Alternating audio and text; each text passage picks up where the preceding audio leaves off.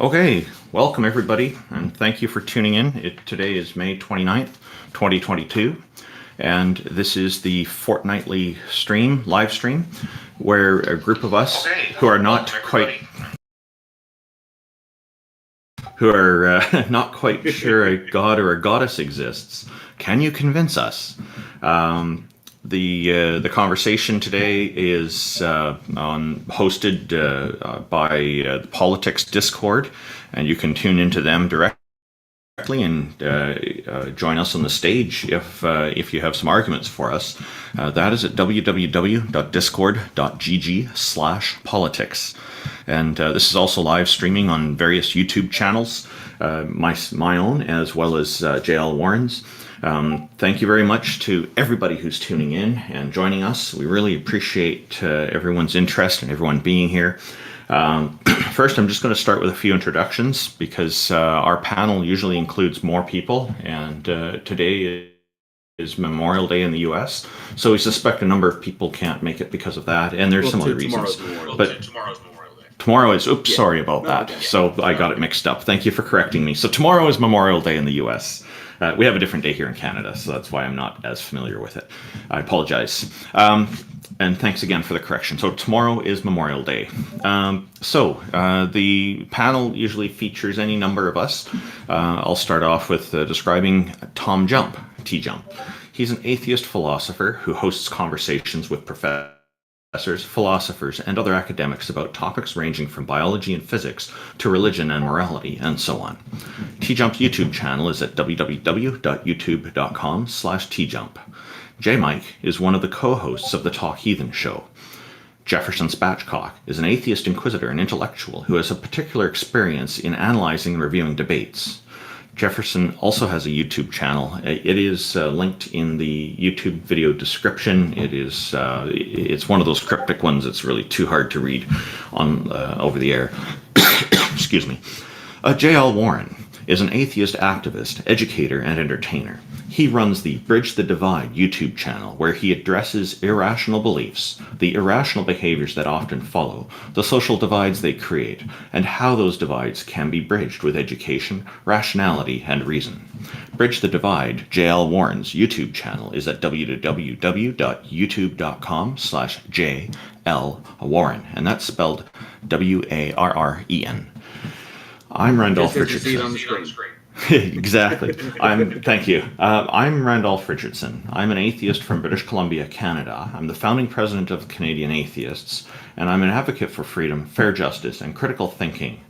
I have concerns that oppression anywhere is a threat to freedom everywhere, and so this is part of what I promote. You can find out more about the Canadian Atheists at www.canadianatheists.ca. My YouTube channel is at www.youtube.com/Randolph Richardson, and that's Randolph spelled with an F, not a PH, no matter what autocorrect tells you.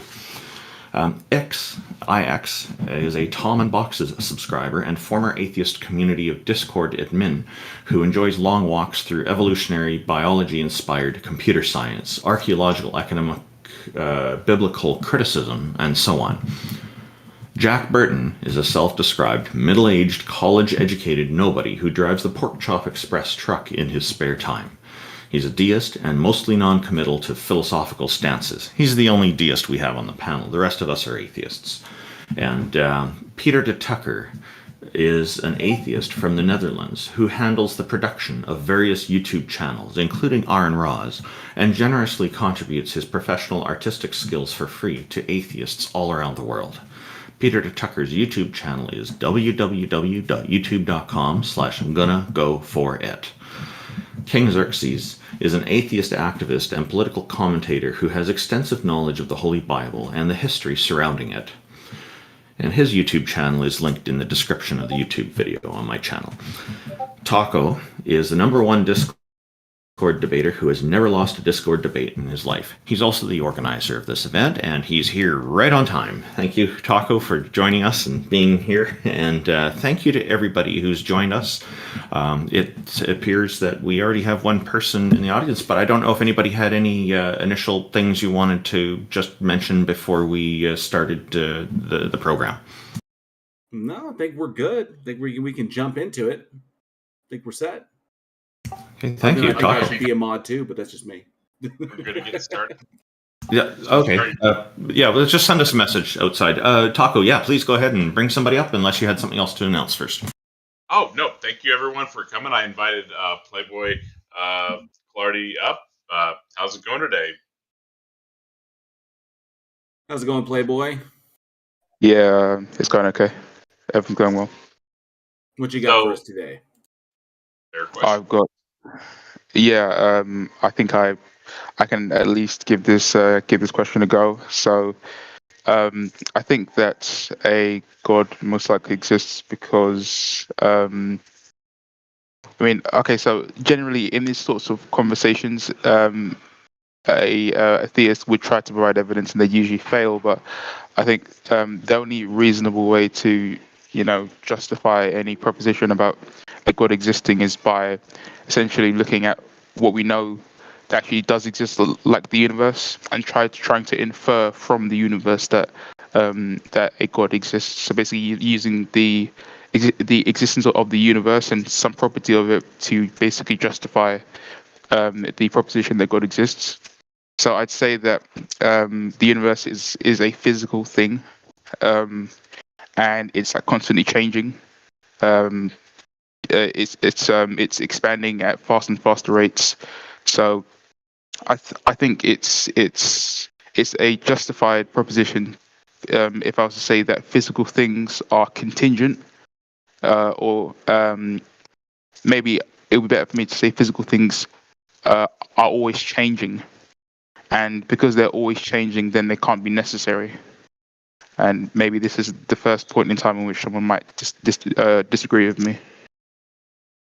Okay, well, so what you're talking about when you're talking about like the universe in of itself, you're talking about cosmology. And cosmology runs a gamut. You can get into astrophysics, you can get into physics, you can get into quantum mechanics, which are all, suffice to say, really, really heady topics. So just trying to dive into those, give cursory, kind of like rundowns of those fields is really, really hard on the Discord stage. But we can break it. It can be broken down pretty simply. So in general, so the way our current science has broken things down is that for the most fundamental thing, like the most fundamental thing that we can ascertain about the universe with evidence that provides explanatory power about reality as we experience it, is the quantum field. Okay. As far as everything that we can tell and everything we can ascertain, the quantum field is essentially always there. It has always been there. It has never not been there. And that our universe, as we currently observe it, our observable universe right now, is a result of fluctuations in that quantum field. Now, that is an extremely layperson description of what is going on from a quantum mechanics perspective. But if you want to break down things as far as like everything that is currently in reality, as far as being contingent upon one other thing, and that is the quantum field.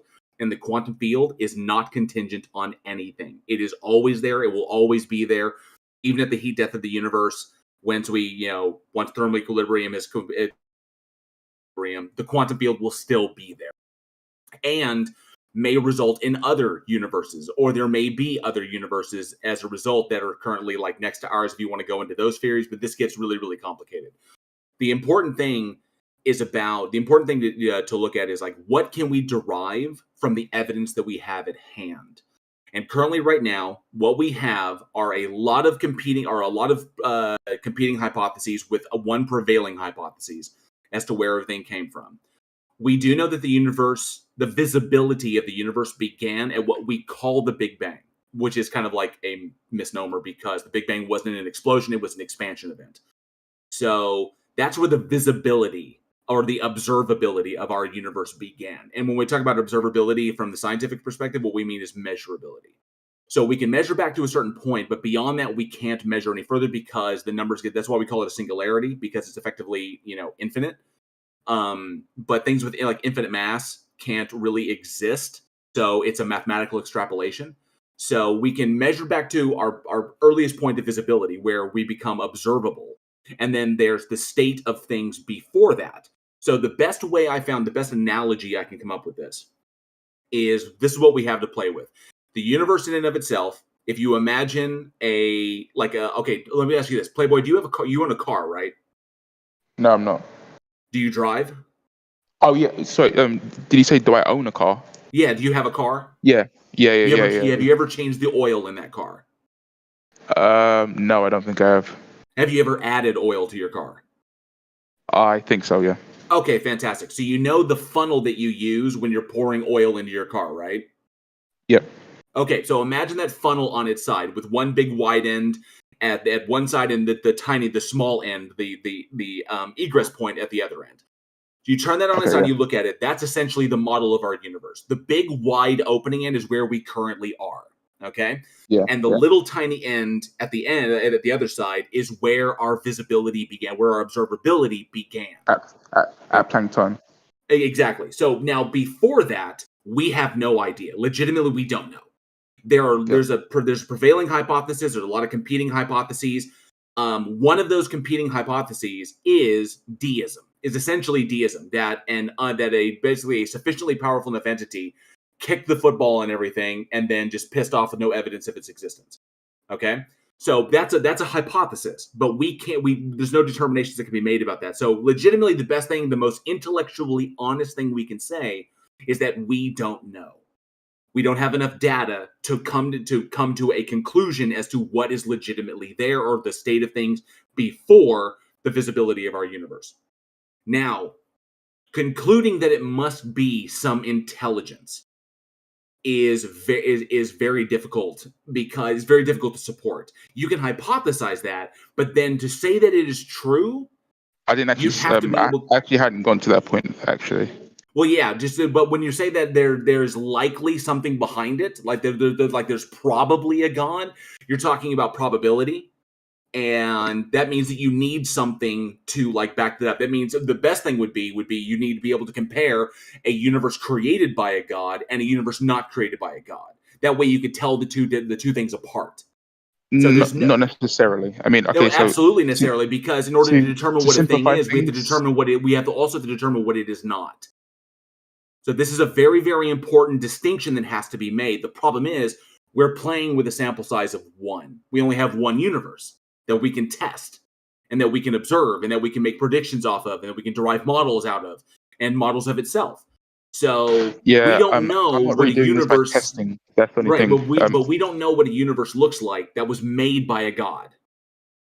Okay, we can only there are people who can surmise that this one was, but there's nothing to back that up. It's just a big question is, where did everything come from? And the question is, are you willing to put God into that gap in our knowledge, as referring to the God of the gaps argument, is that you're using God to answer that big question mark of like what came before or why things looked a certain way or what is the purpose of everything. And then that's a big question mark. I've actually been yet to even get past a single premise. You currently don't really know the way I'm actually going to link the existence of the universe to the possible existence of a god.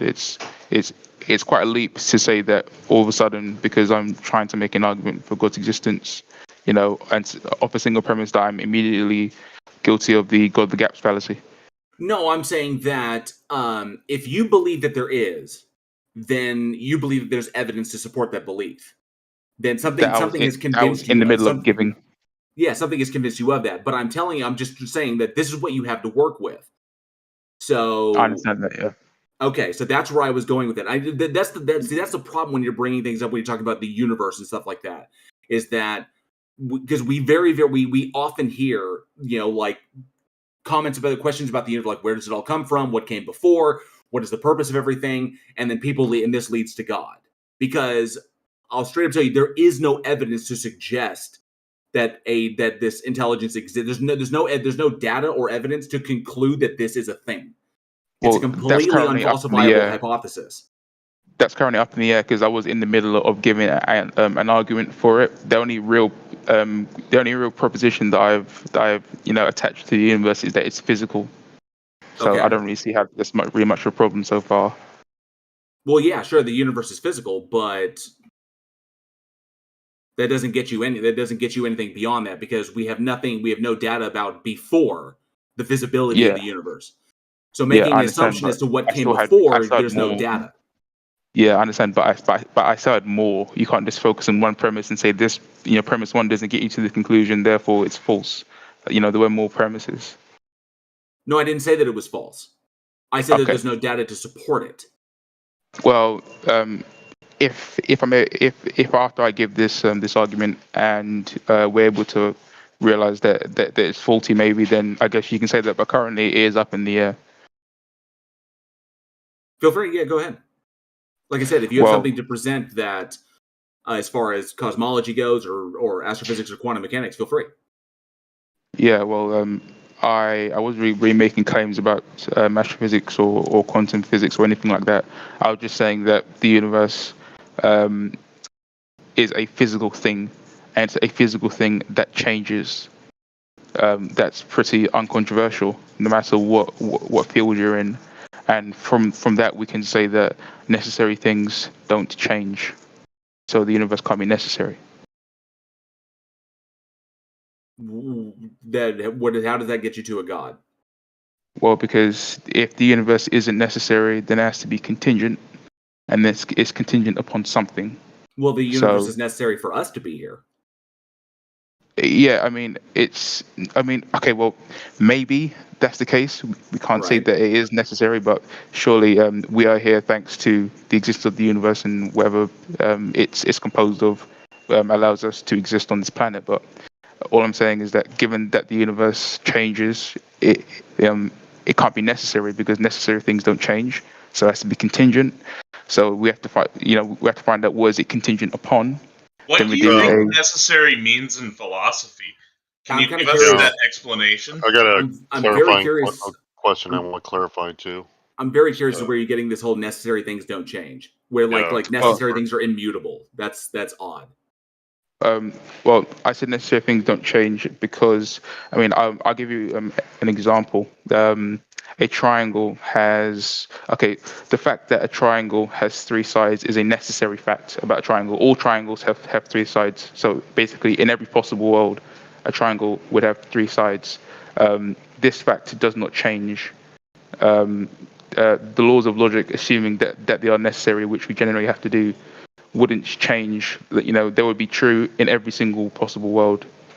Like no aspect of them would differ in any possible world. Yet the universe, No aspect? no aspect of it. Okay. There's one question from the chat, but I'd like you to finish this part, and then I'd like to bring that question up quickly. Sorry, are we waiting for a question from the chat, or shall I just continue? Oh, okay. It's from Boomerstein. He's just asking, why does the thing changing make it unnecessary? So you don't have to answer it right now. You can answer it after you finish what you're talking about. Oh, yeah. Well, I suppose, yeah. I just gave the example of two necessary things. Facts about shapes. It's a necessary fact about a square that has four sides. In every possible world, it has four sides. That fact doesn't change. Assuming that you take on the classical laws of logic, which people generally do, they're true in every possible world, and they don't change in any possible world. It isn't false in any possible world. It's true in all of them, and that's why it's necessary. So, if a thing changes, then there are multiple ways it could have been, and therefore it isn't necessary. There aren't multiple necessary ways a thing could be. So There's only one way a thing could be if it's necessary in every possible world.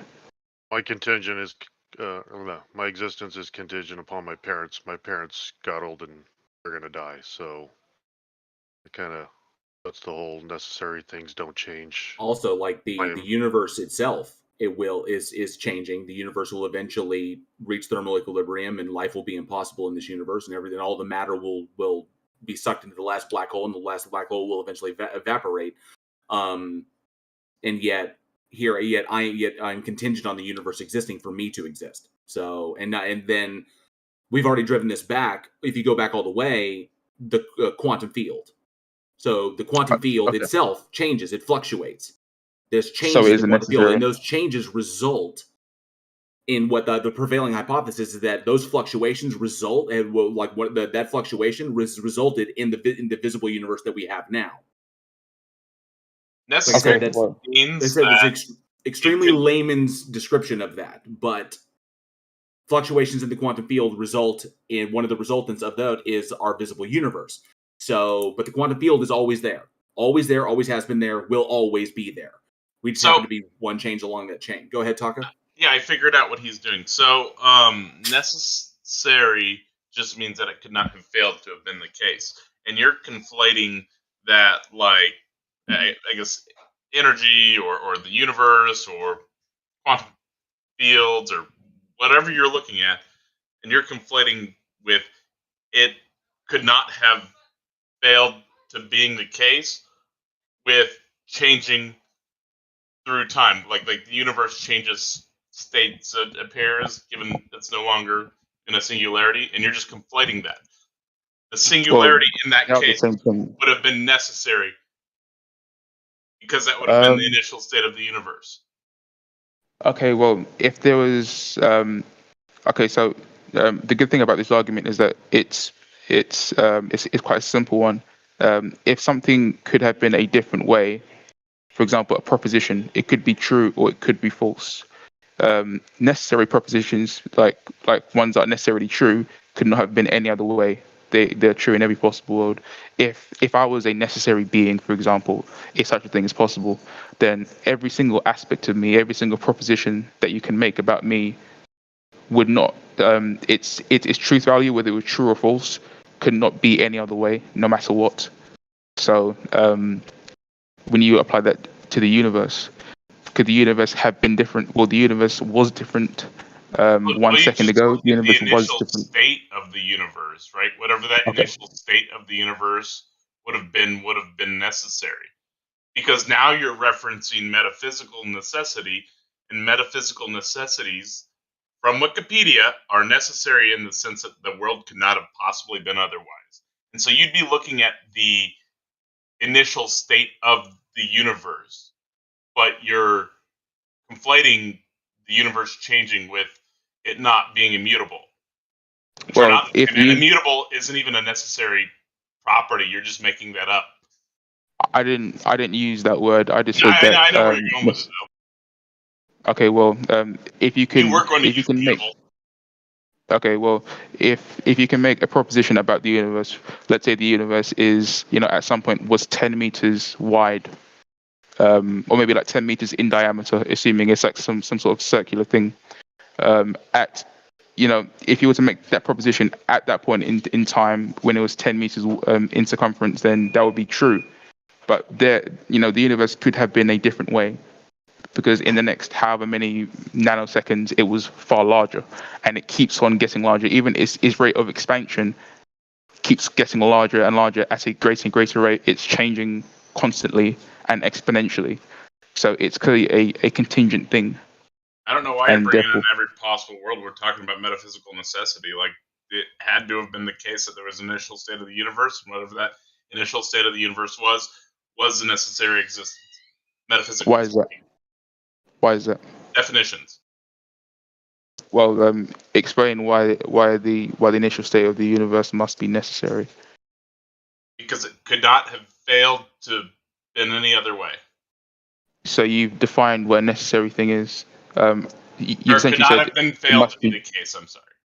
Yeah. So why is that the case? Like, what aspect of it could not have been different? It's not relevant. Well, you need to We're justify. Talking about necessity, right? Yes. I mean, okay, so I'll give you like a different example. I, at some point in time, was shorter than I am now when I was younger. So like, I grew just like basically all other living beings. That's a contingent aspect about myself. The reason why I grew taller was based upon, I don't know, puberty, hormones, all that kind of stuff. If I was to lose an arm, that would be contingent upon whatever, I don't know, maybe my arm got chopped off or I was in a nasty car accident. It would be contingent upon something else. These changes. It's muddying the waters, though. It's no, I'm not. Analogous. It is analogous. It's disanalogous. I really want to curious because I'm trying to get to this point because we're discussing like the metaphysical necessity of, if you want to draw it all the way back to the quantum field as far as that goes, but I'm still not seeing how you're making the leap to the probability that there's a God. So, Well, like, what evidence are you basing the probabilistic nature or the probabilistic odds of there being a god? yeah, well, essentially, I'm going from the universe being contingent, based on what I've said previously, to, okay, so what is its explanation? Quantum The field. explanation. Okay, well, this you need to. Okay, so the quantum field changes. It isn't necessary. Well, Like it fluctuates. yeah, its Yeah. ontological state. So the state of the quantum field is dependent upon whatever was occurring within it previously. No, it's And always been there. that means, Always. okay, yeah. Even if you want to say it's always been there, the way you said that it's fluctuating, and sometimes it can create universes. I mean, this seems to be quite similar to like Sean Carroll's point of view, but whatever, if you were to freeze time, for example, and look at the state of the quantum field, however it is at that point in time, is explained by the way it was previously. So its state is contingent upon its state prior. This is an aspect of physical things where wherever these atoms are or fundamental particles are in space are all dependent upon wherever forces and other fundamental particles were bumping into it and acting upon it in the previous moment in time. That's why it's contingent, because it changes. Necessary things don't change. They are the same in every single possible world. Okay, I'm not. I think you're doing the conflation again, because that is not the case that necessary things don't change. Well, that is the case. The necessary things don't change. It's not. Because the universe is necessary for all of us to exist. The universe is a necessary thing, because if the universe was not here, none of this would be here. There would be no reality. There was an initial state of the universe. Yes. And whatever that initial state was is the metaphysical necessity. However, what follows by initial from state, that you mean first point cause. is essentially what you're saying, Playboy, is that the universe change over time. You're conflating. I don't know how to explain that, but essentially you're he's saying that the universe was necessary and now it is no longer necessary, which doesn't make any sense. Because the universe is necessary for everything within the universe to exist. So the universe will always be necessary for things to exist within it, and the universe changes. So no, we've already demonstrated or explained how necessary things are not necessary things do change. But the universe's own existence is contingent upon something else because it changes. Yes, the fluctuations in the quantum field. The quantum field is always there, always has been there, will always be there. Justify that proposition. That's the prevailing hypothesis based upon the evidence that we have. Okay, so what is the evidence for that prevailing hypothesis that the quantum field why I initially said it. You've literally come full circle. This is why I said yes. No. Remember what I said at the very, very beginning of this conversation. That diving into these aspects of cosmology, astrophysics, and quantum mechanics is extremely difficult for the length of a Discord stage. Okay, I understand that. Yeah. Okay, so going into these more headier topics, I mean, could take upwards of an hour or maybe even more. We don't have that kind of time. So there is no way it would take you an hour to justify why a quantum field is eternal. Do you have the time to go? Do you have the time? Do we have the time for me to explain the calculus that goes into these things, or to try to break down quantum mechanics for the entire deal within like 10, 15 minutes? I didn't ask you to do that. I didn't ask you to break down any entire aspects of science. But that's what this conversation requires. Which is why I tried at the very, very beginning, for the sake of time and the fact that we have multiple people that want to speak, that going into these topics is extremely heavy and requires a fairly decent amount of schooling. Okay, well, so I wanted to make sure that you weren't deriving a conclusion based upon a lack of knowledge about these particular topics, about these particular fields. That's not what I'm doing. I'm just asking you to give me a simplified version of why. There is no simplified version, Playboy. Well then I currently have no reason to believe your proposition. How am I supposed to just believe you? I'm not trying to convince you to believe me. I'm telling you that you don't have all the information and you need to go learn it. How do you know that? How do you know my current psychological state and my we're going into epistemology? Playboy, I'm going to pull you off the stage. Don't stop that and have a conversation. Playboy, because the conclusion that you drew does not reflect a knowledge of these fields. I haven't got to my conclusion yet. You have your conclusion that it's probably a God exists. Yeah, but I haven't said why. I mean, I can Yeah, just say but that. your that- conclusion point is too, that right? God exists, but one of your premises is that necessary things don't change, and we gave examples of necessary things that do change. So, But then And so, you didn't. yeah. But then you didn't justify why, and the reason why you couldn't justify it is because it's very heavy quantum physics, and I understand that. no, we but- gave like just dumbed down everyday examples of stuff that changes. The Extremely, planet changes. Generally The just planet's honest. metaphysically necessary for us. You're just getting combative. I'm going to pull up somebody who's not so combative and should have an amazing conversation with us. Megatron Plus and or Barthologist. I've invited you up. Taco, you're hilarious. Hello? How's it What's going on, Chief? man? How you doing, guys? Great. What have you got for us today? How are you? Well, all I got today is that if God has attributes and an identity, then he exists. If I mean, prove me wrong. What do you mean if? I don't Well, need to he prove you exists. wrong. I don't need to prove you wrong. You need to demonstrate that it exists first. Well, the attributes are explained in the Bible. Okay. How do you know the and Bible you to be go true? to the Bible for proof. How do you know the Bible of to be him. true? I know the Bible to be true because it's because the Bible is true. How do you know that though? I know it from it's been demonstrated to me many times. No, In how do life. you know that? I've got something here. Yeah, I'm Go ahead, writing. Randolph. I'm writing some science fiction, and in Okay. my science fiction, there are a couple of planets. One's called Iblis, the other one's called Olanoth. Olanoth Okay. has almost 800 continents. It's a massive planet. I don't think this exists. In my story, it exists, but in reality, obviously, it doesn't because I made it up. But what you're saying is just because something is described, it exists. Am I understanding you correctly? Yes, because if And I were to sell you something, right, and I am a salesperson, right, and I were to try to sell you either Bitcoin or investing in a company, I'm going to have to extrapolate or basically give you an abstraction of what I'm trying to describe, right? I'm painting this picture in our minds. So in the end, whether if you're convinced or not, it is still something that exists that you're making a choice on. So right Okay. now, you're making a choice whether if you believe God is real or if you do not believe God is real. That doesn't mean No, the it's not a existence choice. of Okay, God. I would. So That what? does What? not mean Sorry, that the just existence of God Don't worry. does Bart, not that's not a choice. exist That's not a when choice. you yourself know Bart, God. that's not a Okay. choice. There's It's the not a problem. choice Why not do to you guys believe. continue? There's three of you. There's only one of you. Hey, Let me let's- finish what I'm saying. Let me respond to this. Oh my God.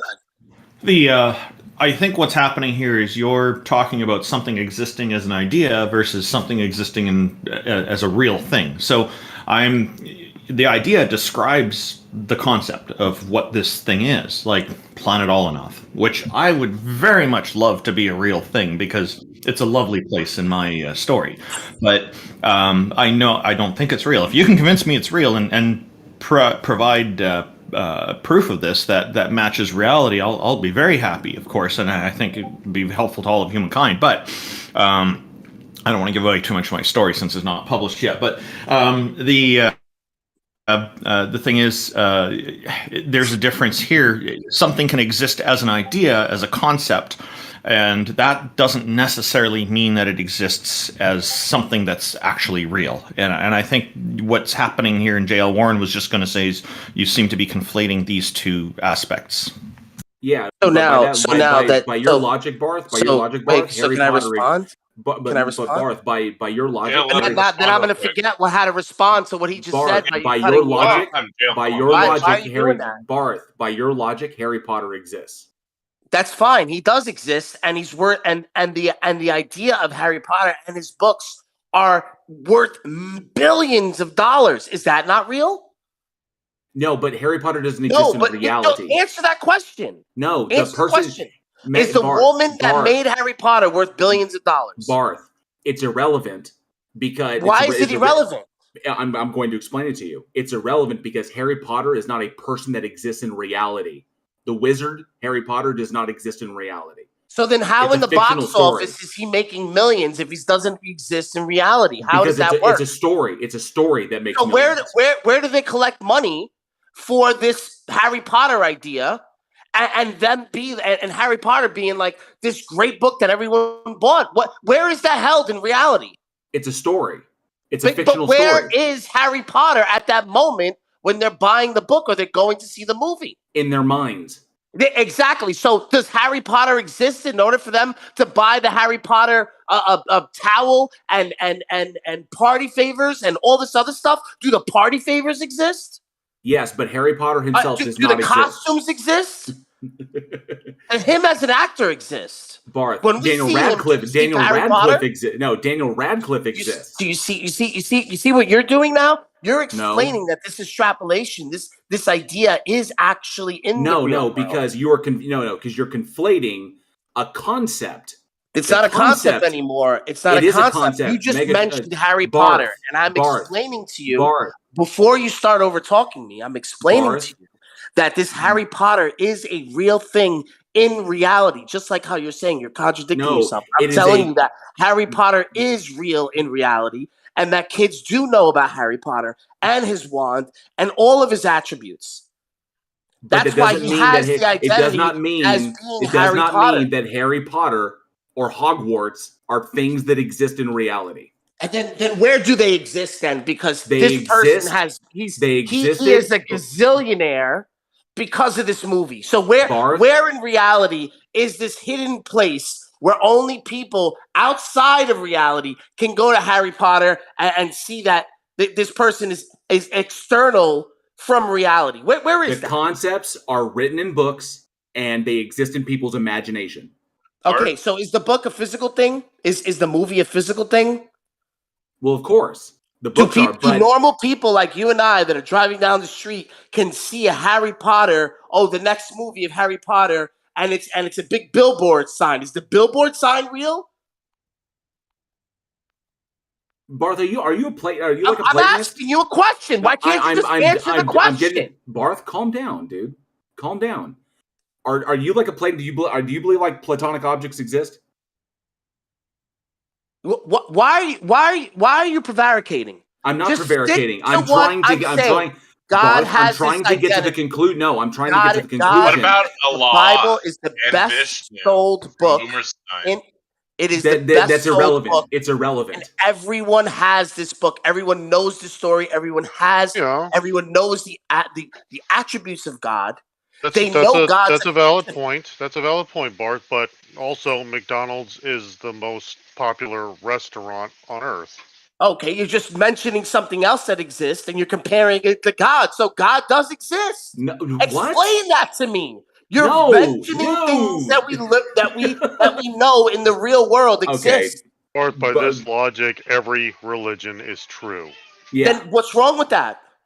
What are you saying? Because some of them are directly.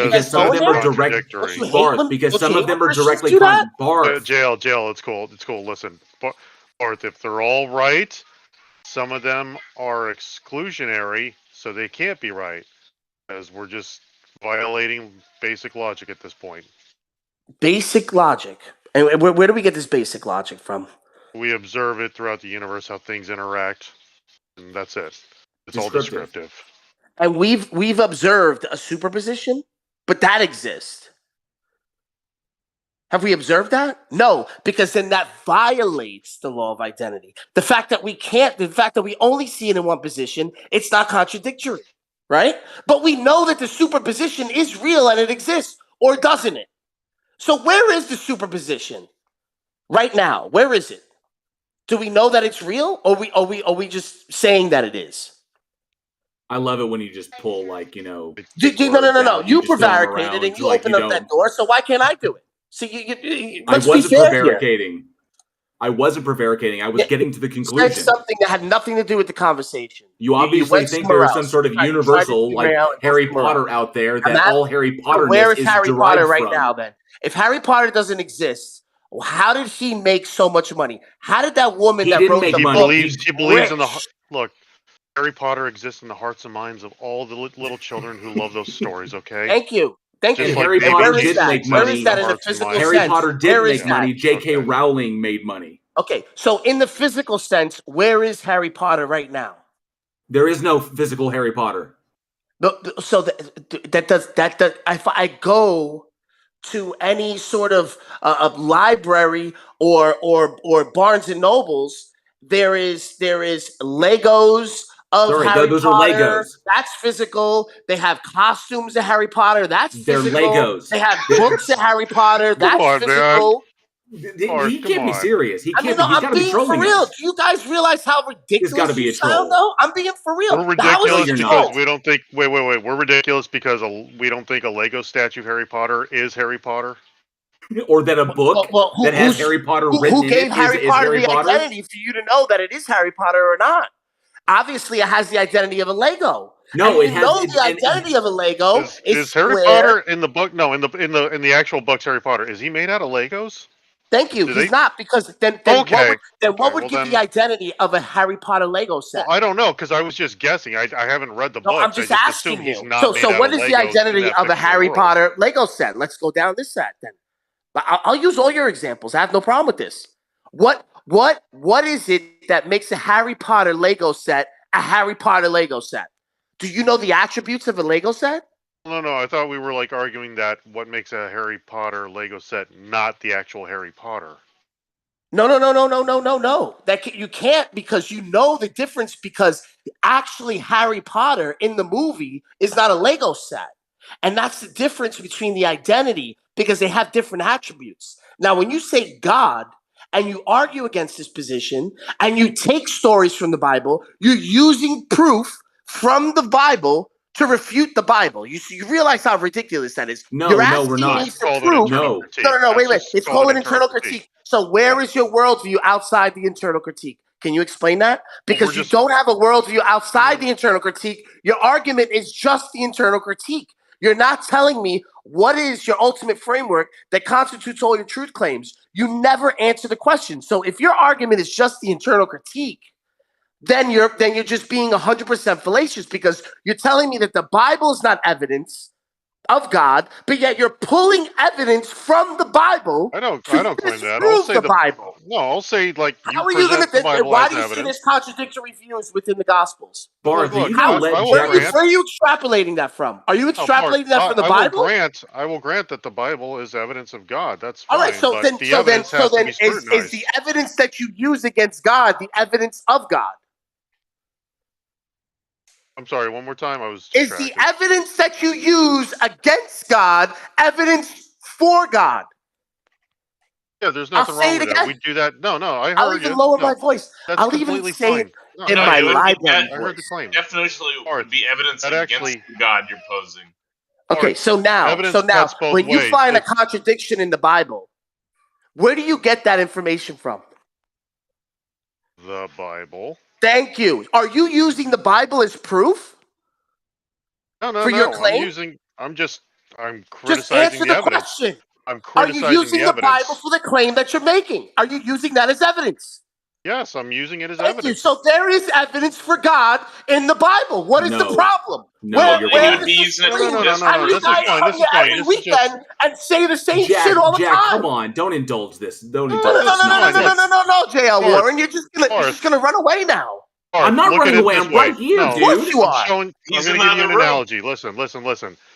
If there's a murder trial and there's a murder weapon, both the defense and the prosecution are going to scrutinize the evidence. They're going to look at the same thing, and they're going to argue for different It's why points OJ. on the That's why same OJ object went to that they jail, agreed right? to.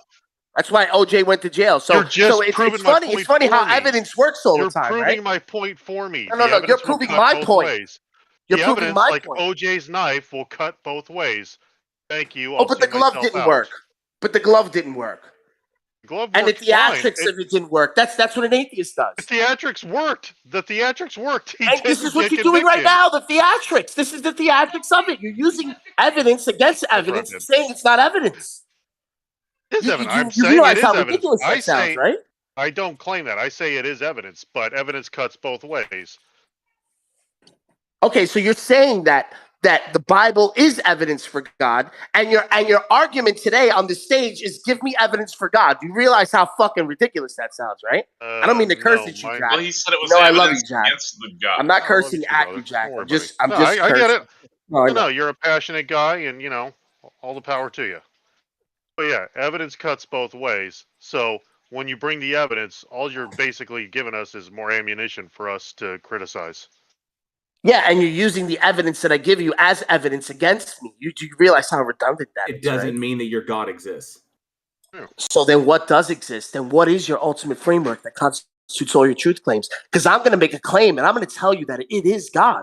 I'm going to say that God is the necessary precondition for all facts that is instantiated and secured by all states of affairs. He constitutes what is, can, and cannot be. Now, what is your claim? Your claim is an internal critique. That's not a claim. No, I don't need That's to do an you internal giving an internal critique for Barth, what I just said. Barth, stop. So then what I is your don't ultimate need to framework give. that constitutes all your truth claims? I don't need an internal See, critique. you're running away again, JL. Running Barth, away again. Barth, shut up. You're going to threaten to dox me now, too, because I won an don't- argument against you? Barth, I don't Fucking need to idiot. do an internal critique. All I need to do is explain to you what my metaphysical grounding is. What is it? My metaphysical grounding for the metaphysical ontology of all things is the quantum field. And how I support truth claims about reality are logical, are novel testable predictions. Right. My wife just got home, and I got to go. You're so full of shit, J.L. Warren. Nice talking to you. That's your response to what I said. I just answered your question, and that's your response? I think I'd like to hear J.L. Warren's overall critique on all of that. This was quite a rude way to word it. Are we talking to JL or are we talking to a Lego statue of JL, and how do I know the difference? the J.L. Warren Lego set, the Bridge the Divide Lego set. That's actually a good idea, and the beard's probably going to be the hardest part to put it together. Will be the toughest thing part. is just chaos. Yeah. So JL, what are your thoughts on that, really quickly?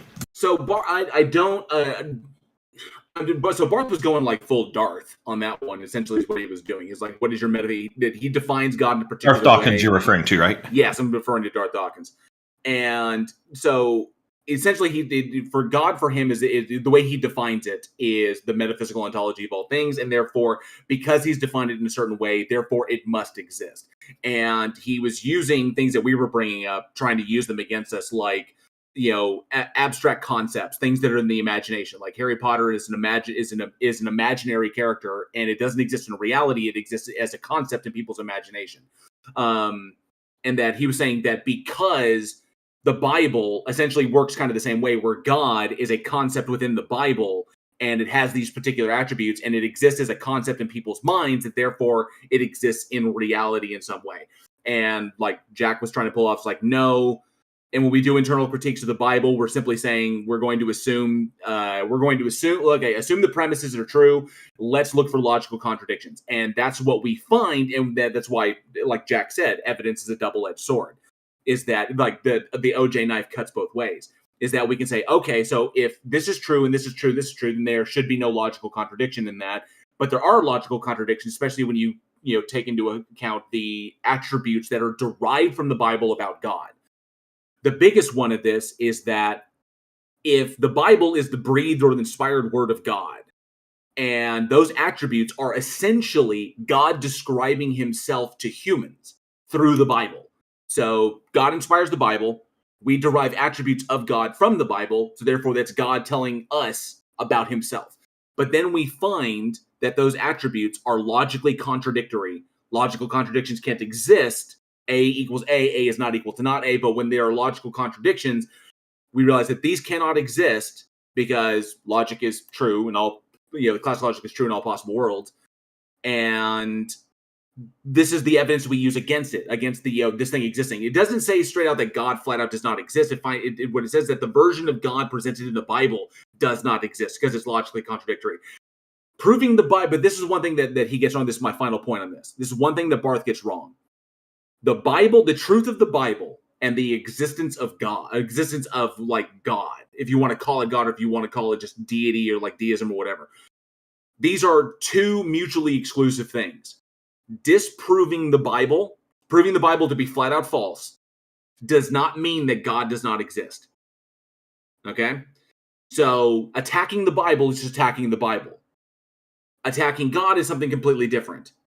So I could completely wreck the Bible. This has been done before. Aaron Ra has done this. A number of people have done this, completely torn down the Bible line by line as to why that book is full of shit. Just because they've done this does not mean that God does not exist. It just means that God, if it breathed the Bible, is a terrible communicator with human beings. Or it means that human beings made this shit up to try and explain the world that they were in. It's one of the two. But it doesn't mean that flat out that God does not exist. It just means that Christians' version of this thing does not exist.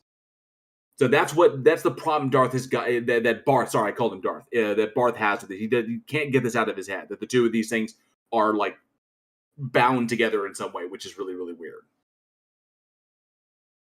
Same worldview as Darth, though. You're right. Pretty much, yeah. Okay, I think it was important to get that explained. Thank you, JL Warren. I appreciate that very much. Jack Burton, did you have any quick thoughts on that before we move on to Boomerstein, who I believe wants to critique what our previous guest had to say? No, Boomerstein. He's a known troll, and Jack, come on. Well, Boomerstein, you had asked a question in the chat, suggested asking during that previous conversation that would the idea apply to Allah or some other kind of deity. Am I correct? Well, I was just going to point out that what Barth Balkans over here is basically just pushing polytheism at this point. He isn't even a Christian. He's just pushing polytheism. And that's okay. It's okay for people to convince us that more than one deity exists if they wish to try. Yeah, but that's not what he actually believes. That's what I'm taking issue with, is that I know he wouldn't acknowledge that if it applied to anything else. Okay. Well, that's interesting. So you're thinking that people who are putting an argument forward should also be believing that argument? Well, I don't necessarily agree with that, but I think that's what Barth is doing, and I think JL knows that's what he was doing. Yeah. Oh, okay. I got it. He's also got this weird thing. He's also got this weird thing that he works from that he didn't really mention here, but he thinks that because an argument is valid, therefore it is also automatically sound, and that's not the case. That validity and soundness, that sound arguments are also valid, but valid arguments are not necessarily sound, and he thinks that they are. Like, he can make a valid argument for God, but therefore it automatically is the case, and that's just not true. But what was I going to say here? I was just going to say I wanted to talk to Bart, actually. That's why I wanted to come up here, so I don't have much to say. So I'll leave you guys with something very important that you've definitely never heard before. Oh. If Bible fake, why good thing happen? I got you there. So, just so you know, we don't on this program we don't entertain guests talking with other guests. It's we did that once where somebody was coming on to assist with translation because they were helping with a language barrier concern. But we're not hosting debates between guests. It's that's not the format of this program. Although as tempting as it would be, that would be more appropriate for a different kind of show where the audience is expecting that sort of thing. But do appreciate your interest in that, and thank you for your perspectives, Boomerstein. I appreciate it very much. But before I go, I just want to say the only reason I'm not even up here is because Taco forgot who I am. He offered me a spot before he started all this, and then he just forgot I existed. It happens. He's like, you can sub in if someone's not here, and then he's just like, who are you? All right, so we're gonna go ahead and pull up. Thanks, Boomer. Thanks, Boomerstein. Appreciate that. Hello, Otangelo. Hi, guys. Sorry, Taco. No How's it problem. going, dude? What you got for us today? Well, I would like to bring up a topic which I usually don't, which is a different approach to theism, and that is the resurrection of Jesus. So I think that one of the most Did you say extraction of Jesus or resurrection of You Jesus? said the resurrection? yes, the resurrection of Okay, thank you. Jesus. And I mean, some of you guys know I have wrote it many times, and I will have in a week a debate with David Neff about the Shroud of Turin at debate coffee Cafe, so you guys are invited. It's in next Friday. So I think that the Shroud of Turin proves that the resurrection is true. Okay, given the current evidence regarding the Shroud of Turin, the current forensic evidence that has come out, the most recent stuff that came out, I believe it was in 2018, why should we believe your story about it? Because the forensic evidence and basically all the evidence about the Shroud of Turin and the dating of it dated back to about, I think it was the 14th century. That is essentially a 14th century art installation, as best as it is. That it doesn't date back to Christ. So given that all the evidence says one thing, why should we believe what you say? Well, the radiocarbon dating, JL, was not in 2018, it was in 1988, and the article in Nature magazine, which gave that dating 1260 to 1319, came out in 1989, right?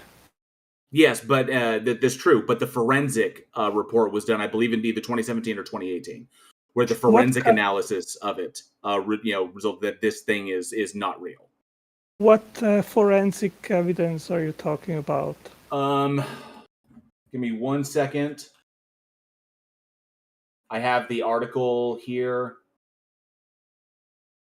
Can you put it in the scientists? written? Okay, so this was forensic research. Once again, suggests the Shroud of Turin.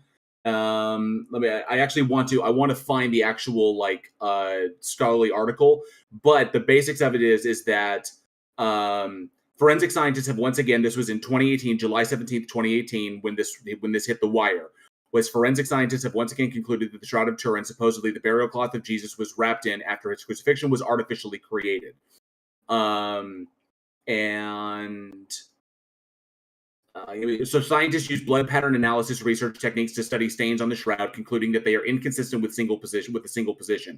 Forensic scientists have once again concluded the Shroud of Turin was artificially created.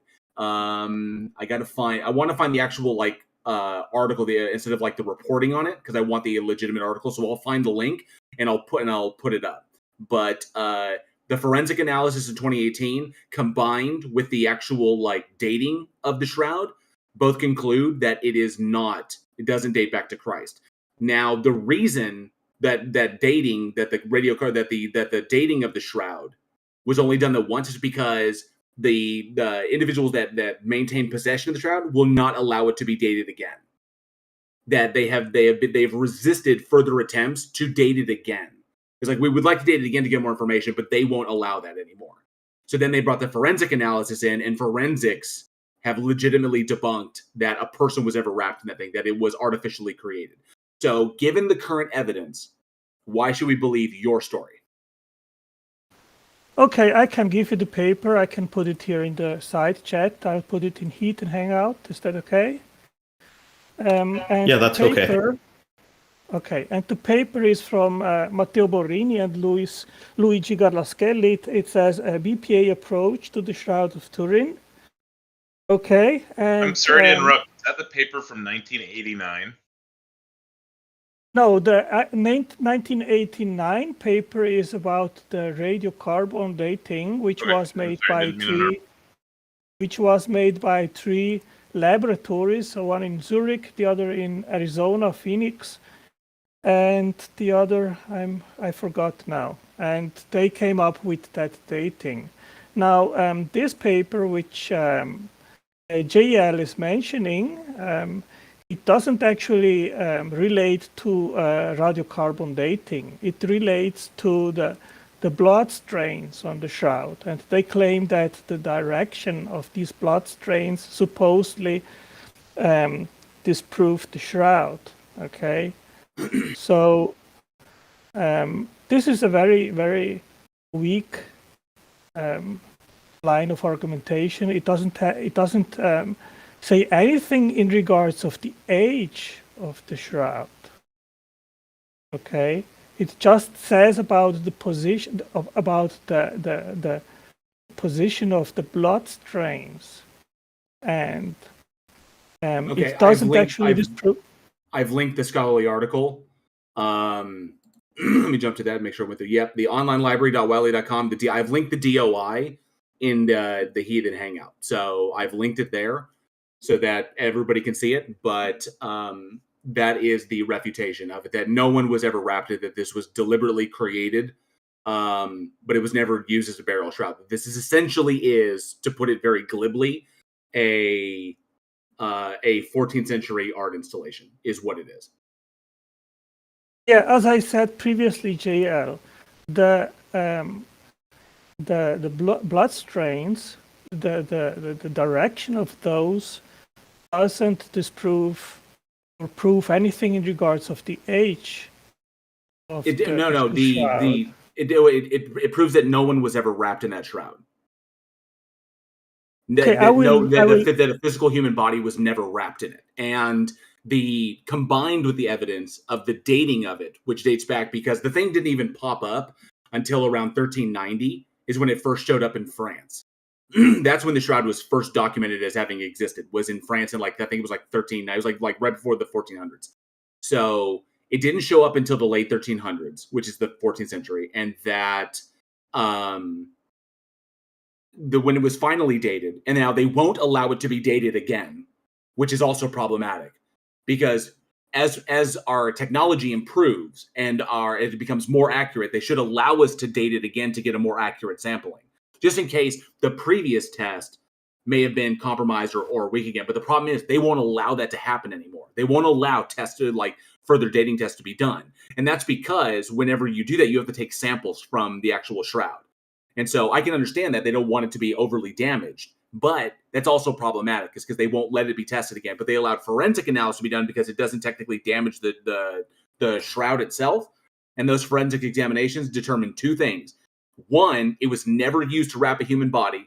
And two, the blood flow pattern, the supposed blood flow patterns in the shroud do not correspond with a prone individual bleeding out from those specific wounds. So the forensics and the dating both just debunk it. And I'm saying, in the face of the evidence, of the current evidence that says it's a hoax, or not really a hoax, that it's essentially, it was just artificially created, that it was not the burial shroud of Christ himself. Why should we believe Did we lose him?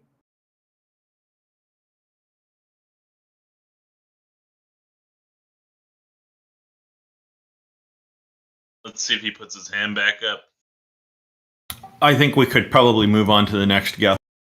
I'll just say that I jokingly like to call the Shroud of Turin the ShamWow of Turin. The ShamWow. Hello, Tree. Welcome. I'm not sure how to pronounce the remainder of your name there, if you can help us out. Oh, it's just empty. Tree. Do you remember me from last time? Probably not. Basically, your voice is familiar. My point is built on you have to agree that you don't change, and if we can't agree on that, then I don't have anything else to say, basically. But yeah, can you agree on the fact that we remain ourselves throughout change in the world? I would say portions of ourself remain the same. We have certain constancy within us, because I've always been who I know myself to be, but I've also grown over time and changed. Parts of me have changed quite a lot, and then there's certain parts of me that I think have generally remained the same, at least psychologically.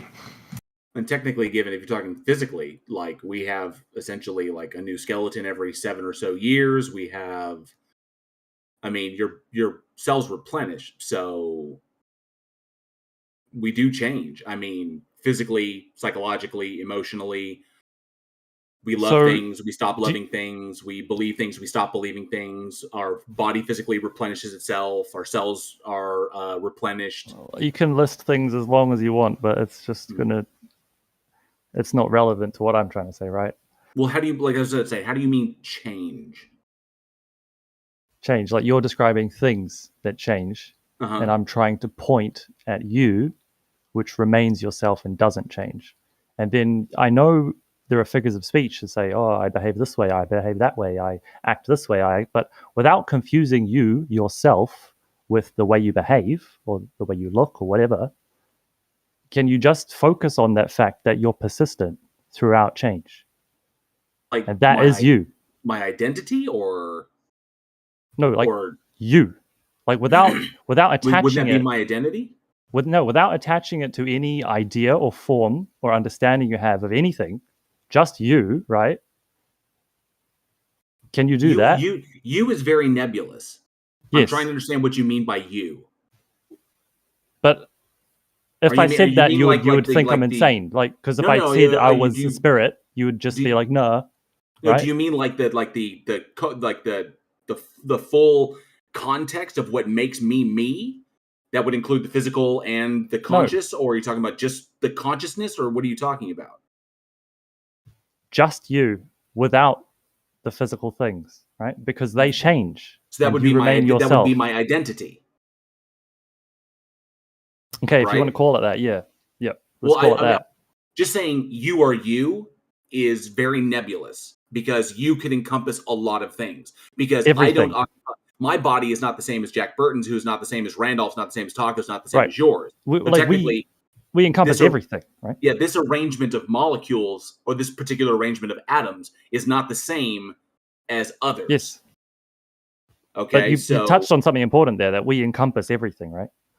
No, I mean, I'm saying that I am not the same as somebody else. Physically, I'm not the same as somebody else. I'm composed of the same material. I heard that. Yeah. DNA, GATC, but I'm trying to understand what you mean. Listen, you is very nebulous. What do you mean by you? Well, let's pretend it's identity then. What? Okay. So, could you rephrase identity for me? So identity would be how I, essentially in my eyes, my identity is how I self-describe. And yes, my identity does change. All right. So you can't find anything like you. I just like to use the word you, but apparently it's too nebulous to exist for some reason. Well, because it can encompass a lot of things. So we need right. to get more specific. It encompasses everything, like Right. necessarily, right?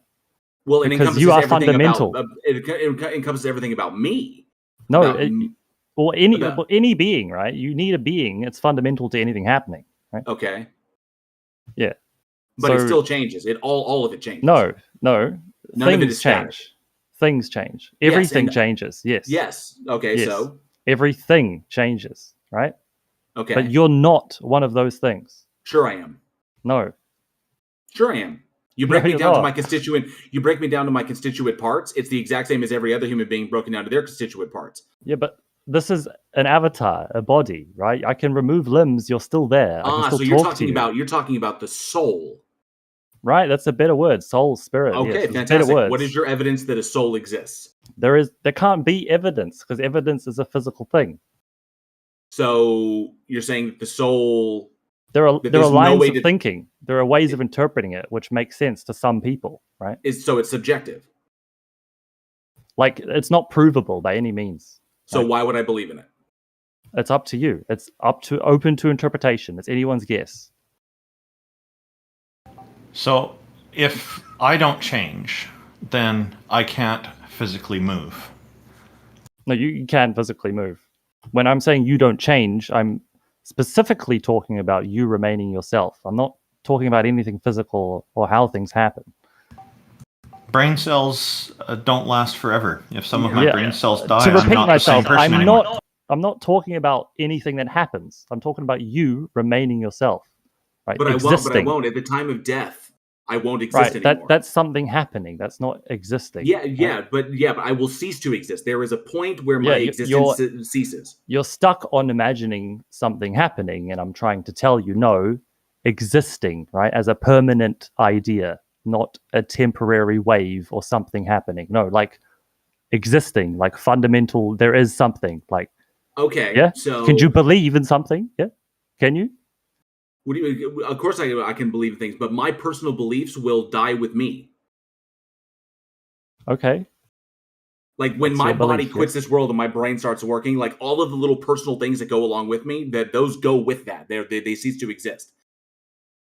It's your model of it. Yeah. Well, that's the model based upon the evidence. There's Yeah. no evidence there's no evidence to justify the assumption or belief that anything exists after this. Yeah. And And that's a good thing. That is a good and thing. as far as we go, like neurophysiology and neuropsychology and neurology as a field in and of itself, mind-body dualism is pretty much defunct. There's no evidence to support anything continuing on after the death of our physical bodies. Okay, yeah, there can't be evidence, and I think that's a good thing. Well, there can't be evidence for it, and it can't be tested for, and it doesn't explain anything, and there's no predictive modeling that can take place with using it as any kind of anything. Why would I ever to believe in this thing? Would be completely it's irrational. The intuition of your own spirit that's not changing, right? But that intuition, and if you can't grasp that intuition, I can't help you. But that's the only way. I'm saying, but intuitions can be wrong. Yes, they can be. Intuitions are proven wrong all the time. I think it's right, and you think it's wrong, and you'll never prove it. I'll never prove that's it. Great. But, you think go it's our right. separate ways. No, you think it's right, and I'm telling you to do. I'm telling you the way the evidence test is out. You're drawing a conclusion that is completely irrational. No, in my mind, and the way I think, it's very rational. Like, we just disagree. Right? Okay, cool. You can't act. What's your evidence for it? It's not. There's no evidence for something that isn't based in the physical world. Okay, so it's an emotional it's how you state, interpret the physical world, right? So and I'm allowed to interpret the physical world in a different way to you. You are. Yes. But is that and it doesn't make it, quote, irrational. Okay. It just means that not it just means that the physical world means something else to me. Are you not basing that Tree, are you not basing that off of your emotions? Is that not an emotional appeal? Of course, that's included in your experience. So are you. Is that not an emotional appeal? So are you. It's the same for you. No, it's not. I'm not making an emotional appeal. It is. I'm not making an emotional appeal about it. I'm telling you what the evidence is out for. The evidence doesn't care about what I feel about it. You can't pretend to be objective like a robot. Like, you're going to be emotional inescapably as well. As much as you like to think that you're objective correct. And perfect, Tree, you're not. You're correct. But I cannot allow my emotions to override what the evidence says. I have to be able to disregard my emotions in light of the evidence. Okay. Otherwise, I'm being irrational. Okay. Okay, cool. Awesome. You can go to the next guy. Thank you for coming up. Yeah, thank you. It was good talking with you. I will just say that when it comes to this idea, I think he might be getting at kind of trying to get at the rudimentary, fundamental aspect of consciousness, as in consciousness not enhanced by memory, of the function of being conscious, perhaps. And I guess that might possibly even change as well. I've been thinking a lot about this topic lately, and I think as I grow throughout my life, I think I've gotten probably more sophisticated in how I observe myself, my own thoughts. But this is a murky area for me. I don't, but I suspect, my suspicion is that he's kind of working toward that angle, that direction. Yeah, I'm just going along the lines of, sure, we can be emotional about things. We can find things to be poetic. We can find things to be, I wish it was like that, or this would be amazing, or whatever. But the reality of it is, what I feel and what is real are often, they're not the same. They're not necessarily the same. So what I feel emotionally about a thing doesn't often reflect reality unless it comports with reality.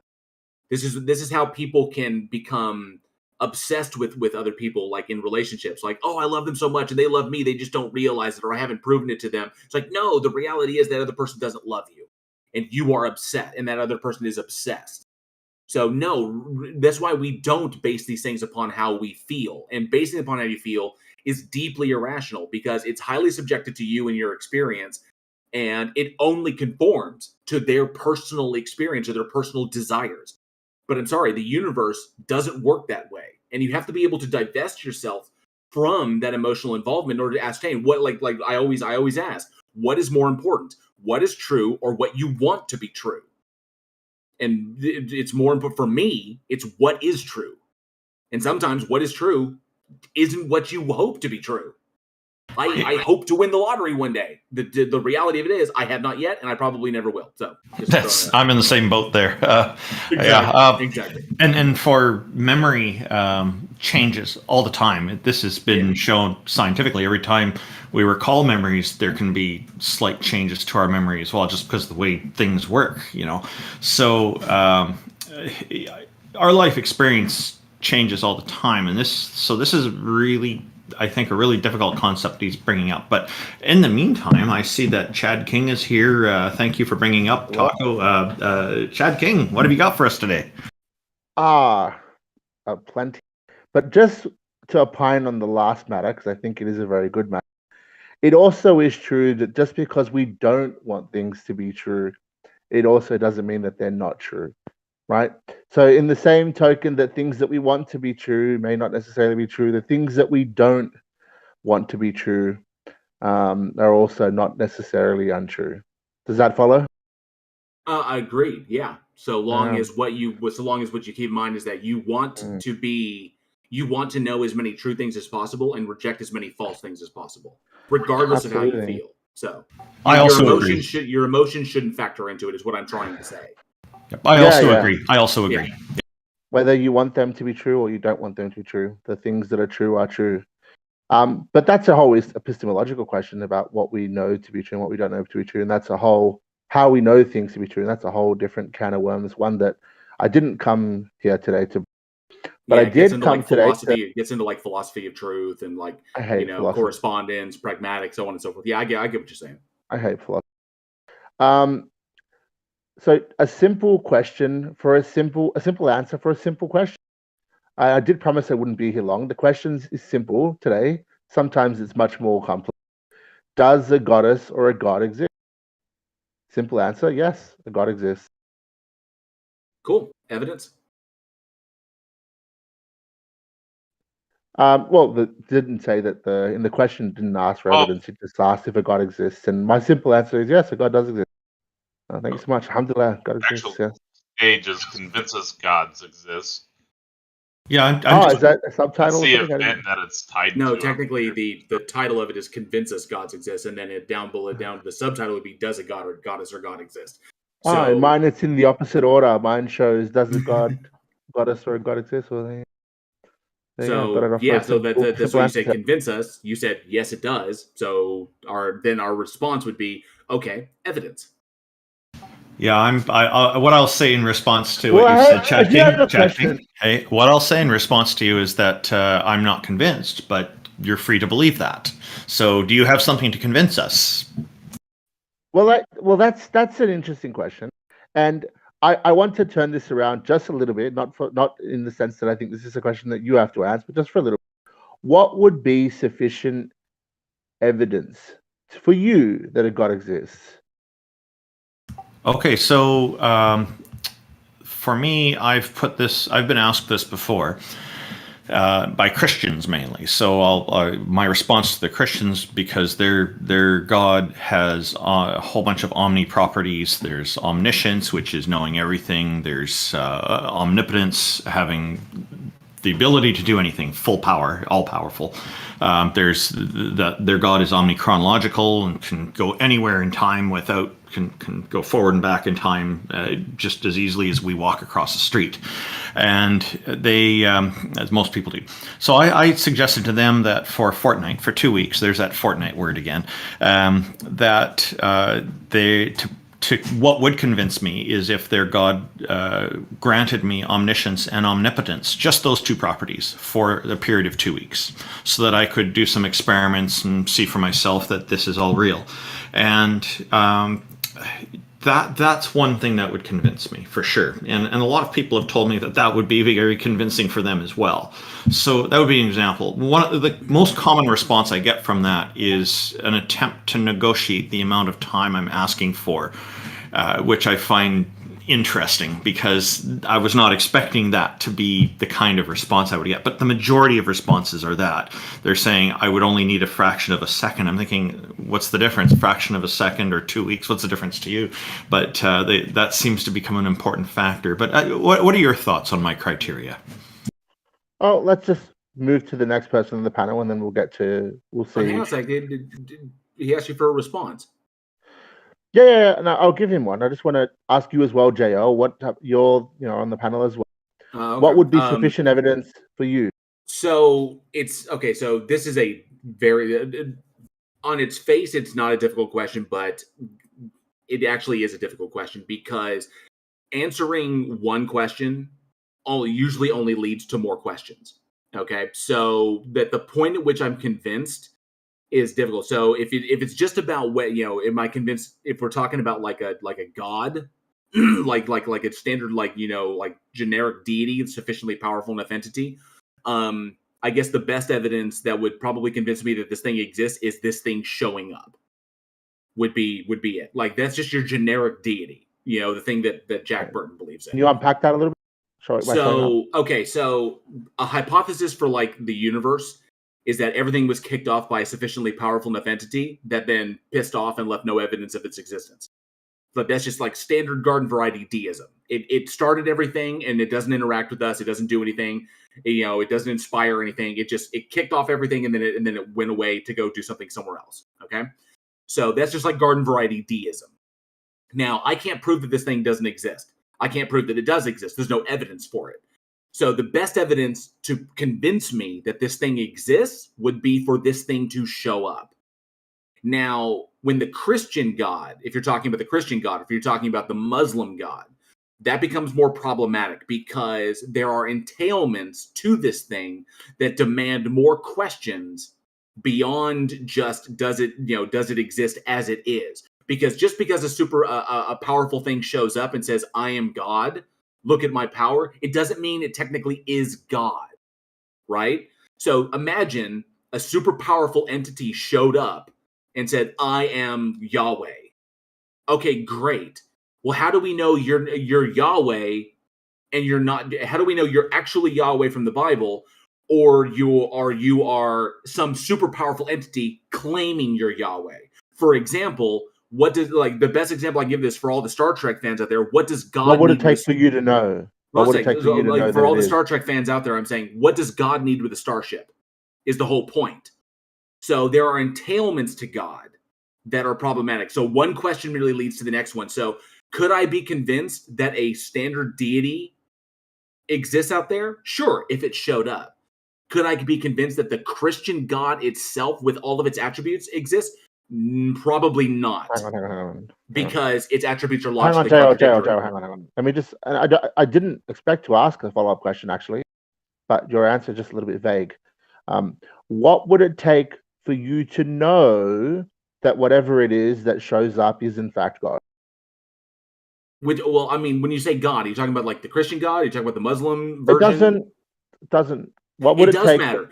It does matter because there are logical entailments. Hang on, please. The No, topic of the discussion is not convince us that the Christian God exists. It's just that a God exists. I'm asking you for a God, right? What would it take? Deism. So it's like a deity. Well, let's just keep this as simple as possible without trying to complicate.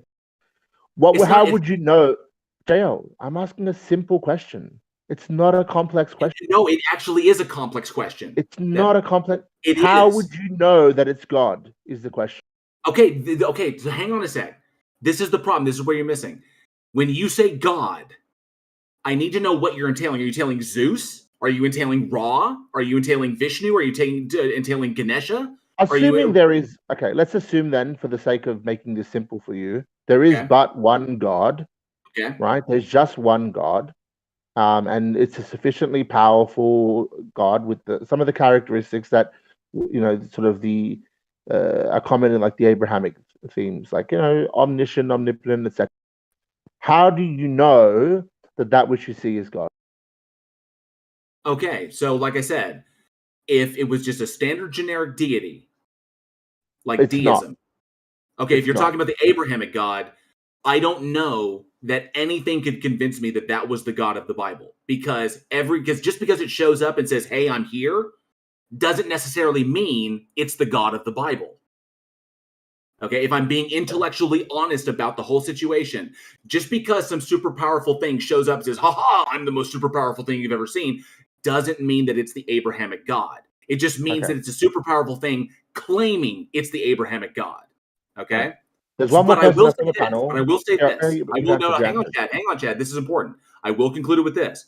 If the Abrahamic God does exist with those attributes, then it knows what would convince me and has thus far refused to convince me. Okay. Well, that's your answer is that you don't know. I mean, you wouldn't know. You have no way of knowing, and that there's no way to convince you that you know of, at least. But there's one more person left. But just JL, please. There's 3 people on panel, and the last person on the panel is Jack Burton. Yeah, but I don't want you to misrepresent me. Is the point? But that's more or less what you said. No, it's not. I said straight up, if it is just a garden variety deity, all it has to do is show up. If it's the Abrahamic God, we've already set the standard. We said it's not a garden variety deity. Okay, but anyway. Okay. Jack Burton, you're also on this panel. What would it take for you to be convinced? What would be sufficient evidence for you? You realize he's a deist, right? Yeah. Habibi, sit back, go back, relax, sit down again. Yeah, I'm already on. That's you can mute yourself again. You can mute yourself again. I'm already on your side of the fence, dude. Don't worry about it. Good man. Good. All right. So to Randolph and JL. Oh, you're just gonna leave Taco out? No, you may not see this. Well, Taco is moderating the discussion, I think. No. He's part of the panel too. He's the organizer, but he's a part of the panel. Oh, okay. Taco, please. You're up next. What would it take to convince? What would it take to convince you? What would be sufficient evidence for you of God's existence? Randolph's example would be super fun. Yes. So there you go, Chad King. You've got me and Taco have the same answer, and JL Warren provided a different answer. I could be convinced easier, though. Scientific evidence suggests it's even possible. Well, hang on. Let's not go with. Already, we have like a couple different answers, and okay, Chad King. Let me respond. You asked us each a question. We've each given you an answer. Yes, so we're interested in your responses to our answers. So go ahead. So the problem with these responses is that each one of them presents a problem. Starting with Randolph, your problem presents the biggest problem.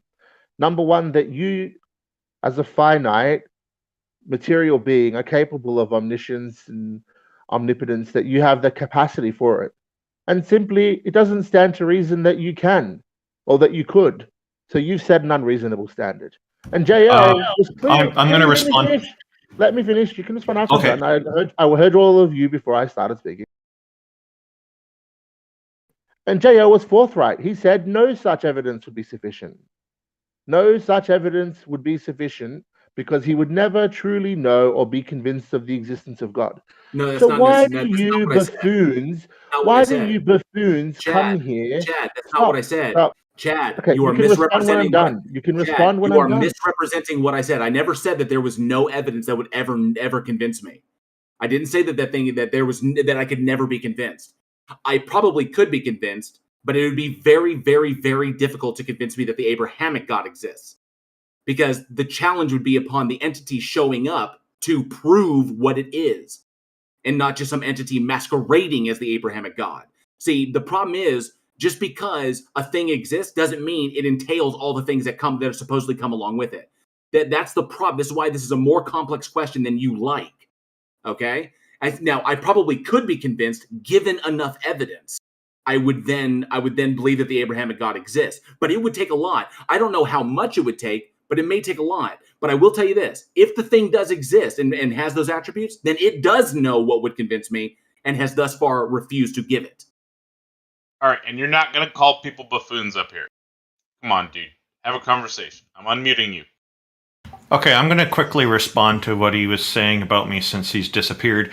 He was just saying that I would not be capable of handling the omnipotence.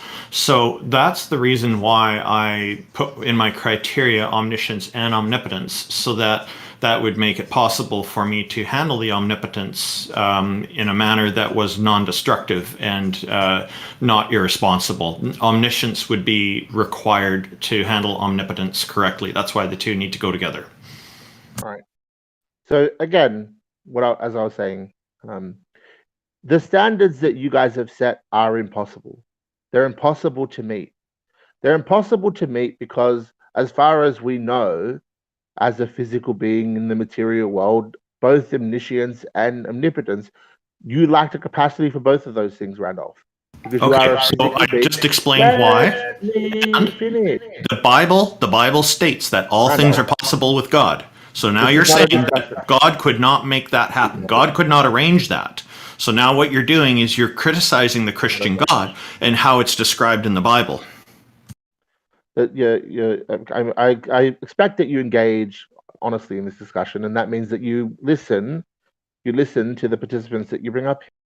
Right? I've done that. And part of that, but you've interrupted me on numerous occasions now. We interrupt you when you misrepresent us. I'm not misrepresenting you. You are. I'm not You've misrepresented me like 3 times. Okay. You've misrepresented in terms of what I said like to 3 times. Randolph, but JL, in terms of what I said to Randolph, that is not it's not a misrepresentation. What I've said is clearly a statement of fact. You can disagree with that fact. That's not a misrepresentation of anyone. Right? Now, what I'm claiming is that it's impossible for you as a physical being, a human physical being, to have omniscience and omnipotence.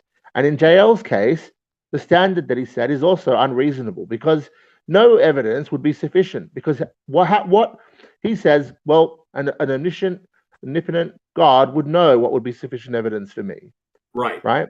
Assuming that such evidence does exist. But when I asked him himself, when I ask you yourself, what is sufficient evidence for you? You say, I don't know. You don't know what it would take for that being to convince you that it is in fact God. And so this is the problem that we start with. But Tucker, hang on, we'll get to you. The problem that we start with here is that you set unreasonable, impossible standards. Wait, how are my standards impossible for an omnipotent being? Because you said I have the same question. There's no such evidence that would convince you. I didn't say that. I said I probably could be convinced given the correct evidence, given the appropriate evidence. What is the correct evidence? I don't know. I don't know what the long chain of that is because if this entity showed up, I would have questions. I would have many questions that need to be answered. Okay, the entity shows up. Okay, great. Who are you? It says I'm Yahweh. Okay, fantastic. I have questions about the Bible. I have questions about your nature. I have questions about your ability to communicate with human beings. I have questions about the beginning of the universe. I have questions about why we see certain things the way we certainly do, given that it didn't have to be that way, considering your power. I have questions about the logical entailments. All of these must be addressed before I can say that before I could believe that this is the Abrahamic God. Hang on. Let's just do it unpack these one at a time. When I ask you what evidence, you said, well, it would have to turn up. And I said, then what? And then you said it would have to convince me that it is God. And I say, how? What would it take to convince you that it is God? And you say, I don't know. Stop. You've misrepresented me again. I said all it would take for a generic deity to show up, like a deity. Not the Abrahamic God, just a sufficiently powerful enough entity to start creation, just to start the universe. All it's got to do is show up. It's not because that entity is not making any proclamations about truth or justice or whatever. It's simply it created everything. It just kicked off everything. Arguing against our standards of what. Hang on, Tucker. Let me respond to Dale first before you jump in. Well, I'm saying you're not really convincing anybody. Well, if I'm to convince you is one thing, but to show that you can't be convinced is another. I said scientific evidence. I'm sure J.L. Warren would accept scientific evidence, right, J.L. Warren? I absolutely would. Hell, I would accept a novel testable prediction that entails God as an explanatory thing. Okay. I don't know a novel testable prediction in this case, but I'm saying if there was some type of scientific evidence, I would have no choice. How do you know that one exists? How do you know that one even exists? How do you know that a novel, testable, empirical piece of evidence exists to explain the origin of the universe? How do you know that you're trying to shift the burden of proof here? We're telling you what the requirement is. Now, I have a question for you. How is it that a deity granting me omniscience and omnipotence, because they have those and other characteristics, how is that supporting your response that I'm not capable of that? By granting me omniscience and omnipotence, I would then be capable of handling these things. Yeah, you're making it so. There's inherent in that claim is that it is possible to grant you omniscience and omnipotence, and I don't know that it is. Okay, Do you know that it is? the nature of omniscience and omnipotence necessitates making that a possibility. Things that are logically contradictory are not, even with omniscience and omnipotence, are not. That does not grant that they're possible. No, I have not presented a contradiction. Chad, It appears to essentially me to be a Randolph is saying, contradiction. Randolph is saying, make me God for 2 weeks. No, not That's- I God. understand. Just having those two properties Or of give God for me 2 these weeks. 2 properties for 2 weeks. That's all he's Right, saying. and that's a logical Chad contradiction. King. It's Because not a logical contradiction Stop. because if God Can I created respond? everything, God can do that. Can I respond? Chad King, No, it not sounds like necessarily. you're making Not necessarily. built-in credulity. You're saying you just I'm not. can't accept that. Let me just You address said that. you don't know if Let me it's address. true. Let me address Everybody Randolph's point. Let me address Randolph's point first. All right. It doesn't stand to reason that it is possible for an omniscient God to make you, a non-omniscient, material, physical being, also omniscient and omnipotent. It doesn't Why not? stand to reason for a number of obvious reasons. Number one, because you exist within the material world as a physical being with constraints. There are constraints to your existence that make these things impossible, logically impossible. Which would be invalidated by or obviated by omnipotence. And you think That's the that assumption Randolph that is you're not making. capable of knowing all true propositions? No, of course not. With omniscience, I would be. But again, omniscience is just knowing infallibly making- all true propositions. That's all it is. yeah. Again, I don't think that that's possible. There's no reason to believe that that's possible. Which makes it sound like you don't believe it's possible for deity to have those traits then Not at either. all. Not at all. I don't. This sounds believe like a that. double standard to me. I don't believe. Well, yes, it is a double standard. You're not a god, and you can't become one. I'm not claiming that I'm a god, and I'm not asking to become one. More or less, you are. Whether or not you admit No, it. I'm not. In I'm only any asking case- for two characteristics. That's it. For a short in any period of case- time. For a short period of time. But in any case, the problem here is that you're all Randolph, setting. essentially, you're asking for you're all like setting- the Bruce Almighty situation, right?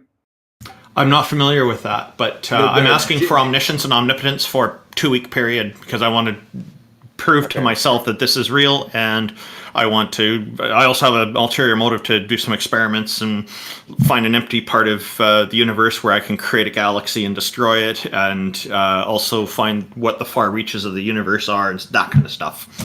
In any case, I'll just wrap my point here because I think that this is getting tiring for everyone else as well. That these are unreasonable and impossible standards to set. And because you guys have, let me finish, that you guys have such unreasonable and impossible standards for the proof of the existence of God, asking to be convinced of God's existence is just a waste of everyone's time. No, it's You guys not waste impossible. everyone's With God, all time. things are possible. Because you set these unreasonable standards. Anyways, It's not because we're asking people to share what convinced them. Will it convince us? That's what we're asking. Is what convinced you? Present what Chad. We're asking people to present what convinced them. Unless God Himself wants to show up on this stage and talk to us, all we can do is ask our fellow human beings. So we ask, what convinced you? And we evaluate that and determine if it can convince us. And thus far, it has not happened. But we keep doing these stages, entailing that we are still looking and we're still being intellectually honest about it. But let me just wrap this up. The idea that one of these guys is going to come up and convince you of God's existence when, by your own admission, God Himself could come up and you said that it would be very difficult for you to be convinced of God's existence. I mean, what a waste of everyone's time. No. You forgot my caveat. Chad, you forgot my caveat. It was an absolute pleasure speaking to you guys. Chad, have a nice day. You forgot my caveat. My caveat was this: if God showed up, God would know what convinced me, what would convince me, and God could just present it carte blanche right there. And this is it. I'm suddenly convinced. JL, I'm going to go out on a limb and say and assume that God would also know that you'd want more than just a display. You're going to need a little bit more than that. But exactly. Yeah, and so again, he's Chad King. Thank you for coming up and challenging us. This isn't something that I've just thought up on the spot. I've put a lot of thought into this. I've debated with other people informally on this because there are a number of people who challenge me in different ways. So saying that I'm not capable of being omniscient and omnipotent in my current state, I agree. But if those character traits were granted to me by some all-powerful and omniscient deity, then that, of course, I'd be capable of that. The deity would know how to do it and have the power to do it. So there is no logical contradiction here, even though he claims that it was. And him saying it's a double standard because I'm part of reality, well, for this deity to do this deity would have to be part of reality in order to make this happen as well, because they have to interact with reality. So by interacting with something, you are therefore then a part of it in a sense. So yeah, that's kind of my thoughts on it. So yeah, and JL, you actually worded it more eloquently than I did, and I thank you for the clarification you brought into it. Did Taco and JL, did you have any more thoughts on this? And Jack Burton, I'm curious on your thoughts as well. Well, personally, I felt like he was being really disingenuous because scientific evidence. I mean, we have scientific evidence about all sorts of stuff. You know, maybe we could discover something. And he's just dismissing it. And then he's attacking the harder ones, which you have answers to because you've thought it through and it makes sense. Thank you. JL, your final thoughts on this? Yeah, I pretty much said what I had to say regarding the whole thing. Is like, it's not that I couldn't be convinced, and I'm still trying to wrap my head around this concept that I presented something that is impossible for God to do, or impossible for somebody. Because if other people are convinced, then maybe that the way that they were convinced would convince me. It just hasn't happened yet. Assuming that it's impossible for anyone, obviously isn't impossible for other people. I just want to see if it's rational. That's all I'm looking for, and it just hasn't happened yet. Doesn't mean it won't happen in the future. So just curious. Jack Burton had some commentary very early on saying, I remember, Jack, you mentioned something like, I'm kind of on your side, man. But then you heard more after that little exchange. Did you have any insights for us, Jack? No, just people think that there's scientific evidence for God. Well, it's just shaky at best, and if you're going to present it, you have to be ready for scrutiny because science just allows for that. So don't cry foul when it happens. So. Okay. Hey, Azaline, I hope we're saying your name correctly here. Welcome. What have you got for us? Sure, you can hear me all right? Yes, sir. Okay. Do you think it's fair that I get just 1 minute just to make my case? Is that yeah, we usually give people a little bit more than that, so go ahead. 2 minutes of the stopwatch, start now. Sure. All right. So the first thing I'll say is that if you're a skeptic, then nothing is self-evident. I think that everything requires a reason or a justification, and the reason why is because otherwise you have arbitrariness. And if you have arbitrariness, then anything can be arbitrary, and you would never have any knowledge. So I think that all things require justification. Now, the second thing is that all knowledge relies on an ultimate standard, and we have 3 options for those, or we need a grounding for those. We have 3 options. First is arbitrariness, which we've already said is impossible, because if you have an arbitrariness, you could say the opposite of what you want as your grounding. Second is properly basic beliefs, or brute facts is what you call it. But the problem with properly basic beliefs is that you have 2 beliefs. How do you determine what is properly basic and what is not? That requires an ultimate criteria behind that belief that distinguishes between the properly basic and the regular basic. And so it leads to infinite regress. Then the final thing you have is circularity. And so circularity is that all knowledge at its core results in circularity, which we believe is invalid. For example, you can't prove that language exists without using language. And so you have circular reasoning there, which is unjustified. And that then that requires an ultimate presupposition that is solid and firm and grounding. And so my argument is that God provides that ultimate presupposition, is that God provides the grounding for all these beliefs, all these things that on a materialist atheist worldview would be circular, and it provides that grounding for all knowledge. And if that's without that ultimate presupposition of being God, then you cannot have any knowledge, because you can't be justified in believing in a lot of these things, such as language, logic, etc. I'll stop there, but I think that deism is insufficient, because deism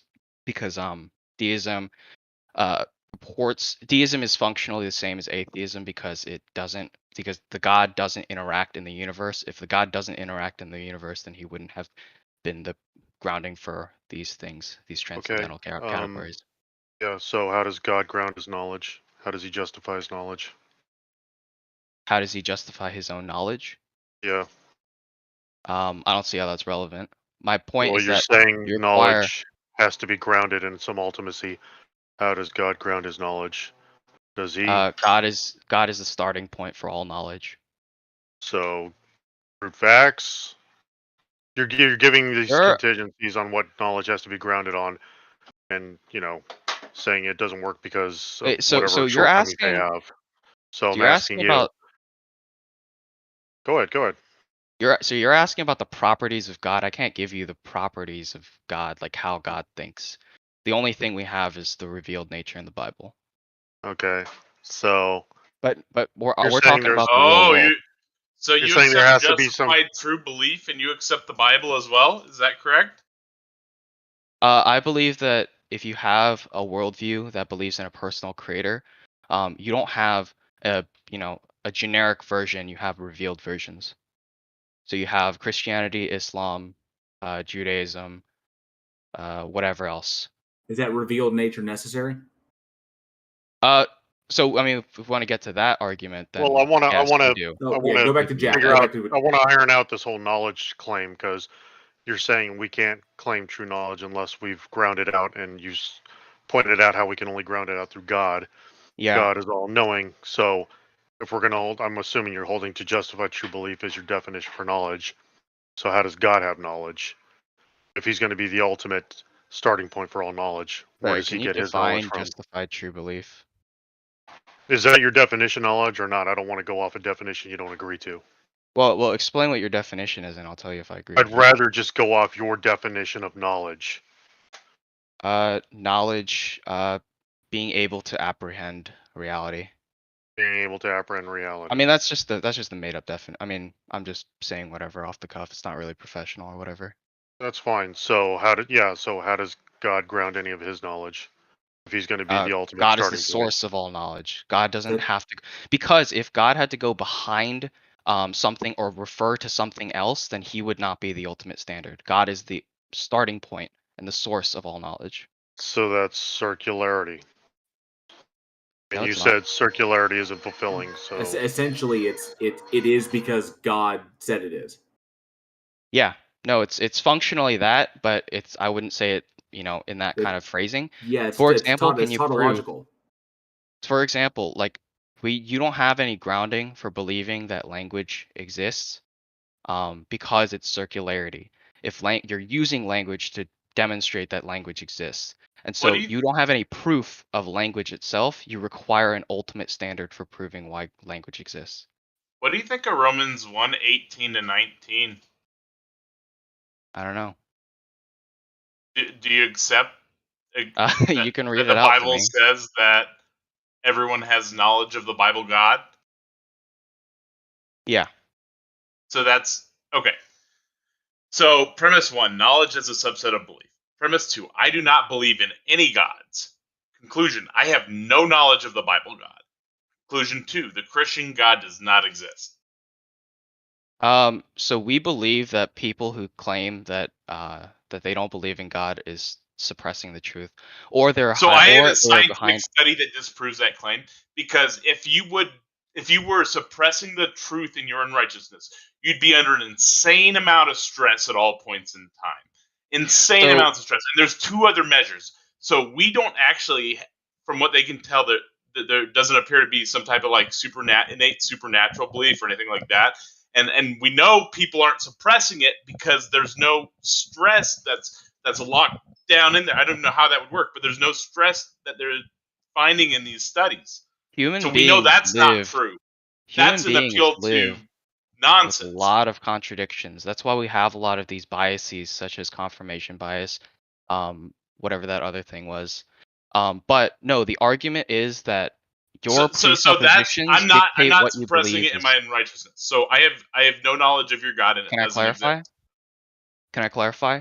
It's that your presuppositions dictate what you find believable or not. Because if you believe in materialism, then you categorically reject anything in Christianity. Because we believe in Then it means your God supernaturalism. doesn't exist according to Romans 1:18 and 19.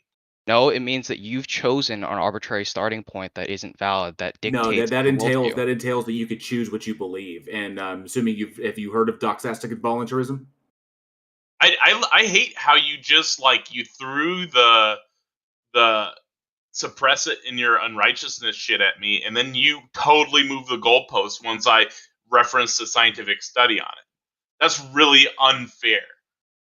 And Asleen, Okay, I the apologize. idea that you can choose to believe is just laughable in that. My atheism is a result of inquiry and my philosophy of truth. Correspondence theory of truth pillared by coherence and pragmatism. So Well, inquiry. we don't have to I mean, you kind of brought up this point. This is kind of separate from my original point, but just to kind of tie the knot on that, my point is about one's willingness and openness to accepting the idea that God exists. And I think that atheists are mostly closed off to it. I would if evidence showed up for it. But so far, all the evidence presented is insufficient. There's been no sufficient evidence or argumentation that has been presented to warrant belief. I just showed you how your God doesn't exist based off of your presuppositions. And you're just moving on. Explain again? Explain again, then. So, your Bible claims that everybody has knowledge of the Christian God. So, premise 1, knowledge is a subset of belief, following your definition of knowledge. Premise 2, I do not believe in any gods. Conclusion, I have no knowledge of the Bible God, referencing Romans 1:18 and 19. Conclusion 2, the Christian God does not exist. The premise 2 was that you don't believe in God, or you don't believe in any God. That I can't prove that premise. I can't prove it for you, because I can't get into your head. So that argument I'm telling you relies that on it's impossible knowledge.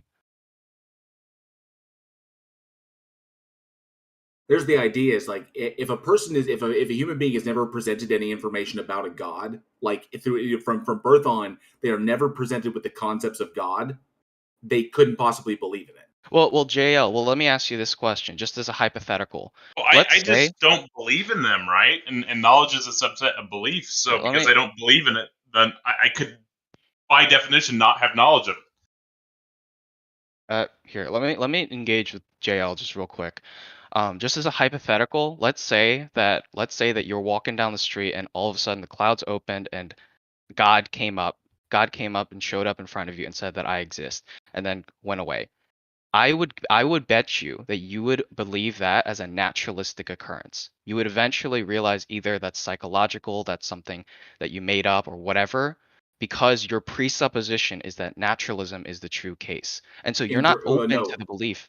What? If the skies opened up and a thing came down, it's either one of two things. It either actually happened or I hallucinated it. I would have to investigate. But are you telling me you would really think that was an act of God if you're an atheist? It could be the act of a sufficiently powerful enough entity that just decided to show up. I know, but do you really think that you would think that? I would guess that you would think it was a naturalistic occurrence. Of course. Well, I mean, it occurred. Well, no, I wouldn't immediately. It's either one of two conclusions. It's either a hallucination or it actually happened. No, but do you understand? It's either natural. It's either happened in the real world. It's either a natural thing that just occurred. Wow, this thing happened in reality, as real as the wind blowing, as real as the ground beneath my feet, or I hallucinated it. So the first thing would be around, did anybody else see that? And if there's 5 people around me and all of them say, nope, we didn't see anything, I think I hallucinated that, I need to get to a doctor. But wasn't your standard that if God showed up directly to you? Okay, like this goes back to what I was talking about with Chad before. If okay, so if we're talking about just straight deism, just like your generic deity, Yeah. not the Abrahamic God, it doesn't claim to be the Abrahamic God. It's just a sufficiently powerful enough entity that kickstarted everything. And if that thing showed up, all it would have to do to convince me it exists is for it to show up. It shows up and says, "I am the sufficiently powerful enough entity." Well, are you like the Christian? No, I'm not the Christian God. I'm not. I'm not the Abrahamic God. I'm not any God. All of the things that you think of are gods are just kind of like made up to kind of like explain your existence and explain the world around you. But I am the entity that kind of kicked everything off. It's like, great, fantastic.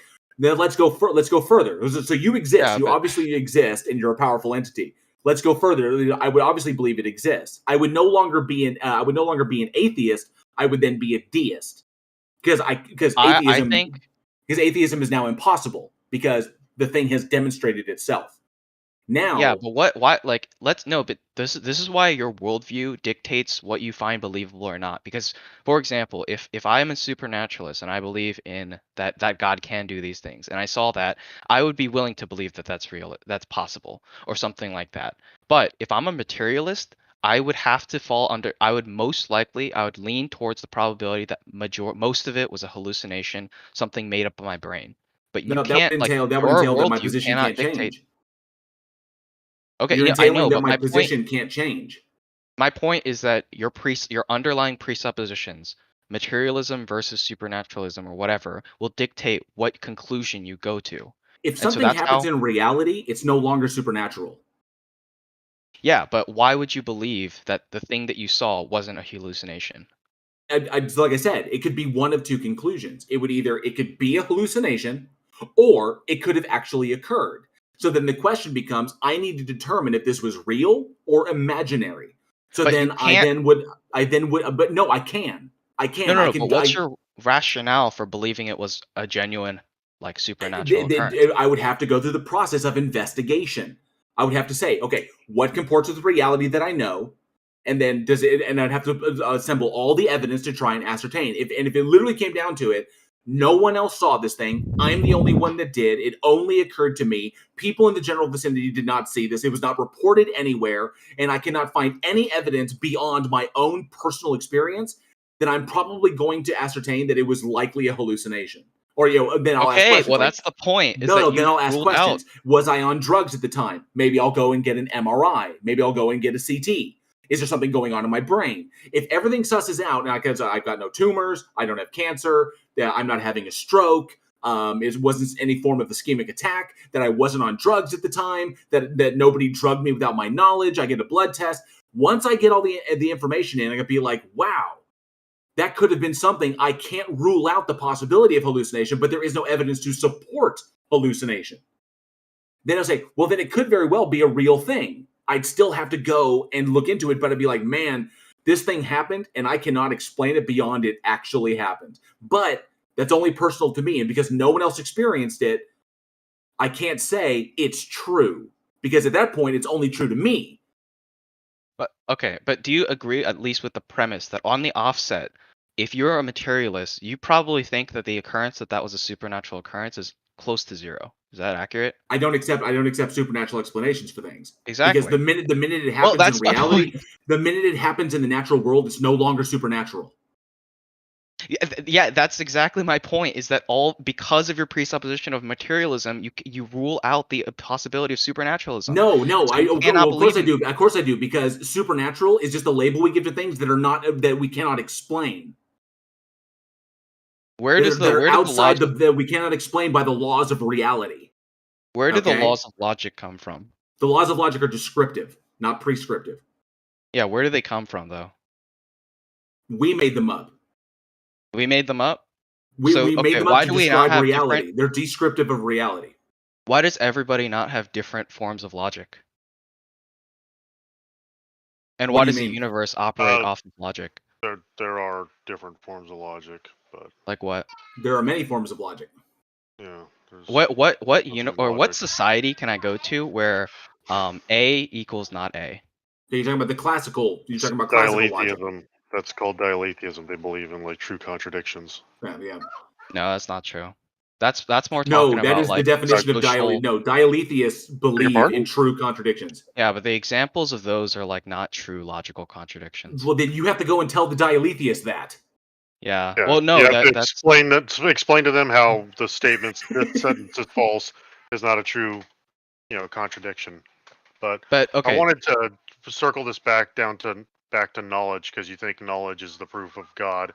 Yeah. I assume you're just going the same line of thought like the presupp apologetics goes, that you can't know anything unless you have ultimate certainty, and ultimate certainty can only be established by an omnipotent being, which begs the question: how do you know he's omnipotent, and how does the omnipotent being knows he's omnipotent without resorting to circularity, axioms, or infinite regress? Because none of those are acceptable forms of grounding knowledge. So do you agree with the premise that all knowledge requires an ultimate standard, otherwise it's an infinite regress? No, and I don't have a problem with infinite regress. Okay, then how do you prove language instances. exists without using language? Yeah, to me that's just a bizarre formed question. It's like, Well, how do you prove that logic exists without using logic? Because if logic doesn't exist, then not A could equal A, and therefore logic does exist. You're appealing to circularity, and I'm fine with that. We can say circularity is okay, but you're saying it's not okay. No, you're not engaging with what I'm saying. I'm asking you, what's the can you have an infinite causal chain of explanations? Sure, I don't have a problem with that. Okay, then prove that language exists. Yeah, we're using language right now. Yeah, and that's circular. So you're using language to prove language. Well, we're demonstrating that the English language exists. I don't have a problem with talking about the general concept of I don't have a problem with the tautology on like a basic level of A is A. Tautology, it's not a tautology because tautology is a meaningless statement. This is circular. No, it's not. Your entire worldview is based upon God said it, so God said it is, so it is. No, the reasoning is because we require an ultimate standard for all knowledge. God provides that ultimate standard, and therefore God. No, you've simply defined God as providing that ultimate standard. I mean, I feel like I sufficiently proved that you have a false starting point and therefore can't obtain knowledge. There may be a thing out there that provides that grounding. It's not necessarily God. You're just defining God as the thing that provides that ultimate standard. But you can't demonstrate that the God you believe in is what provides it. That's the whole point. There may be a thing out there that provides it, that provides this grounding standard. As far as we know, we can go back to the quantum field and then run everything back up. But you're talking about the metaphysical necessity or metaphysical ontology of everything. And I'm saying you can go back to the quantum field and that's all you need. But you're saying that it's God. So I'm saying, okay, well, there may be a thing out there that provides this metaphysically ontological necessity, which I say is the quantum field, because we have evidence for that. We can make logical testable predictions off of that thing. We can't do that with God, but you're saying it is God. Okay, fantastic. No, you're basically saying, in order to know anything, we need to have this. And this is what God is. And I'm saying you are not justified in calling that thing the Abrahamic God. So you say that your ultimate standard is the quantum field. How did we come to find out the quantum field? Evidence. Yeah, the scientific method, right? How do we have a basis? Like, how do you prove that induction is true? How do you prove that the scientific method itself produces objective reality? That method. The best we can come up with is novel testable predictions. I know, but what is the proof? Going off observation. It's not proof. It's just observation and a lot of inductive reasoning. I know, but it appears to separate imagination from reality. Yeah, but science rests upon the assumption, a number of assumptions. But first is that when you do a bunch of tests, right, that they are predictions for the future. If you don't know the future, what basis, and you have no basis for induction, what is the basis that these things in the past that you've done will reflect the future? When the future arrives and those come true, they verify the model. I guess chemical bonds would probably be the answer to your question. No. So in essence, we derive things from what we know right now, and then we make predictions about the future to determine if what we know about right now is correct. And then once the future arrives and those predictions come true, then we have verified the model. Yeah, but that's only. But then the future has become the present. You're not talking Exactly, Does which is chemical exactly bonds no. not answer your question? Exactly, This isn't Asline. this isn't a science question anymore. It's a philosophy question. Yeah. Look, if you got a problem with induction altogether, I'm assuming you don't still burn your hand on hot stoves. So there's a I'm use talking for about the induction. There's no problem grounding. with it. You were talking Yeah. about Talking the about the uniformity of grounding nature, right, Asline? Taco, hold up. Look, you're claiming you need an ultimate reference to have any knowledge. Yeah. These guys are just saying you just need a reference. You don't need the ultimate reference. And if you did need the ultimate reference, what I want to know is how the hell would you know what is the ultimate reference? How would the ultimate reference know what's the ultimate reference? This So all you just just ends up said kicking the. Go that ahead. you just said that you don't need an ultimate reference. You just need a reference. Then how do you prove that that reference is true? Oh, How do you define that reference? We could use all manner of examples, like novel testable predictions work, but I think the best analogy. He's still not jumping into. He hasn't crossed the path from metaphysics to physics. He's still in the metaphysics. The thing is, when I you was going go, to bring up, I don't need to know the metaphysical ontology of my car in order to know how to drive it. No, to be rational, you require a basis and justification. No, I don't need to. I don't need to know the metaphysical ontology. And you're of my arbitrary. It's not arbitrary, Aslan. He's using a reference point. He can justify that reference points off of other reference points. And if it's all just particular reference points, that's fine. If it's a working model that gets him through the problem, then it works. Now, if you're saying that's not good enough and you need some ultimacy, just address the bottom line of the whole problem with the ultimacy claim. How do you know what's ultimate? Standard, How does the ultimate itself know what's ultimate? The ultimate is the source. So you can't like you're mixing things up definitionally. If it is the ultimate source, if it is the ultimate presupposition, then it doesn't have anything behind it. It's ultimate. Any other thing that's not ultimate has something behind it that justifies it. Yeah. And that's so my your point. ultimate That on atheism, you just have the non-ultimates. That's great, but all you're doing is just you've kicked all the cans down the road and you've called it ultimate. If your foundation is false, you can't have knowledge, right? Yeah, knowledge is impossible. Right. You then hang out and read this syllogism again. Wait, what? I pinged you in the Heathen Hangout chat. Oh. Okay, wait. That proves you don't have a true starting point. Maybe I'll just read out what Taco put into the chat there, the Heathen Hangout. Proposition 1, knowledge is a subset of belief. Proposition 2, I do not believe in any gods. Conclusion 1, I have no knowledge of the Bible God. Conclusion 2, the Christian God does not exist. Knowledge is a subset of belief. Explain that. You operate off of JTB. Wait, what? You operate off of JTB. Justified true belief. Yeah. And so knowledge is a subset of belief. You have to believe in something to have knowledge of it.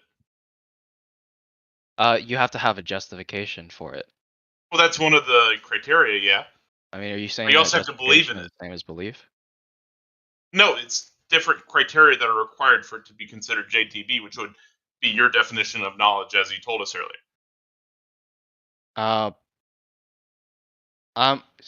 Listen, I'm trying to reason through this. So knowledge is a subset of belief. I don't believe in God. You have no knowledge of belief. Oh, well, I have a problem with the second premise. Is that I can't verify that, and so I can't tell. I'm telling you it's true. So are you calling me a liar? Because it sounded like you called me a liar earlier. I'm saying I don't know. I can't reliably, I can't base a logical proof on something that I cannot know. Well, I'm telling you that is true. Okay, but if this is a logical proof. I'm an atheist. I do not believe in any gods. Or goddesses. But do you understand that if I don't know what's in your mind, I can't prove the veracity that I the just second told premise you is what's in true. my mind. You don't need. You go off what he's saying. He is telling you what's in his mind. Go off of that. I'm an atheist. Check So- my roles. That means I don't believe in any gods. I know, but there's That's the definition of atheism. listen. I don't want to get into the point where I'm calling you a liar, saying that you're going off of the incorrect whatever. Oh, I'm not then- lying. I'm So there's telling no you point. the truth. Like I don't want to engage in that. But the Christian answer would be that your presuppositions dictate what you believe, and that Which would you're prove you're your acting definition of inconsistent with knowledge your false. presuppositions. What? Which would mean that either your definition of knowledge is false or your God doesn't exist. No. My argument would be that you're acting in inconsistent manner with your presuppositions. Well, I'm pointing out a contradiction in your beliefs, and you're trying to justify it, and I'm telling you one of your beliefs is wrong. Because that's What is the my absurd one belief? conclusion of your beliefs, is that your God does not exist. And you think that's an absurd conclusion, but it's just following your beliefs. We're So going down. you need to remove one belief. So you either remove that the God exists, or you remove that JTB is how you define knowledge. So I mean, if we want to simplify things, we can just like break it. We don't have to talk about the Christian God. We can talk about a God that is personal, a non-deistic God. But we're How does your talking argument apply specifically then? about the Christian God here. I know, but it's muddying the waters. No, it's not. if That's the one you're presenting to us. I know, but in order for simplicity, because it's going to get real complicated if we try to keep engaging with, like, if you're trying to reference the Bible when I'm talking about a fundamental philosophical claim.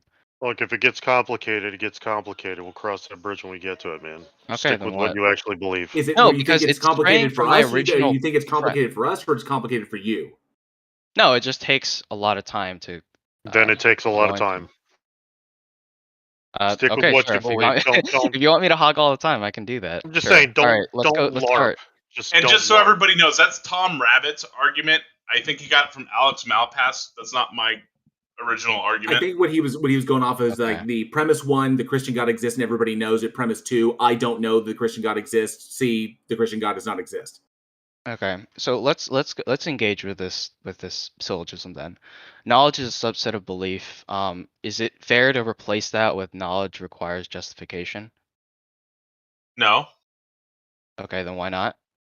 because this is specifically about belief, which is a different category. Do you think that do you think Justification that when I would say also be required as well as belief. okay, You so would if I have to have say both. so if I say I believe in this or I think this because of this reason, do you think that's belief? I don't know. It depends on. Yeah, that's belief. I think the Maybe sun if you exists know it, because then I you're see taking it. a- Is that belief? One more If you time. know something according to your definition of knowledge, you would believe in it. Yes. I just want to quickly add one question that came up in the YouTube chat from Blastermaster80 asking, what is the best method to determine someone's ideas and thoughts? Is it self-reporting? Yeah. Until we can Unless you got an actual mind reader. until we can develop technology that can, well, technically, I Do you mean, believe in the gospel? when we can develop technology that can read someone's conscious thoughts, like as they're occurring, like beforehand, then or whatever, then that's different. But Wait, do you yeah, so- believe that people have inerrant access to their own their own beliefs? I No. guess I left out that the Bible could be wrong in the possible conclusions that I mentioned earlier, right? So the Bible could be wrong too. Isn't that correct, Aslan? Sure, but So any of those reason three why options then could explain what's going on with your worldview. But so your worldview is incorrect You because also No, haven't so here's of the the point. conclusion I presented here. You also haven't eliminated the possibility that, because we're discovering new things all the time, that which grounds everything, which as far as we know is the quantum field, but that which like metaphysically, ground the metaphysical ontology of everything is not something that we have yet to discover. Now, yeah, that puts God in the category of things that are yet undiscovered, but just saying that it's God when it could be something else and you haven't eliminated the possibility of anything else, you're just saying that it's God because it satisfies some psychological or your knowledge of the quantum field and the novel testable hypothesis, whatever, relies upon scientific principles or based on presuppositions that haven't been proven. No, Your scientific method relies on that's where you're uniformity messing of up. Is that nature and no? induction. That's where you're messing up. That's where you're messing up because we suppose something about reality and then we test it and then we make predictions off of it. And when those predictions come true, they verify what we thought. It's no longer presupposed. So that's Okay, where so you're if messing up there. water, So in essence, when I first start looking at a thing, and I don't, and this is my first time observing a thing. Observing meaning measuring or doing whatever. But if it was my first time engaging with a thing, there's not much that I know about it. So I have to suppose some things based upon some cursory observations. Okay. I know. What are the In order to justifications? determine truth about this thing, I then have to test it and I have to make predictions with it. And when those predictions come true, I have then verified my assumption. It's no longer a presupposition. It is now knowledge. I know this to be true about this thing. But Yeah, if my but predictions do you're not come true, using then that means that my presupposition is incorrect. you're And then I go using back and I read and unjustified assumptions to use the scientific method, though. What is your basis that something doesn't, like material, doesn't change immediately the second after you do the experiment? that's why we keep testing. That's why we No, continue to test every single day. no. What is your basis for identity over time? That the material that you're working with right now is the same material as the one a second later. No, I know it. Why? You I don't know have it any won't. justification for that. No, Asline. We know that the universe changes and things break down. So it is. So we know it's. Here's the best. The best example I can give you is what a Talking about PhD in metaphysical identity. Asline. The best I can give you is what a PhD in physics told me. A thing is true not because it may be true in the future and not because it was true in the past. A thing is true because it is true now. Okay, but induction means you're making predictions about the future. You're making a universal claim from a subset of tested things. Right. So when you Just say because I like make a water prediction about the falls or future, whatever, just because I make a prediction about the future, and I have all the data that says that the prediction will come true, does that mean it will come true in the future? No, it doesn't. Okay? yeah, It but won't that be true until it comes true. yeah, but that is the basis for the scientific method. If you, why would you have so why would you have like have you tested the quantum field? Like you're using induction to me demonstrate personally, that the no, quantum but I field know exists. people. Me personally, no, but I know people who have. They tested the quantum field. What does that mean? I've deliberately made friends. I've deliberately ensured that in my circle of friends are individuals who have PhDs and are working in the fields of quantum mechanics and physics. Why are you trying to justify his grounding now? Do you need a No, new my point. grounding because yours was proven No. false? My point is that the quantum field can't be the ultimate standard because you rest upon assumptions to get to that point of understanding the quantum No, field. because we've tested. Because we find the evidence, we test the evidence, we create models off the evidence, and then we create novel testable predictions off of it. When those predictions come true, they verify the model. That is our standard. And then we keep testing it over and over and over again to try and poke holes in it to determine so we can keep getting to the truth. Because we never ever assume that we have 100% of the knowledge. Even if we did have 100% of the knowledge, we will never assume that we do because there could always be new evidence. We could literally, as the human race, continue testing things and coming up with the same conclusions from now until thermal equilibrium. And we still would never assume that we have all the knowledge. Science That's just being intellectual. That is just being intellectually honest. You will not turn intellectual honesty into a weapon to be used against us when it's literally just being honest. Science is an iterative process, so you're using knowledge from other experiments, previous experiments, to build upon to get to final conclusions. You can't just get from nothing to quantum field, okay? So no, quantum field is always there. Always there. No, the understanding that the quantum field exists, like that basis, or understanding the nature of the quantum field, you have to use an iterative scientific method that goes from ground zero, like start, and then you iteratively gain more understanding. However, that step, that iterative process requires induction, because why would your past experiments give any indication about the future? You have to use that assumption in order to get to that final understanding of the quantum field. But we do understand this about the quantum field, and that the only thing that there was a start for that we can determine that there was a legitimate start for is the observability of our universe. But like, by the way, the point is that both you and I agree with induction and agree with the scientific method. You just don't have an account for it. What is the account for believing in induction? That when you take a subset of certain things and test them, that they can be universalized. Novel testable predictions. Yeah, that relies on induction. So what's your basis for induction? The truth of the problem when it comes out to be true. Now that comes down to philosophy of truth. If you want to go along those lines, like correspondence, if your philosophy of truth is like the correspondence or pragmatic, like mine is like correspondence theory of truth, pillared upon pragmatism and coherence. So that's where I kind of build mine off of, and that's pretty much what a lot of people with the vast majority of scientists do.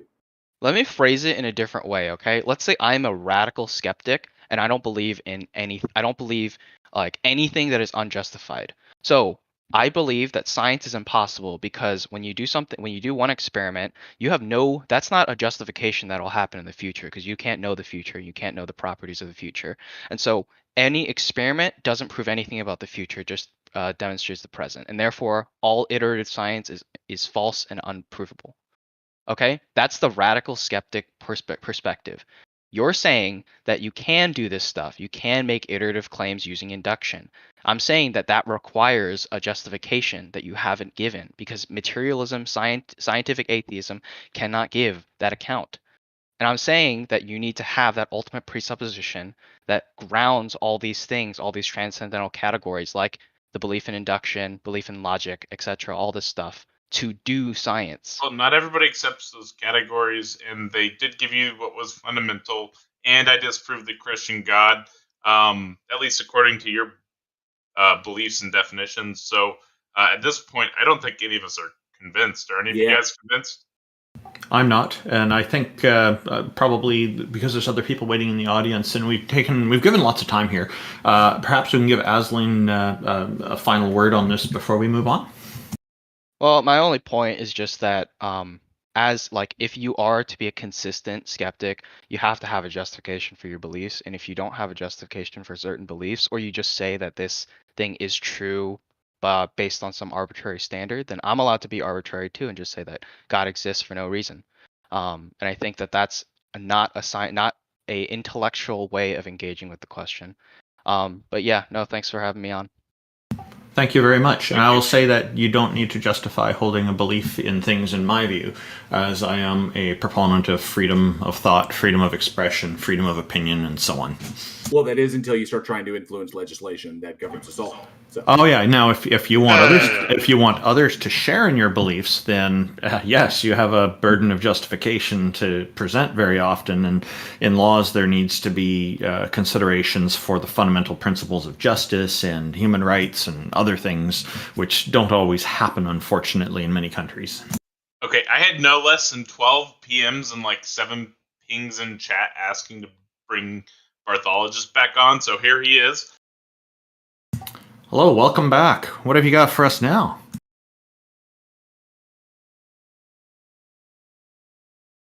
That's what I expected.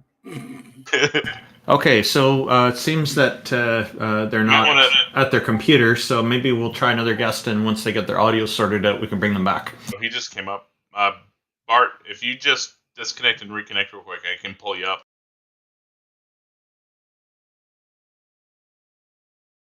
Give him a moment. So that was an interesting conversation. It went kind of long, but it was good. Oh, welcome back. Here we go. What have you got for us now?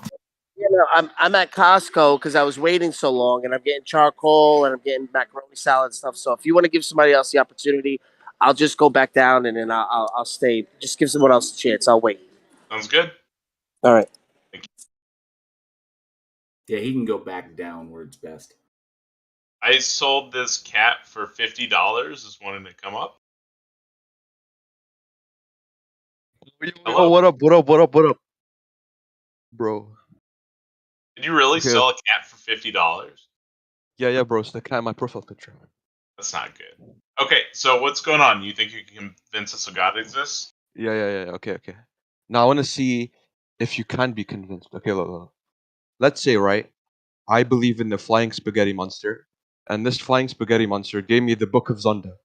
The Book of Zonda gives historical claims which after a few years become true, right? Let's say the Book of Zonda claims, oh, in the future this will happen. Let's say like for example in like I'm pretty sure in the Bible and the Quran it makes claims like, oh, the fall of Rome is going to happen, the fall of this country is going to happen, the fall of this is going to happen in the future.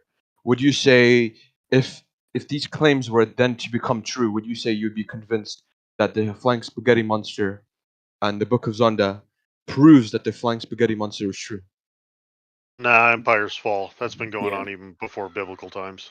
They were Yeah, well aware of that it would trend. really come down to how the accuracy of it, like Oh, how so like descriptive. how profound the claim is. Yeah, exactly. So if it's like on this day, at this time, at this, down to the millisecond, this one particular thing will occur regarding this. It really depends upon the profound, how profound the prediction is. Just saying that an empire will fall, yeah, that wouldn't be sufficient. Okay. Okay, that's all I wanted to say, bro. So you can't be convinced. The only thing that could convince you, well, at least in my perspective, is if a profound claim was made that would necessarily prove the proposition of the flying spaghetti monster, right? Because like, actually, no. How about if a volume of like 600 claims were made and all of them were true, and you performed like a kite test. You know what a kite test is, right? It's where you determine the deviation of the result, and if the deviations are in such a like way, you can accept the null hypothesis where, oh, the results are like out of chance. But if it's below the results where you would have to accept the null hypothesis, you'd have to accept the fact that the results are like prove something. So if the Book of Zonda made 1,000 claims and we performed a standard deviation test on the claims and the results, and it came out that there is no way a book would make that many claims and all be true, would you then be convinced? Well, actually, I'll just tell you that when it comes to claims, it doesn't matter how many they are. If each claim should be able to stand on its own merit, and if there's a book that has 600 claims in it, as you said, and one of those claims is wrong, that claim again happens to not stand on its own merits, even though the others do. Just because the others are correct doesn't give that one claim any more weight. That's just the way I see it. Okay, so I think so how profound that claim is, and if you came up with if there was a book that had 600 claims with the future in it, and then they all came true, like we're talking like super accurate, then the only thing we could conclude, then the book itself said that all of these prophecies or these predictions came from the flying spaghetti monster. So the only thing I could rationally conclude from that is that the person who wrote the book has in some way has knowledge of the future. Where he's getting that knowledge from the future, I have no idea. He's saying it's from this flying spaghetti monster. Well, it maybe it is, but it's not necessarily the case. Just because he claims it is, it doesn't necessarily mean that it is. Now, obviously, this person has like in-depth knowledge of future events, but I'd be more inclined to think that he was a time traveler before I believe the flying spaghetti monster existed. But I can't conclude either one of those because I don't have enough information. So I'd say, wow, this guy had really intense knowledge of the future, and he wrote down all these predictions. Now they've all come true. That's very, very impressive. Doesn't mean his claim that the flying spaghetti monster exists. No, it does not. Until the flying spaghetti monster himself shows up. Now, there's another factor that I should just probably touch on quickly here is salespeople will sometimes do this when they're selling things, and they will tell the person, their potential customer, all these facts. And so 12 or 13 facts about a car that they're buying or something could all turn out to be true, and then the salesperson will tell them one more thing that's not true, and they'll be expecting that they built up trust and confidence from that person. So, in my view, proper skepticism is still examining each of the claims independently and making sure that they all stand on their own merits. Yeah, sure. Like, if like one of the claims were, oh, humans will breathe in the future. Okay, yeah, that would be like an unprofound claim that's obvious. Sure, yeah. Yeah, it seems like that makes sense, that humans will breed in the future. And from what we know about humans, that's how things go. But of course, that the future comes along and there could be some disease. I'm maybe talking 1,000 years from now. There could be some disease at some point in the future that prevents reproduction. And then suddenly we're not able to breed anymore. That claim now is invalidated because circumstances changed. So, and that's one of the problems with predictions, is that unforeseen circumstances can change things. Okay. I have another question. You claim that the quantum field is a necessary existence that's always existed. How do you know the quantum field is always existing? That's the prevailing hypothesis, that it has always been there. I'm not saying this. Oh, is it's theory, a but something hypothesis. that's the prevailing hypothesis. I stated that way beforehand. That all the evidence susses to that point. Probably wasn't your. Yeah, all the evidence susses to that point. Now, I'm not saying that we couldn't get more information that breaks that down and goes to something further. I'm just saying that's where we're currently at. So going beyond that, there's no evidence to support anything beyond that. But the evidence that we currently have brings us to that conclusion. Okay. Yeah. And I go with where the evidence goes and the prevailing hypothesis until the hypothesis is debunked. And I don't hold it as true. I'm just saying that's as far as we can get, given the evidence at hand. And then something may come along tomorrow that completely blows it out of the water, and then we'll go in that direction, because that's all we really can do. So you never know. We just go with the evidence, and we go with Yeah, it's like I've heard of this. It's like the bubble universe theory. Yeah, like there's a field where it allows like bubbles of universes to pop around the field. And if our bubble suddenly popped, everything would cease to exist. Bam. You wouldn't even realize it. Okay. Another question is, do you see a difference when a person is trying to convince you that there is a God and a person that's trying to convince you that God is sentient? Because you can prove, well, if you prove God exists, that doesn't necessarily prove he's sentient or conscious, right? Because like no one here, at least no one that's came up here, has tried to even like touch on the question, is God sentient? Because that's like we've mostly been talking with Christians who pretty much back the Christian God. I don't think we've run into any pantheists who think like the universe is God or something of that nature. No. What do you mean? Just a sec. We have one clarifying question from the Discord chat from Cromalfian. I hope I'm saying that right. They're wondering which. Sorry. Okay, thank you. They're wondering which translation of the Holy Bible is being referred to here. Wait, what does that question mean? Well, which translation? ESV, King James Version, NSB, etc. They're wondering which one. We can go under the King James Version. Okay, thanks for clarifying. No problem. Carry on. Do you think the quantum field, right, allows for free will to exist? Okay, so I don't think the two are related. I think free will. Okay, so you're asking there's a lot of differing opinions on this. My opinion of free will is kind of like Christopher Hitchens, in that I think we have free will because we have no choice to have free will. But in essence, free will is a combination of our inability to know the future and working within the confines of what we know. So I can choose, but like libertarian free will, I don't think it exists. I think it exists somewhere in between the realm of like free will, of like libertarian free will and determinism, because there are things about the universe that are deterministic, things about our behavior that are deterministic, and things about the choices that we make are deterministic. But we're aware of that, and we can choose oppositionally.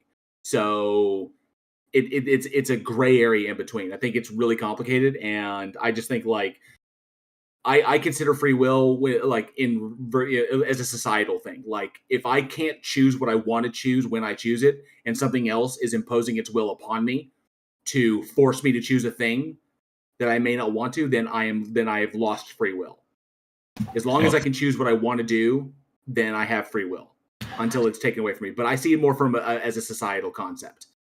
Now, there's an interesting idea that was presented to me by one of my friends. Travis Pangburn is his name. He's well known for hosting some debates between famous people, atheists and other people. He suggested considering the possibility of a free will particle, that each person might have at least one in their brains that could be instigating free will for each of us. And I thought that's an interesting idea. It's one that I've not got well refined yet, but it's one I've been thinking about for the last few months, ever since he suggested it. So there's a lot about, the point is, there's a lot about quantum physics that we don't know yet, and it's just like reality in general. And so as science progresses, scientific research continues, we learn more and more, and there could be all sorts of different particles that we don't know about, and fields and whatnot that we're yet to learn and discover more.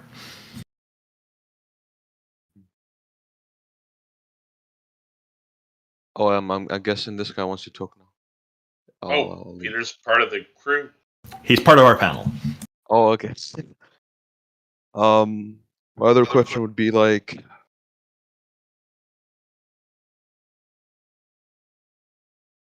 actually, I don't really have any other questions. Okay, thank you very much for coming back, and I hope your cat is in a good place now, the one that you've indicated that you've sold. Did you have any final thoughts? I guess not.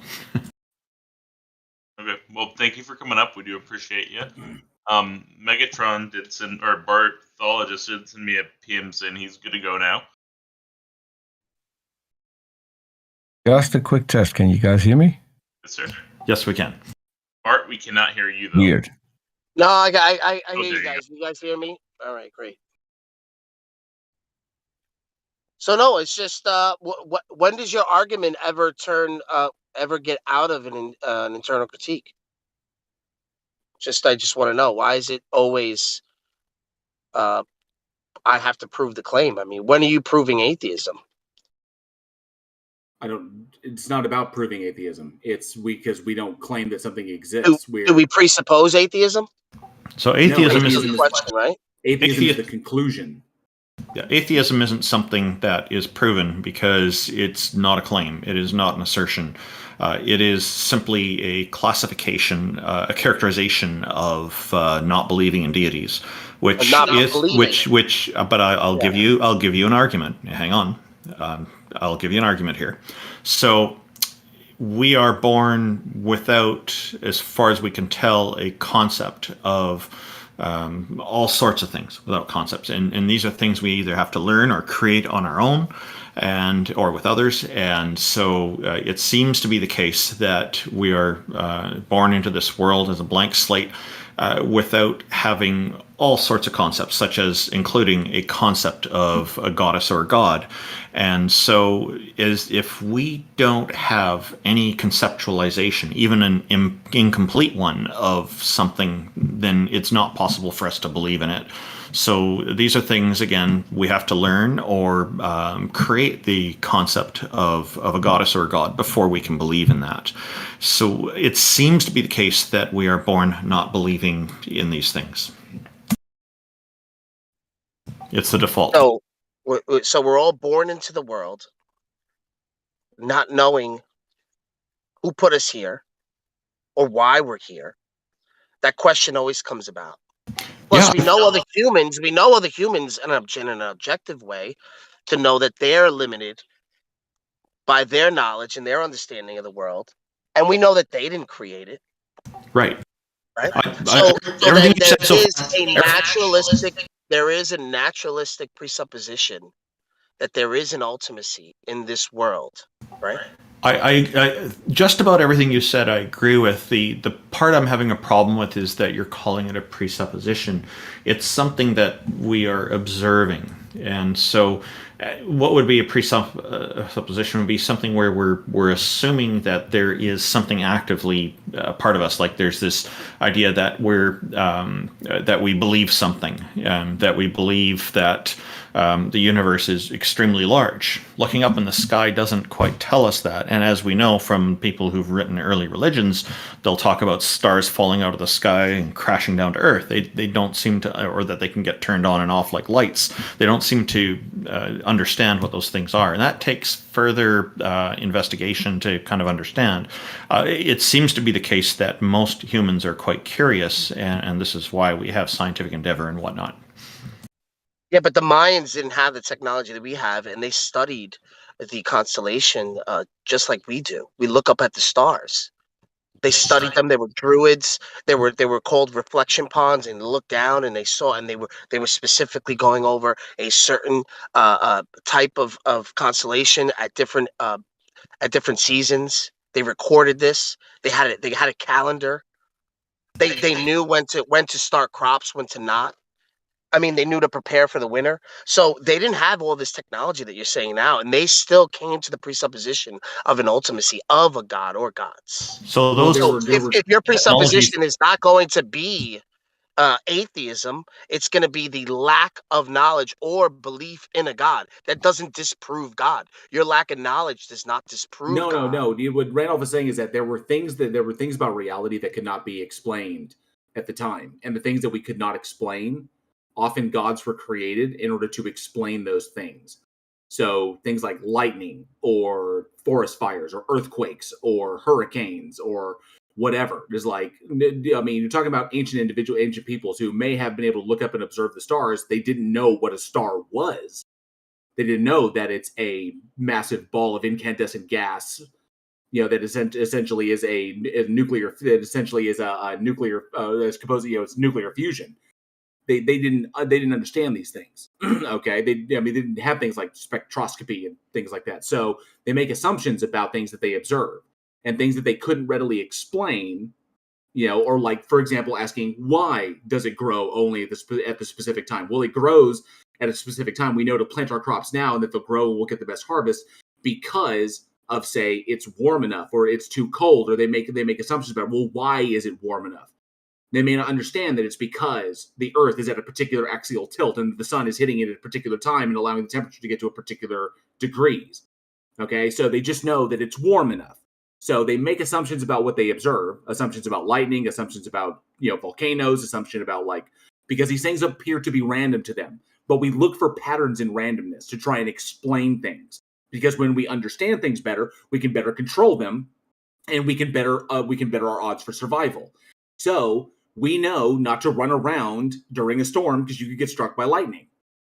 Okay, so that's something we can easily figure out, but we don't know we didn't know where the lightning comes from. Where is it coming from? There must be something generating it. It must be something very powerful. It must be something more powerful than we are. So we came up with these ancient reasons as to why these things occurred. We typically anthropomorphize them as something more powerful than human. So like a more powerful human, a more powerful being. One of the best examples I ever heard was the early depiction of when ancient peoples would look up at the stars, and at night, before civilization, when we were all nomadic tribes, they look out in the distance and they see little fires of other people sheltering around the fire, and they see them off in the distance on the horizon and be like, oh, there's other fires out there, other people out there. And they look up at the sky and say, look at those. Those are like those fires we see, but they're so far away.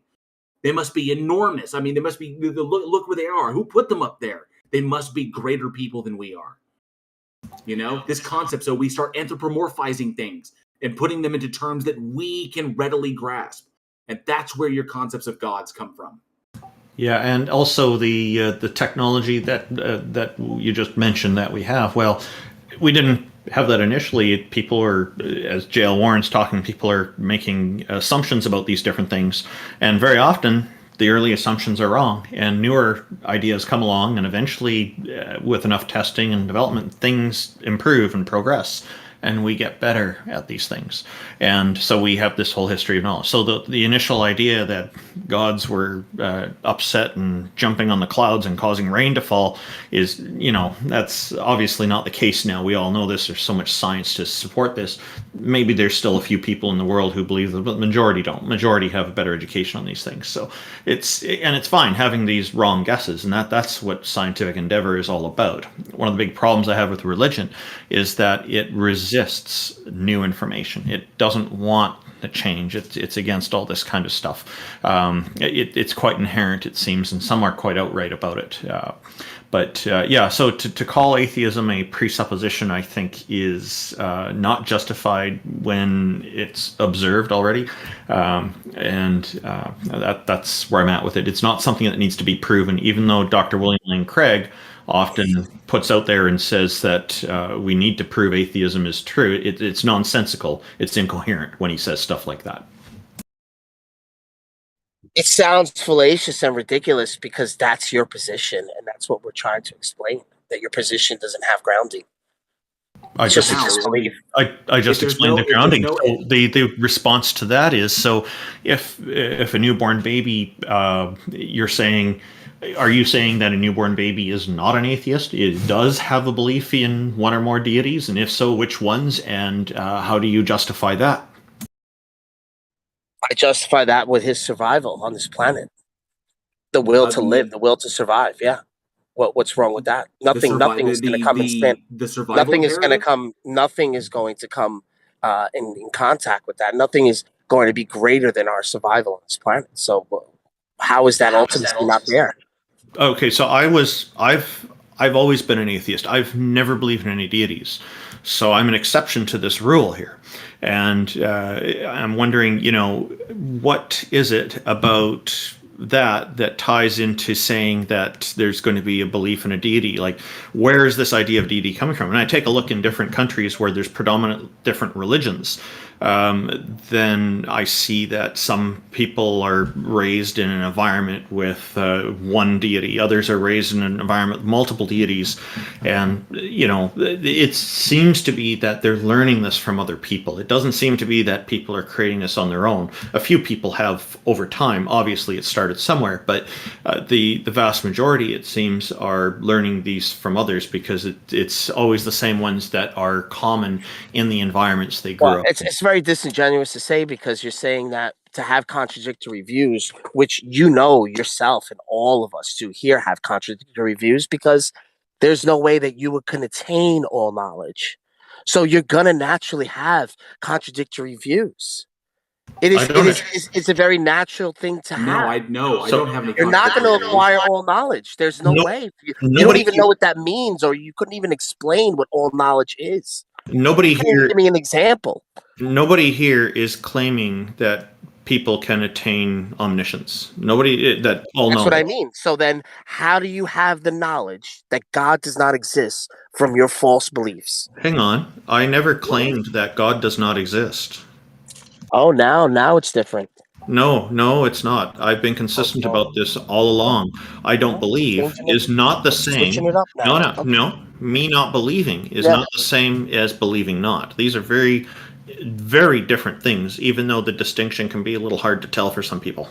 Oh, okay.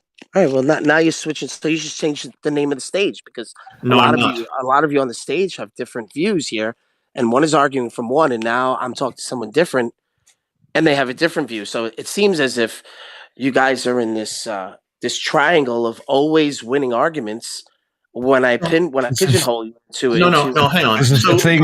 This is the thing with atheists. They never agree. Peter, stop for a second. Peter, stop. I have always been consistent on this, and we've been talking together, you and I, throughout most of this conversation. I am not switching my view, and I have always maintained this, that, and people have challenged me over the years. Some of them are claiming that I hold that view, that I don't, and I always push back on that, which I've done here just now. So I'm not claiming that deities don't exist. There are some here who do, but I'm one of the ones who does not. So if you'd prefer to put your idea toward a challenge towards someone who holds the view that deities don't exist, then that's fine. We are starting to run a little low on time, and there are other people who want to join, so I want to be careful about that as well. I got to get the charcoal going. It's always a pleasure talking to you. I just wanted to say that. Thank you very much. Thank you for your time. Peter, you wanted to say something. Do you want to just quickly reflect, and then JL? I just wanted to say there's nothing atheists agree on. Literally nothing. Not on the fact if a God exists or not exists, not on what several holy books say. They're not agreeing because it's not a social structure. It's a position on one specific point. We can agree on one thing. Presuppositionalism makes atheism. Makes atheists. Oh, definitely. Yeah, we can agree on that. Definitely.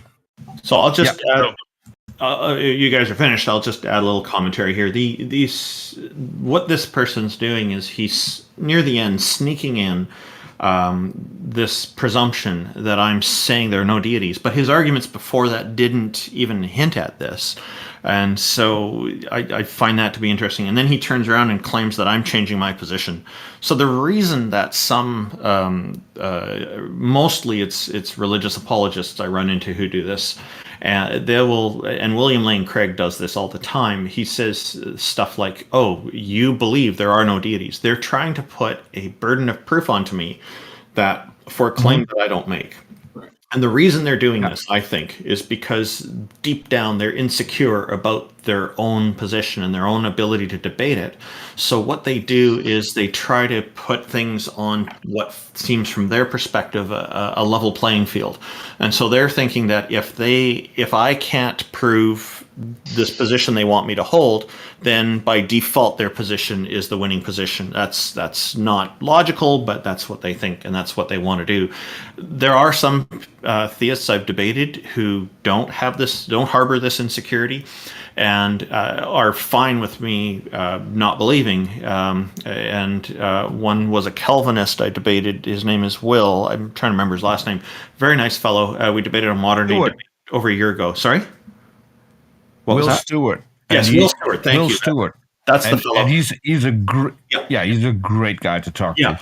So I found he didn't use these kinds of tactics because he doesn't feel insecure about his position about Christianity, so about Calvinism. And so he and I had a really good debate where we actually focused on the various topics instead of having to deal with this sophistry. It was very nice. And in the end, he and I were asked Amy Newman's channel later on who won the debate. And I said to him, I don't think either of us won. What do you think? And he agreed. So it was quite nice. But did anybody else have anything else they wanted to say about this before we move on to our next guest here? Now, one of the things about Will isn't starting a conversation in order to win, which I myself prefer because I'm not going into a conversation in order to win because there is no winning. Winning is just being silly. If you have a productive conversation, and both of the people having the conversation can take something away from that, it's much more productive than if you go into a conversation and think, I need to win this. I need to make the others look stupid.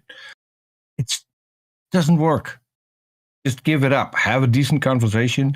It's much more productive. And that's why I like Will. I'm friends with Will outside of everything.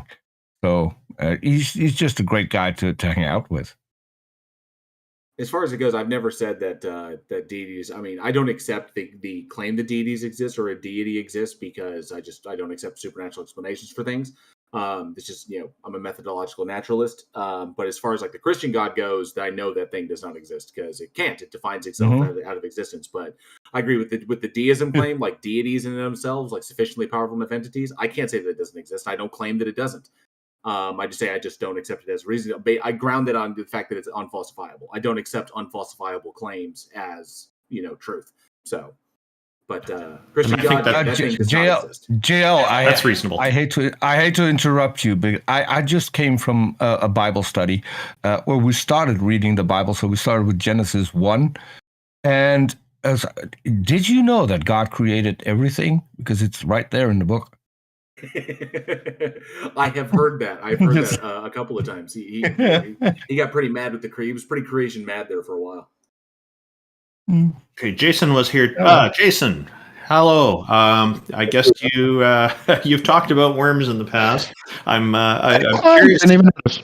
I hope you're doing well, and I wonder what you've got for us today. Well, I wasn't even going to raise my hand, but Randolph says something about free will that kind of sparked my interest. Well, the free will particle, right? Yeah, the free will particle. Yes, sir. Thank you. Can you elaborate on that? Just a tad. Okay, so one of my friends, Travis Pangburn, who's famous for running some very large events with mostly debates between atheists and other people. He's had Matt Dillapun-Hunty with Dr. Jordan Peterson talking in Canada here before as well. So he's quite successful at that. And he and I were sitting down for lunch one day, and he suggested to me an idea he had about the possibility of a free will particle. And I thought that's an interesting idea because we were kind of talking just casually about free will. So the idea is that it would be a quantum particle that causes us to have free will. And each person would have at least one of these particles, I guess, in their brain or somewhere in their body. And that's there could be multiple. I guess they could be working in tandem. I'm still putting a lot of thought into this and trying to develop this idea. So it's still kind of in its incubation stage, I guess. I don't know if such a particle exists, but there's a lot about quantum physics that we're still figuring out, and it could very well be that it doesn't exist and it's just a figment of somebody's free imagination. That's interesting because I believe that I have an anti-free will particle that I've discovered. Do you believe that freely? I hopefully. Please elaborate. Toxoplasma gondii. It is a parasite. The gondii is a parasitic worm. Toxoplasma is what happens to your blood when it's in your system. But these things are important because it can actually get into your brain, and when it gets into your brain, it controls you just as much as it does when it's in the rat. In order to get to the cat, because as JL would mention, this is a feline parasite. It's supposed to be inside of a feline, a lion, a cat, any kind of feline. You said it couldn't reproduce in humans, and you were correct about that. It can't sexually reproduce in anything other than cats. It can't reproduce. Yeah. It can't reproduce, but it can infect other things. But it cannot sexually reproduce in anywhere other than a cat. It asexually reproduces when it's in a rat. Listen. Please give me a second. Please give me a second without interruption, man. You do this. You brought my name up into it. You're going to get the response, dude. I'm telling you, Toxoplasmosis so you go ahead and say it now, Toxoplasmosis gondii cannot reproduce in anything other than a cat. Okay. It can infect other warm-blooded animals and cause infection, but it cannot reproduce outside of the cat. Right. So it doesn't reproduce in its normal way as it does in a cat. That is true. It can't reproduce in its normal way. Okay, so can I have the floor back, please? Are you finished with your spaz shit? No, I'm not finished. Explain to me what not normal reproduction is. Well, it has 3 different types of reproduction depending on what animal it is in. Snails, rats, cats, humans. It all has different reproduction cycles. Did you know this? Okay. Infection is not the same as reproduction. You realize that, right? I didn't say that. When it's in a rat, it doesn't infect the belly. It goes to the brain. And then it stays in a state where it can actually reproduce asexually. It doesn't reproduce. Oh, boy. Who sounds like they know more about this, me or you? Me, because I actually have the actual NCBI information about Toxoplasmosis gondii on my screen. That's fantastic. I've read that a bunch of times. I've learned about all kinds of other stuff. That's the only information you ever got about this? No, I'm saying, why should I believe you over the epidemiologist? You can't even pronounce it correctly, but you're not even pronouncing it correctly. How do you know more than I do? Jason, I'm saying, why should I believe you over the epidemiologist? So can you be quiet so I can finish my thing? This is exactly why. No, Jason, I'm not. I'm telling you, I'm asking you, why should I believe you? Why should I believe you? Why should anybody believe you over the epidemiologist who studied Don't believe me. It doesn't matter. Okay, good. Don't need to believe you then. Yep. Jason. Yeah, Jason, I was going to ask you how this ties into convincing people that a deity exists, but I think J.L. Warren is pointing out some facts about this toxoplasmosis. And J.L., did you want to just quickly review their reproduction capabilities? Toxoplasmosis gondii. Okay, Toxoplasmosis gondii is an obligate intracellular parasitic protozoa. Okay, that causes the condition of toxoplasmosis. It is found worldwide. T. gondii is capable of infecting virtually all warm-blooded animals, but felids, such as domestic cats, are the only known definitive hosts in which the parasite may undergo sexual reproduction. So it gets into the brain, and it gets into the brain of a rat, and it draws it literally just like cordyceps fungus. It brings the rat, it causes the rat to go towards the cat. The cat then eats the rat, and then the protozoa then reproduces in the cat, and then it poops it out in its spore, or it puts it out in its spore, in its poop. Okay, and then it can infect humans when humans come into contact with that poop or that urine.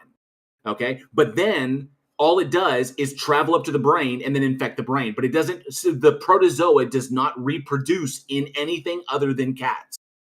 Okay, it is a feline specific. The feline is the host for it. That is the host animal, because it doesn't do to the cat what it does to everything else. Okay, it is a protozoa. It is not a virus. It is a protozoa. So he obviously does not understand the difference between these microscopic organisms. But the protozoa does different things outside of the cat. It goes up to the brain and causes. Typically, it can cause abscesses. It can cause brain bleeds. Cause all kinds of problems in humans. But when in a cat, all it does, it reproduces in the cat. So that's it. He's making this shit up. Is what he's doing. Not to mention, what when the protozoa itself, when it's inside a host outside of a cat, whatever secretions or excretions it causes in the body, don't mind control human beings. It just causes infection, and we can actually look at that. We can actually look up what exactly toxoplasmosis does to human beings. So untreated, infections can lead to blindness. But if your immune system is weakened, especially as a result of like HIV or AIDS, toxoplasmosis can lead to seizures and life-threatening illnesses such as encephalitis, which is swelling of the brain. In people with AIDS, untreated encephalitis from toxoplasmosis can be fatal if you are immunocompromised. So, but encephalitis is just swelling of the brain, is what this protozoa can do. Okay, so no, it doesn't sexually reproduce in anything other than cats. And when it infects other things, it has different effects. That's it. I don't know where he's getting his information. It literally, I'm telling you, it's literally made up. He is making this stuff up because the NCBI tracks it globally. And it's one of the most understood protozoans out there. And I don't know where he's getting his information. It is literally all fake. Thank you, JL. It's very informative. What do you want to do here, Randolph? Bring somebody else on, unless somebody else had something they wanted to quickly mention. Welcome, Bix. And then Mr. Straight. Yeah, hi. Hello. Well, I don't know if you remember, I was here a few months, and I tried to prove not the existence of my God, but the existence of a creator, that have a few for intelligent creator with the. Could you speak up a little bit? Your volume is quite low. Oh, wait a second. Is it okay now? Oh, that's a bit better. Yes, thank you. Okay, so I tried to prove that there is an intelligent creator with the gravitational force and the electromagnetic force. And I said the two different forces in our universe, main forces, and they have the same proportional to the radius, to the mass/charge in the force of Coulomb. And I don't think it's random. Because what is the chance of two different forces having the same proportional, the exact same? Do you remember me, Mr. Straight? I think you and I interacted about that the most. Yeah, cool. So what have you been up to since then? What do you think now? Continue learning. Well, I still think it is true, but now I can write. Back then I had a book in hand, so now I can write and actually show what I'm talking about. Great. So, like, are one of you in a live or something? Like, or may I send you a photo or something? Sure. If you send it to me, I'll post it in the chat if it's like a diagram or something. Well, I will just write it. But yeah, so I'm going to write it down. What do you think about this? Like, is it enough to prove that there's intelligent creator? Haven't seen it yet. Or did you already post it? No, I didn't post it. I didn't write it down. Well, you know what? Put me back down, and I will tell you when I finish writing it down, and then bring it back up. Okay, so what you're saying is you want to wait until you're done writing and then come back on? Yeah, not to waste time. Sure. Okay. You'll be welcome back anytime. If you need more than just today, we can see you in a fortnight, 2 weeks from now. Okay. Thank you for coming on. We look forward to hearing what you've got. Yeah, And if you have a link next time... It will take me a few minutes, so yeah, bye-bye. Cool. Just Sure. raise your hand again. Yep. Got good but bad up next. Looks like they're an investor. good but okay. I thought it was like good but is bad. It's like no, good but is good. Good but is good. What's going on? Good to be here. So I got a couple of points. Listening to this excellent show.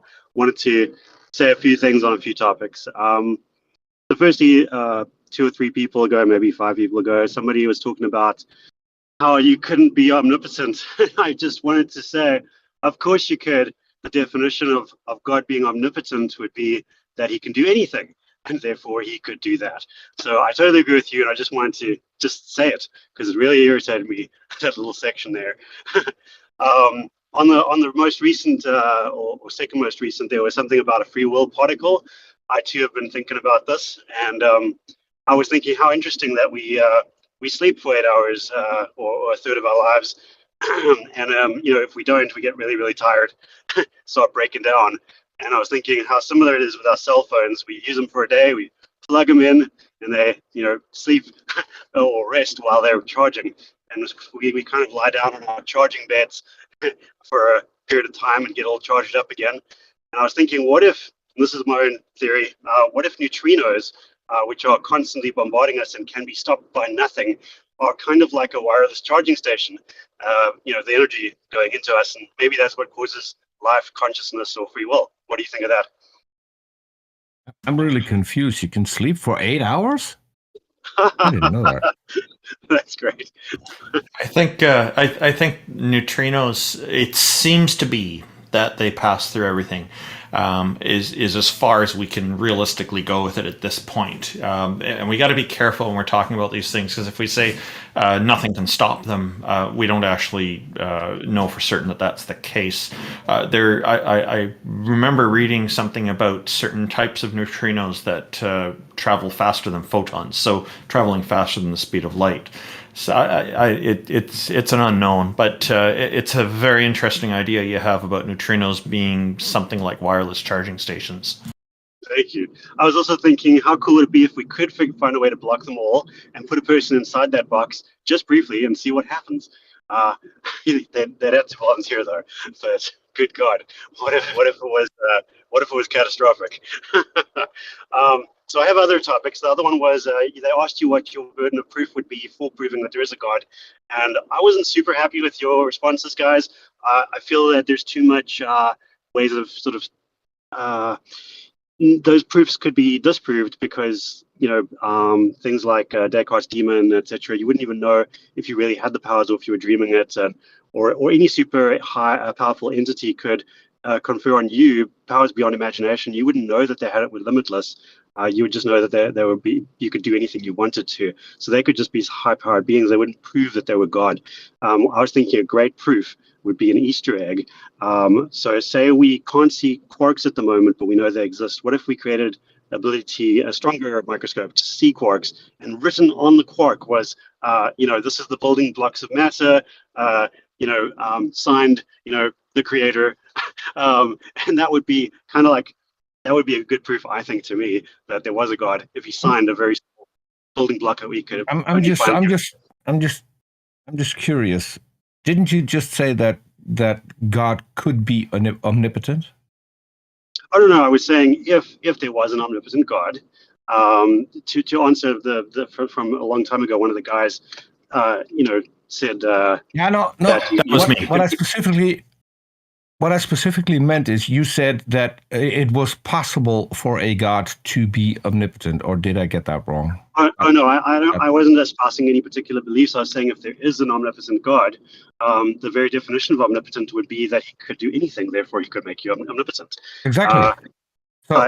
Could he provide evidence for me to believe that he actually exists? Absolutely, of course. If there was an omnipotent God, he certainly could provide proof to anyone, even if that person was, refused. He could just change the person. An omnipotent God would have no trouble. Exactly. There's a billion ways they could do it.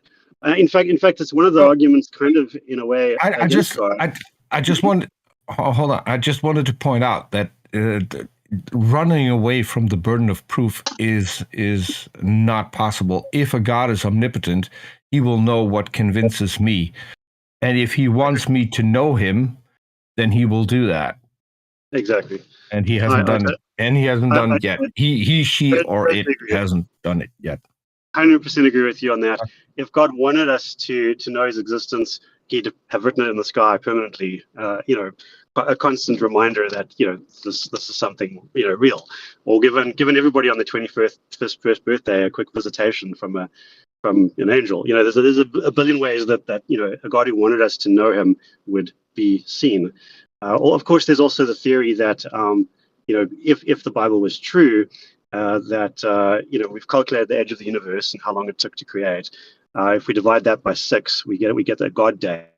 If God is sleeping for the 7th day, he might just be asleep right now, and we need to calculate when he's going to wake up and what's he going to do for the next 6 days. And that's a bit worrying, but just putting it out there, he might be asleep.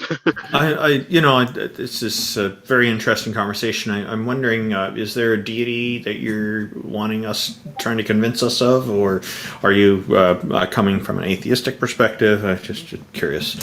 I believe that there's really two kinds of people, and I think that it is people who believe in inference and people who believe in conjecture. And inference is like wanting there to be facts, logic, reason, rational, provable, repeatable. And conjecture is, imagination, belief, intuition, hope, and that kind of stuff. And I definitely fall into the inference camp, as it sounds like you do too. I don't really feel like Sorry, I didn't quite catch that. Into the what camp? Inference camp. So rational versus not versus irrational, but inference versus conjecture. So you want there to be proofs of things, and all your beliefs should be grounded on a basis of something that you can point to. And I'm of a similar set. I might have a spiritual side to me, but I'm not going to say this is true versus for me to say something is a fact, I have to be able to point to a certain amount of evidence. So having spiritual beliefs, I don't think contradicts that, but it's not a belief that it's fact. It's a belief that makes sense to me on a certain level. But I'm not going to point to a particular religion and say I was lucky enough to be born into the right religion, or into the right time period where the right religion exists. There's too much. I feel it's very hubristic to make any kind of claims on that front when there's been so many religions over so many millions of years, and to be hubristic enough to think we were in the right time period, born into the right religion, without even researching all the other religions, I feel like it's very hubristic. Well, I did another quick question for you though. Before even somebody trying to prove that there is a God, can we even prove that this is base reality? Can we prove that other people exist as we do? I have no real proof that you exist. I only have sufficient proof for my own existence. So it's very difficult to prove the hard questions. That's what I'm saying. So you had said earlier that you're not satisfied with our with each of our responses to the person asking for what would prove it. And you did bring up the possibility of the dream, and that doesn't escape me. And it could be that, and that's why I clarified with J.L. Warren that he'd want a little more than just an appearance. So that's valid. That's a valid concern, and this is why I take doubt as an ally. If you want to get me to deism, show up. If you want to get me to like Christianity or something, that's going to be a way bigger. Yeah, I think I'm on the same page as you guys, and I do have to duck out. I'll be listening, but I hope I gave some interesting thoughts for people to think on, especially the Easter egg one. That's kind of a favorite of mine. That's deep down signage. But I got to run. I would like to stay longer, but I got something I've got to do. One quick thing, just for the index, because I put a list of people who are here. Should I put you as an atheist or theist? There's no third option. Well, if you've got one you prefer, I'll gladly put it in. Are you an agnostic? Are you unsure? No. I lean more towards sort of. It's hard to label, really. I haven't really tried. Kind of co-creation / we're all God / we're all part of God / universe is all one sort of consciousness almost. It's hard to really describe. It's more like we each hairs on the arm of God and something like that. It's a longer, deeper. I've been working on this my whole life, and it's hard to really espouse in a short period. Sounds like a general category that has a dependence on a God. So pantheism, perhaps. I don't believe there's separate entities who created the universe to us, or a single God that's separate to us, that created us. I believe more like the entire of existence is sort of one being, and we are an aspect of that being. We are that God, but a different aspect. Canon theism. I'm going to send you a link. Cool. I hope to have many more discussions with you guys. You guys are really, really, top-notch discussion people, and that's my favorite thing to do. But I got to run. Thank you very much. Really enjoyed the conversation with you. The feeling is mutual. A true pleasure. See you. Thank you for coming up. Jack. Was it Jack? You said you got a link. Can you share that in the Heathen Hangout chat? Wait, you said I got a link? Wait. Oh, I thought you had said that you have a link to share. I think Taco put up. No, I sent him a link and shared it in chat. Oh, great. Thank you. I got a split, though. Wife and kids are giving me the stink eye, and daylight's a wasting. Thanks for coming on. That was a nice conversation, though. And see you, Jack. See, King Xerxes has joined us, and Mr. Straight, you're back. Yeah, I'm back. So I thought about that, and I think I should give a little bit of background to the proportional, like what I've written down. So your volume is low again. I'm sorry to interrupt. Oh, no. Fucking. I will just put it closer. Is it okay now? That's much better. Yeah. Okay. So I thought I should give a little bit of background because it just looks like random writing. So those proportional, like the proportion of the F Coulomb to the distance, it was originally made by Coulomb. Was a French physicist. And if you like, we knew the existence of electricity for a few thousand of years, but nobody knew how to measure it until him. And this is what he measured. And after all of his measurements, he made a formula. And like, I wrote the formula down. And like Newton would done his job, and you can see that the gravitational force and the electron and like the force of Coulomb have the same proportional to every single thing, and even the electromagnetic field and the gravitational field have the same proportion. Yeah. So. Okay, so I had to rotate and zoom in on your picture to try to make it legible because you wrote it on graph paper and everything. Should give me a second. Yeah. I'm going to post it in the chat so everyone can see it. I'm just going to up the contrast a bit. Okay, so you have it broken into steps 1, 2, and 3. Yeah. Can you the explain? distance, then both of the mass or the charge. So the first one is the distance. Fg is the gravitational force. Fk is the electromagnetic force. You can see that when like Fg is 2Fg, R is well, sorry, when Fg is 4Fg, then R is half R. My English is bad a little bit, but like what I'm trying to say is that there's the same proportional. I wrote it down. You should see it. So when let's say 9Fg, so R is 1/4, 1/3, and yeah, so the same with the masses, but when like Fg is when there's 2Fg, so M is 2M. The same with the second mass slash charge. And when you take those proportional and you build to a formula, you have the same formula, but the only real difference is like in the first one there is mass, in the second one there is charge, and the difference is big G, which is the constant of gravity, and K, which is the electromagnetic constant, which are not a part of the proportional because they're constant, so not a real part of the formula, like proportional here. And the point about the field itself, the electromagnetic field is equal to the charge itself. You can see I wrote the electromagnetic vector is equal to F Coulomb. Of course, the direction is needed, and I divided it by the. I don't know how to say it in English. I think it's the. I posted a contrast increased cropped version of your math in the Ethan Hangout. Can you see that? Well, it's not my math. It's No, I just said the stuff that you wrote and sent to me, so Yeah. everyone can see what you're talking about. Okay, so I'm a little lost. Is this well, let's just recap, okay? Because a lot of people don't remember last time. So the claim you made last time, as I recall, was that you said that there's a similarity between the forces, and you think that that similarity must be a designed similarity, right?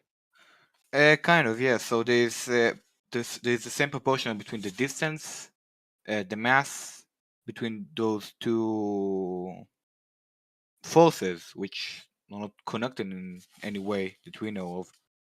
I remember one of you said that like they're both walk on waves, but I don't see why. Like, okay, so they're both from waves, so you will have the same proportional in every single way. Doesn't make sense to me. The electromagnetic field is the electric field, the gravitational field, and the electromagnetic field are the same proportional as well. I don't know how to calculate the energy of an atom going of the electron or something like this. So I cannot talk about the energy, but yeah. Okay, so just to be clear, you want to say in a sentence, in a propositional sentence, what your thesis is, and let's just make sure we get exactly what it is that you're trying to say down. Okay. So what in one sentence or two sentences are you claiming? That the similarity that we have between two different forces, Which forces? two different forces, yeah, in our universe. You have to say the which forces. The electromagnetic force and the gravitational force. Okay. Points to which similarity? Intelligent design. Which well, similarity? The proportional similarity. Okay, you have to be specific. Yeah, you can see that I've sent the math. I don't know to be more specific, but like when. So specific is when you specify what the similarity is. So similarity between everything. Like everything is not a thing. You need to specify. Well, okay, so there's only three things which can be similar because there's the distance and the two masses or charges. So the amount that they change over distance. No, yes, but you can add to this the mass. So like if let's say Fg is proportional to m in such way that 2Fg is 2m. And the same you can say about the force of Coulomb, that 2F Coulomb is 2 Q1. The same you can say about the second. Like without using letters, I want you Yeah. to explain Yeah, those are what the okay. actual So M. phenomena means to people who are not looking at your math or don't understand the math. You have to be Okay, able to. so Math means something in terms of what it refers yeah, to. yeah, yeah, yeah, yeah, yeah. So Okay, what I I get. remember last time is you were talking about how the force interacts with mass and the ratio at which it does so over distance, right? Mm-hmm. So I explained why I thought that was the case, but before we get into that, I want to make sure we have your actual proposition in writing. So I've written down so far, Mr. Straight says the proportional similarity between electromagnetic and gravitational forces in terms of blank points to intelligent design. Yes. So what is the blank? What is The the blank exact is the similarity? distance. There is the same proportional distance between the FG and F colon. Well, I want to Proportion- first of all say what the letters mean. So the proportion between the strength of the force the and strength of the force, yes, and the distance between the first object and the second object. Okay. So did you this- understand what I said last time about how different things propagate through a medium? We call that in some case, like in macro scale stuff, we talk about fluid dynamics, right? So I Well, I put don't the know fluid sentence here. It says, Mr. Straight says, the proportional similarity between electromagnetic and gravitational forces determines the strength of the force and the distance, or the proportion of the strength of the force. Well, it is not only this, it is the like the proportion is the same with the distance, it is the same with the mass / charge, and it is the same with the second object mass / charge, which like makes the whole formulas be the same proportional. Can I ask you a question, Mr. Straight? Yes. Does the God that you believe in have unlimited creative power? Sorry, my headset crapped out Well, for a second. it cannot do something which is not logic. It cannot, I don't know. Okay, make so something- barring anything that's a logical contradiction, he Yeah. can do anything, right? Yeah. Okay, so he could have arranged the universe in such a way that the proportional similarity between electromagnetic and gravitational forces was different and still somehow facilitated life. Yes. So how is the particular arrangement that we observe indicative that he created it? If he could have done it anyway, why is any one particular I arrangement get you, evidence of I this get you. proposition? Well, no, it's not. It's not that like the situation of the forces themselves. It is that we live in this universe. Yeah, so those are the laws of the universe are not going to change. At least we shouldn't think they're going to change. And with the situation, Well, we live I in shouldn't today. think they're going to change because I don't believe there's a conscious will that orchestrates the arrangement of physical Well, I laws. don't think that God will just change his entire creation. So we're both on the same. Well, the difference between you and me is that there's no capacity for the universe to change in my worldview. It doesn't have a will. In your worldview, there is a capacity for it to change. Well, you cannot apply and the your same and will your that in- the human have and the and same your will that assumption that it won't change, Mr. Straight, is predicated upon further assumptions about this deity that you also assume exists. So, Well, a lot more it assumptions in your assumes worldview what than I know mine. about God. Like it seems it is this Well, assumption knowledge that God is is going to change. knowledge is a justified true belief. So, effectively, Yeah, if you can't show it, then you don't know it. what do you mean? I did show it. Like No, what you I showed is showed it. that there's a particular arrangement of physical constants in our universe. But you've also admitted that your God is perfectly capable of creating the universe in any way he wants, and it can still facilitate life so long as it doesn't Then entail a logical how does contradiction. it go against my point? Well, my point is that your argument is undetermined, right? If any particular arrangement of the universe would be evidence of God, then no No, it's not what particular I said. No, arrangement of no, the no, no, universe is no, no, evidence no, of no. God. No, it's not the point. It's not the point. The point that I'm not saying that there is life, so God exists. No, no, what the fuck? No. What I'm saying No, that that's not. there is. Yeah, but like, understand. What I'm saying is there is there's 4 forces in our universe. 2 of them have the same proportion between the mass, so charge, and the distance.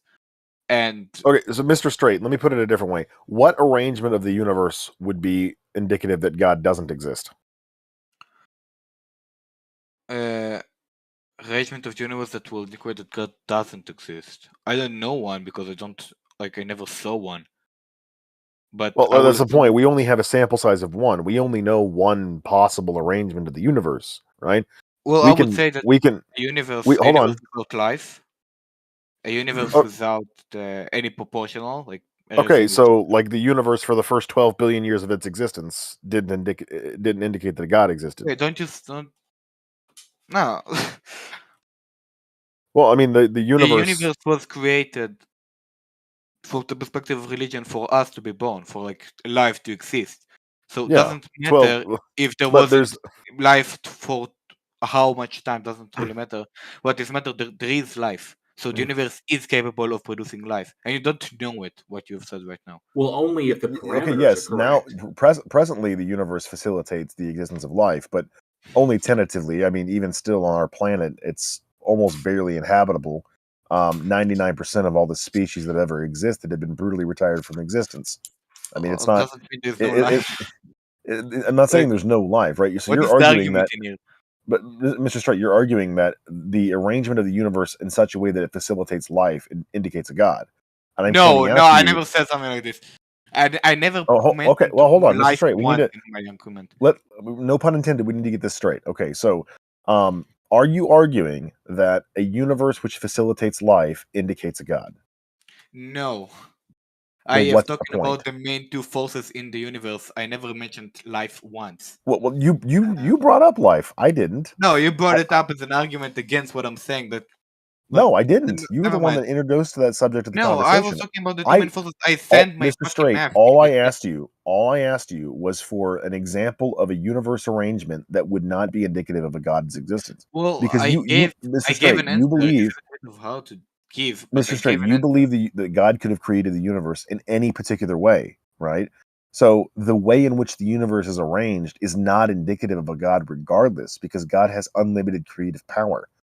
There's no particular arrangement of the universe that we would expect is created by a God versus a particular arrangement of the universe that we would not expect is created by a God. So for us to have proof that he exists, he created the universe in just ways that have proofs in them. Like what is the chances for the proof? What's like that's Mr. Straight, you just denied that you're arguing a universe which facilitates the existence of life, biological organisms, is indicative of a God. Okay, you're arguing. You just told me expressly that you do not think just because a universe facilitates life that means a God exists, and now you're arguing that exact point. No, my belief does tell me this, but and understand it wasn't the point. It wasn't the argument, so because I am making an argument from the perspective of Mr. this Straight, person. I need a I know concise answer here. Prove it. Right? I need a concise answer here. Okay, is a universe which facilitates life indicative of a God? Yes or no?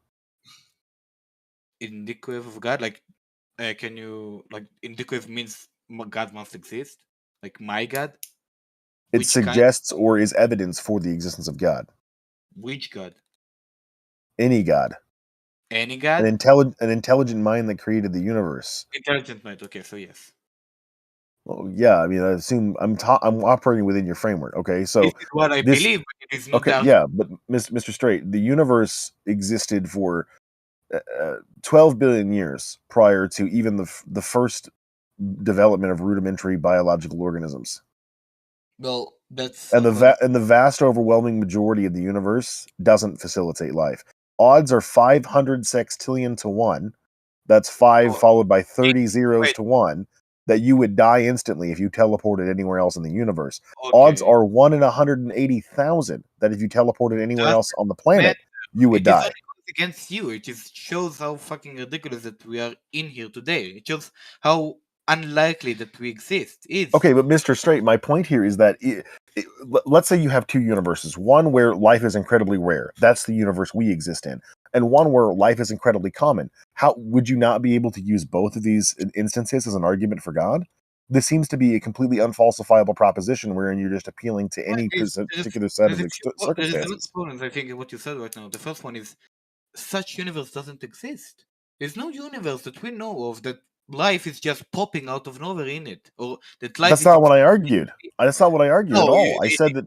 Mr. Straight, stop strawmanning what I'm asking you. Okay, you have there's two possible there's a few possible universes. A universe wherein there is no life, a universe wherein life is rare, and a universe wherein life is common. Okay, those are the three possibilities. Okay, according to the definition of the God you believe in, all three of those universes would be indicative of God. There's nothing we could evaluate to falsify this proposition, which is No, ridiculous. not every single universe that exists, or any single universe that you think exists, or you give the example of, will index the existence of life. In a universe without life, I didn't say is life, God that Mr. exists. Straight, Mr. Straight. I didn't say life. We are talking about what arrangement of the universe is indicative of the existence of God.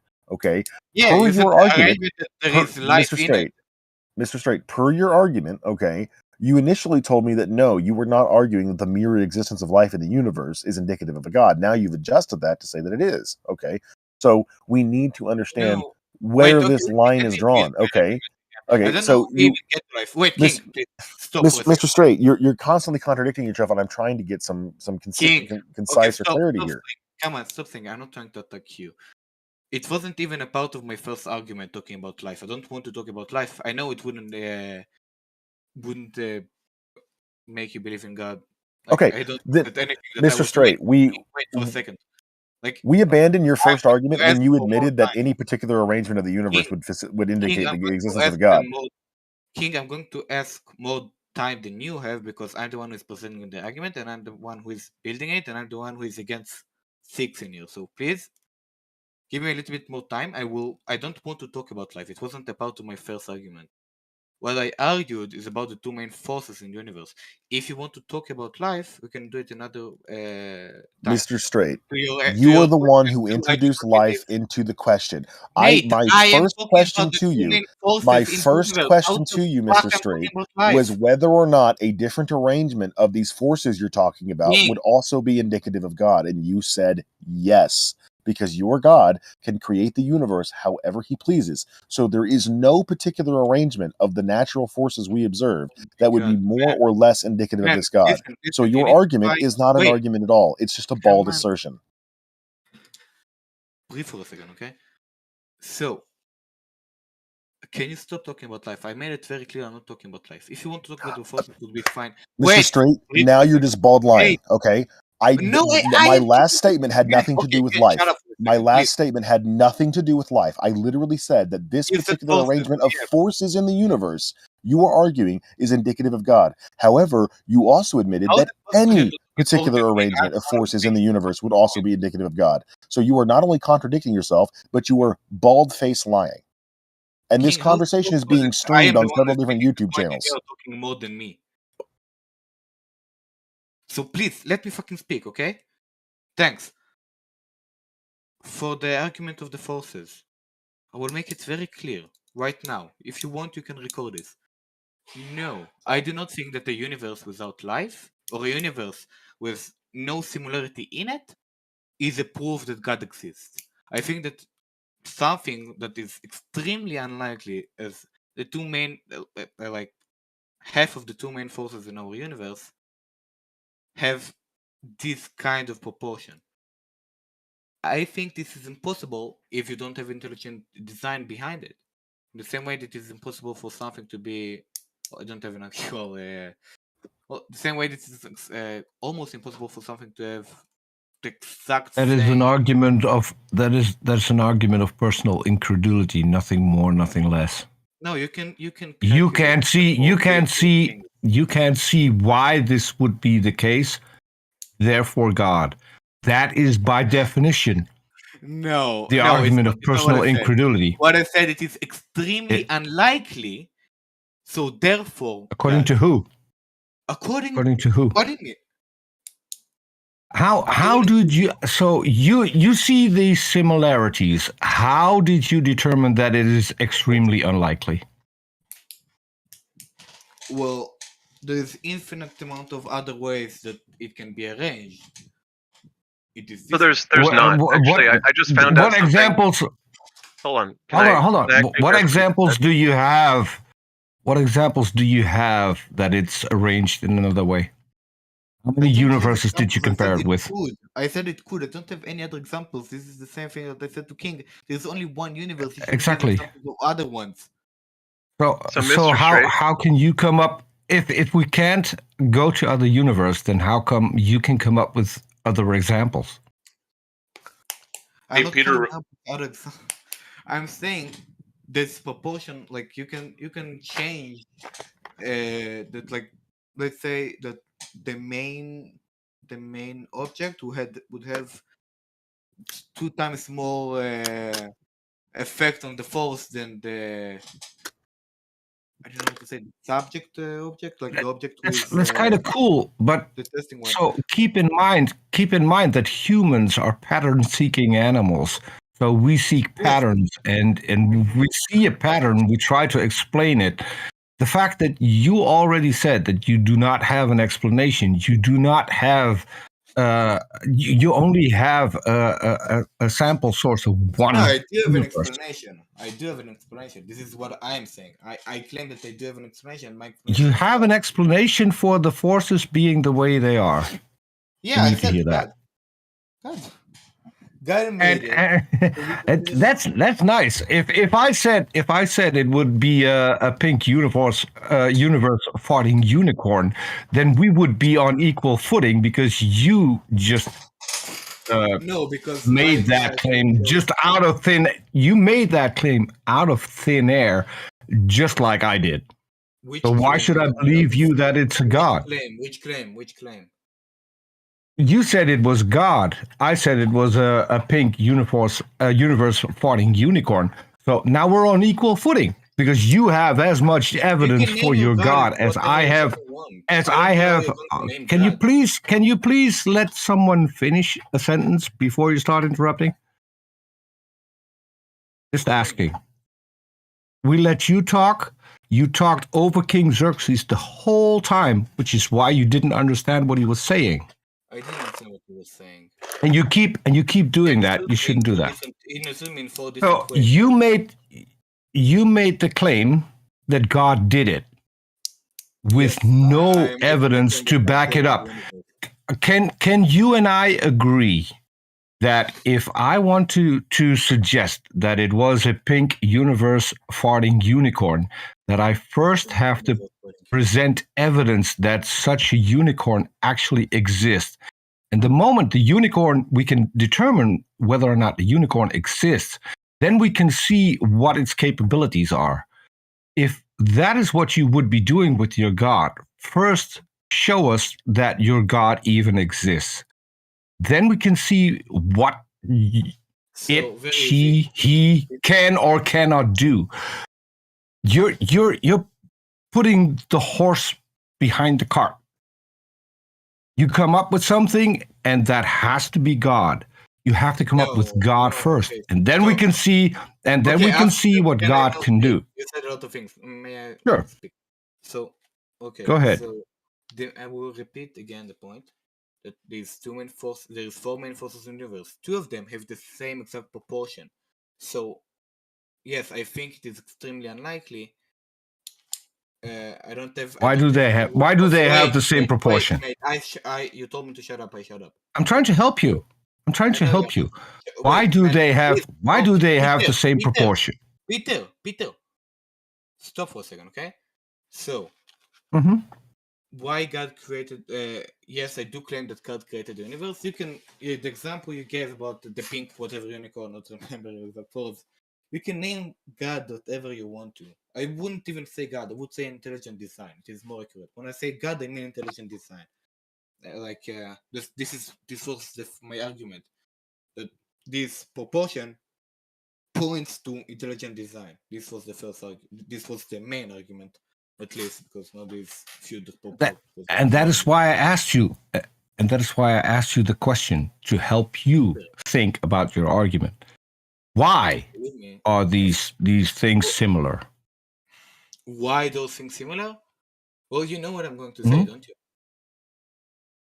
Because God created you're going to make up an explanation because you do not have an explanation. I would be able if you would let me finish. So God created the universe in such ways that we will have proofs of him in his own creation. This is this. Mm-hmm. I believe that God the God that we haven't established that exists created the universe. Well, I just made a point that he does. Like intelligent design. Which God? When I say God, I mean Which intelligent God? design.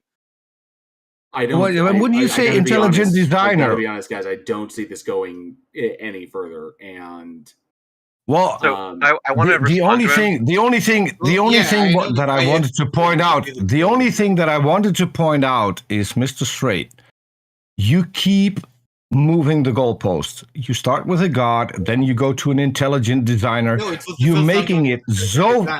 Can I finish, please? Sorry. Can I finish my sentence? Can I finish my sentence? Stop yelling over each other. Come on. No, I cannot let him finish. I'm trying to explain something to you. If you let me. About me. No. I'm okay. If I'm we'll wrong, take turns. I'm wrong, we're wait. gonna have Peter go real fast, I'm wrong, and then Mr. Straight will respond. Then Ix will go because he had something really interesting to say. Then we'll go from there.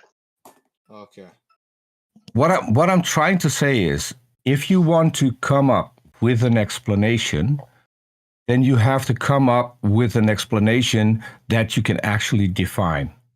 If you're going to say it is an intelligent designer, great. Where did you get the intelligent designer from? Is it from a book? How did someone point you to the intelligent designer in order for you to come up with that as the explanation for the universe? You have to have there's a reason you think of an intelligent designer. This is how I'm trying to help you make your argument. If you keep flip-flopping around between a God and an intelligent designer, define your designer first and be as specific as you can be, and if possible, tell us how you got to be aware of this intelligent designer. Does that help? So, well, before I start, there's one thing that annoys me a little bit when you say I try to help you. Everybody here have a functioning brain, don't lie. You got to speak up. What? You don't hear me? I say that Quiet. because English is not my first language, and I don't think it's yours. It is not. Yeah, it's not that I wanted to insult you. Exactly, and I just wanted to help the conversation. I'm not trying to be condescending towards you. Sometimes there's a language barrier. So help me build my argument. Just don't say it because I'll be quiet. You can talk to the. Yeah, thank you. So Mr. Straight, I want to explain this to you, and I want you to listen for a second and look in the chat because I've posted a link and I've excerpted the text and the diagrams. Okay, and this is exactly what I was. Hold on a second. Which chat? The Heath and Hangout chat, the one that's next to this one. Okay. So what this page explains is what I tried to explain to you last time, and I guess it didn't make sense to you or something. But hopefully this will make sense to you. Okay. Any point source which spreads its influence equally in all directions without a limit to its range will obey the inverse square law. Hey, man, are you listening? Where is it? In the Heath and Hangout chat. Can you mark it or something? I'll repost the link and for just give me a sec. I'll repost it. Like I'm gonna send him a link to my message, which will take him to the correct chat. Okay, that's okay. So Mr. Straight. Oh, okay. Okay. So this is what I was trying to say to you last time. Is that like I am not a physicist. I simulate physics and computer simulations, but I don't study like pure physics. But all I know about physics is how to implement it in terms of mathematics, and anything that is a point source, which is going to spread out, is going to follow an inverse square law because its influence is spreading out. And this is a matter of geometry, which would be true even if I made something other than physics, like a made-up thing. Wonderful. And so it's not a matter of a designer carefully arranging two totally different things behaving totally differently in an arbitrarily similar way. It's a matter of two things doing the same thing, which is propagating through space, which is going to follow an inverse square law because of geometry. So geometry is an abstraction of space-time. You understand that, right? So when we look at gravity and we look at electromagnetic forces, and I'd like you to read this and understand it. I know this. Tell me, what part of this do you think requires someone to specially arrange a different case for one or the other and to arbitrarily make them the same, rather than they're merely following the same geometric principles that you would expect any force propagating through space to follow? Okay, so Furthermore, you also said it- something funny, which is that you said that there's an infinite number of ways these things could be arranged. But Bertrand's law shows that for something to have orbits, like the kinds we observe, there are literally only two possible ways that it could be: an inverse square law or a radial harmonic oscillator, right? And yeah, it's there's making no it there's no infinite range of possible ways gravity could be arranged. 9. I would admit buoyancy on something like this. I don't learn this kind, so I don't actually know. I will take what the scientist said. Of course, I wouldn't make my own claim. Yeah, so I have no problem agreeing with this. But if would God create the universe another way? Of course, God can make it another way by the definition of him. So yeah, but to the main point. So Like this is I would exactly explaining what I was trying to yeah, tell I you know. last. We learn on this. Yeah. I know this. My question would be, so why is it the same proportion between them? It could be weaker, or like it Okay. can. I'm going to read it Okay. to you. Okay. Any point source which spreads its influence equally in all directions without a limit to its range will obey the Equally. inverse square law. This comes from strictly geometrical considerations. The intensity of the influence at any given radius r is the source strength divided by the area of the sphere. So if you take a sphere or even a circle and you draw an arc, right? The length at any distance of that arc is going to increase as it propagates out from the center towards the outer part of the circle. Mate, A I know sphere is the this. same thing in 3 dimensions. I learned So trigonometry. right, Believe me. right. So what this means is the intensity influence is going to change by the strength divided by the area of the sphere. Being strictly geometric, the inverse square law applies to diverse phenomena, not just electromagnetism and not just gravity.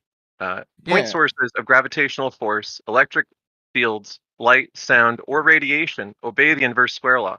It is a subject of continuing debate with a source such as a skunk on top of a flagpole. Will its smell drop off according to the inverse square law? Okay, that was a bit of a joke there at the end. But the point is, this is a matter of geometry, and it's like it's not surprising. And if this isn't intuitive to you, I would encourage you to think about it more in terms of geometry Well, it is and less intuitive too as because I told you arbitrary. that. It's less of an arbitrary thing, and it's more of a geometric concept. And if you grasp the geometric concept fully, like nothing about this is surprising. Mate, I learned this. Okay, I know. Like my answer. So I understand what you're saying. It is a good point. So, but then comes the question: so why isn't it 2R for FG and only 1R for F colon? It would be the same. The inverse square law will apply in the same way. It would be still you can still use it. But why isn't it like 2 times stronger or half time stronger? Like the effect is Because half time less. it's a spherical radiation. No. It's not what I understand. Okay, I will say it again. Why isn't it the proportion for the power for the force to the distance isn't half r? The inverse square law would apply in the same way. Everything would be the exact same, but you would have the source to be 2 times stronger, so it would be half r, and fg can still be stay as 1r and o. So why isn't it like this? Like, what is the chances for it to be the exact same? The exact same, like R for both of them. Why isn't it 2R or 3R or R divided by 2? I don't know. So yeah. I don't fully understand what you're trying to say, and that may just be due to the fact that I'm not a physicist or a mathematician. But I'm telling you what I've gathered from talking to physicists. If you want to discuss this in depth, and this would actually be a great opportunity for you to meet people you'd probably find really interesting. There is a physics Discord. Have you heard of it? I know. Specifically, every mathematical discipline has a Discord as part of a science Discord network, and I can refer you there. I've referred other people who have kind of like weird physics theories to actually talk to them. Well, it's not. I said it in the first time I spoke. It's not my theory. It is my physics professor. I've told. Not. It's not a professor. I have 2 degrees in physics and 2 degrees in math. He told me this. It's not something that I came up with. It's he told me this. I don't know if he came up with it. So like he Right. told I'm me. gonna refer you, like I said, to a physics Discord full of physicists who could answer more of the counterfactuals about why would it be some other way. I'm just telling you what I've gathered from looking at the literature and just from my own intuitions about geometry, that inverse square law proportions Well, are it's going to be not geometry. expected for anything. It's about calculating the arc or the surface on a sphere, right? For anything, even if we weren't talking about physics, if it had this kind of geometry, we would expect this kind of drop off. So I'll send No, you a link no, to because the again, physics I Discord. agree. Of Hold on a second. cosmology. I'm in the Yeah. middle of a sentence. Okay. I'm going to send you a link to the physics Discord, but if you want to get into like real counterfactual, why is it not some other way? I'm not going to be able to answer that. I only know what physicists say about our universe and about the math and the geometry that our universe embodies. Space-time could be some other way, maybe in some other universe that's totally different. But this is what I've gathered. I would encourage you to talk to physicists about this, and not people who aren't physicists. Yeah, I'm making the point. I'm making the point. Yeah, I would love to talk of course for physicists. Cool. I did it with my teacher. But Okay, I just sent you a link to the physics Discord. If anybody else wants the science Discord network info, just DM me. Well, do you want me to repeat like what I said about why isn't it proving it again, or do you want? I don't think we're going to get any further than that. I think the things you're looking for, you made like I think X has given you a great resource to kind of further your inquiry on that. Some individuals who are probably a bit more informed that actually work in the field and can give you what you need to get to the next point. Otherwise, I don't. The intelligence design pretty much is just pareidolia, that it looks a particular way. I can only go with it looks a particular way, and it looks like it was made for us. So it's just the same. It's just the Douglas Adams sentient water puddle analogy is all it is. It's like it looks like it worked so well for us, so it must have been made for us. When in actuality, Do you want me to answer this, or we developed and evolved into it. I don't think there's any further that we can go with it. So, okay, for the sake of time, I think we ought to move on to. Yeah, but before 1 second, before I go, It's why I asked how you got to an intelligent designer, because that would be the interesting part of the conversation. Do you want to continue? We Or still do you don't want to continue? other than just making it up. We haven't gotten past Mr. Straight just has one more thing he wants to say. Go ahead. Yeah, so I saw that every time like somebody leaves, you'll continue talking about these arguments. So I would like you to not talk about my argument if I don't have any way to answer you. Just yeah, I can still say I just wouldn't appreciate if you're going to talk about what I said after I leave, like make your points against it when my hands are tied. Sounds fair. Cool. Yeah. Okay. Hey, Thanks you. Mr. Straight, thanks for joining us. I'll be talking to you. So before we move on to the next person, I have to say I did not know that Worm Guy was a flat earther. I was unaware of this, so I don't think we should ever have him up again, because flat Earth is just one of the most antisocial, spit in the face of all fields of science, and it's just trash. And I concur with Professor Dave's pretty much his opinion on that it's just antisocial. All it's done is to just piss on the work that hundreds of thousands of people have come before, and it's just like I don't want to believe this because I either hate the government or I'm unsatisfied with my life and I'm just angry about crap. So yeah, I don't think we should ever have him. I think that the topic of flat Earth is also off topic here because it doesn't have anything to do with convincing anybody that any deities are real. So that's another point against flat Earth there. Yeah, I'm just I didn't know that about him until someone comes up with the flat God. I didn't know that about him, so I think that just kind of precludes it. There's no point. If he's going to hold that position, the dude's just antisocial and he's just up here just to cause trouble and disrupt and be problematic. He's already been demonstrated to be a flat out liar. So a flat out liar. I see what you did there. Thank you. The real sad thing about flat earthers, though, is they don't know the truth of the hollow earth as revealed by the Lord Stephen Christ. See, everything is actually pointing out into space. Is actually pointing into the center of the hollow sphere, which has just a medium that tricks us into thinking it's Why space. does it sound like some David Icke shit? because we actually had this guy on, and his followers were sort of like fleeing and like giving sort of exit interviews about their experiences with Lord Stephen Christ. But he's a very funny YouTube cult leader if you look him up. That's hilarious.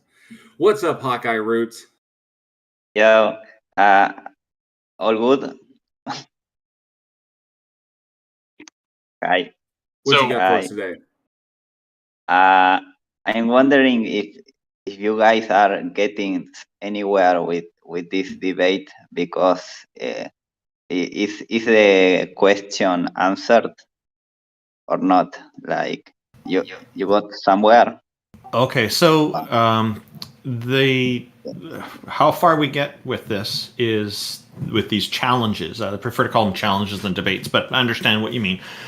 Is up to the arguments that people bring to us. So now I'm open and willing to believe, but I'm going to want the ideas presented to me to be rigorous and reliable and convincing enough to justify me taking a pro-God, goddess position. So far, I've not received any. And there was, I think, some progress made from time to time, because what's happening is, and it happens a fair bit here, because we're getting better understanding of people's views on this stuff, and it's helpful because we're getting ideas from people from different arguments that we don't normally get a chance to hear on other programs. And one of the big things I find really helps is that we get to hear the entire argument in most cases. For people, they come on and they get to present the full idea. We might interject from time to time to have them clarify a particular term or something, but other than that, we generally want to always let people kind of present their idea, and then we deal with it. We try to keep it down so it doesn't sound like ganging up on people, because that can easily happen on a large panel. But I do think most of the discussions go quite well, and it's good interaction. And I'm hoping that it's helpful to people in the audience who may not have considered certain perspectives or ideas as well. Do you have? Yeah, but I think it's just too hard to say for now. I think nobody can really answer the question anyways. So I don't know. You said in the chat, though, you said that you wanted to talk about whether religions are fake. Is that what you wanted to talk about? Yes, I think that if religions are fake or not is an easier one to answer. That we should. I think that question is gonna be answered first, and then the harder one is whether a God exists or not.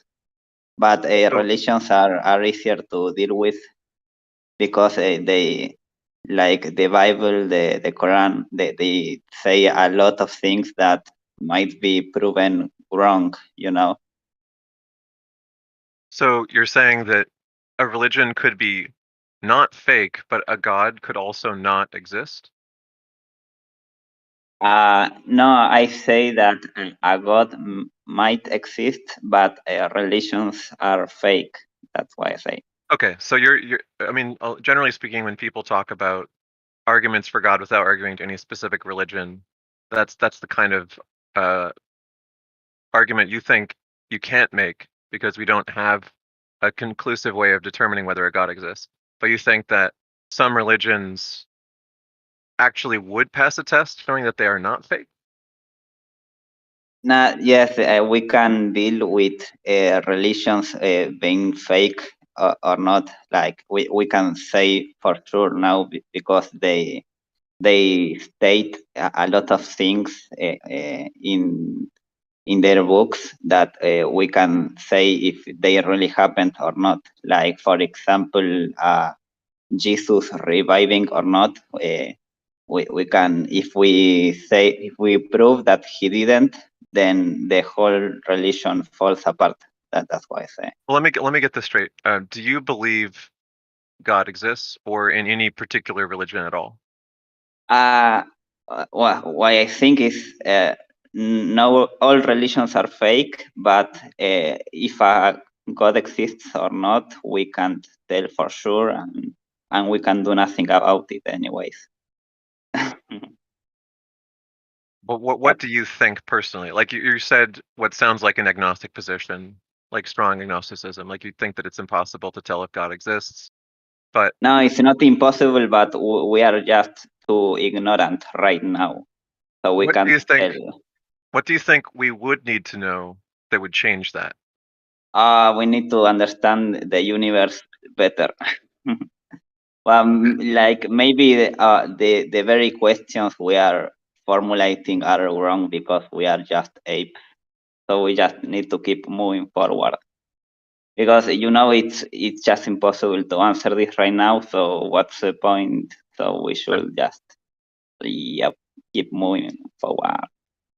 And it doesn't sound like you're trying to convince us that a God exists. However, I think some people here would would give reasons for thinking why there is no reason to assume a God exists any more than there is a reason to assume that like a foreign prince who promises to send me $1 billion if I just send him $1,000 to help him move the money isn't worth believing at all, right? So the question is like, what motivates you to think that it is just a difficult question at the moment, as opposed to a question that's relatively absurd, even before like total proof one way or the other? Well, I think such a deep question of whether a God exists or not is like, I believe humans need to keep their curiosity alive, and so there are questions that are so deep and important that they are not gonna be answered anytime soon, and I think that's a good thing because it keeps our curiosity alive and makes us humans. So I don't think you can answer everything you question about reality just like that. I think they exist because they need to be such questions that can't be answered right away exist because the universe wants humans to move forward, which they need imagination and curiosity. Yeah. Sure. Yeah, I'm not saying. So if you answer everything right now, like what's the point of living anymore? You know what I mean? Like, what are you gonna do with your life once you answer everything that there is to ask about? Sure. Yeah, I think we all agree. Like curiosity and conjecture is fun. Anyway, it doesn't really sound like you're positing an actual argument that God exists, but is there any? No, I have no idea. Well, thank you for coming up. We're going to go ahead and move to the next person. We've got presupposing atheism, who I assume will try to convince us here that a God exists. Probably a Christian one. Yeah, I'm a Christian. I had a question. Are you convinced that autism exists? Yeah. Autism. I happen to know people who are on the autism spectrum, and I have friends who are. So as far as I can tell, it definitely is a real condition. Same here. Hey, P. Mars. Okay, so why do you accept the evidence for autism, but you don't accept the evidence for God? What is the symmetry breaker? God has no explanatory power. There isn't a symmetry there. What evidence do you have for a God, P. Mars?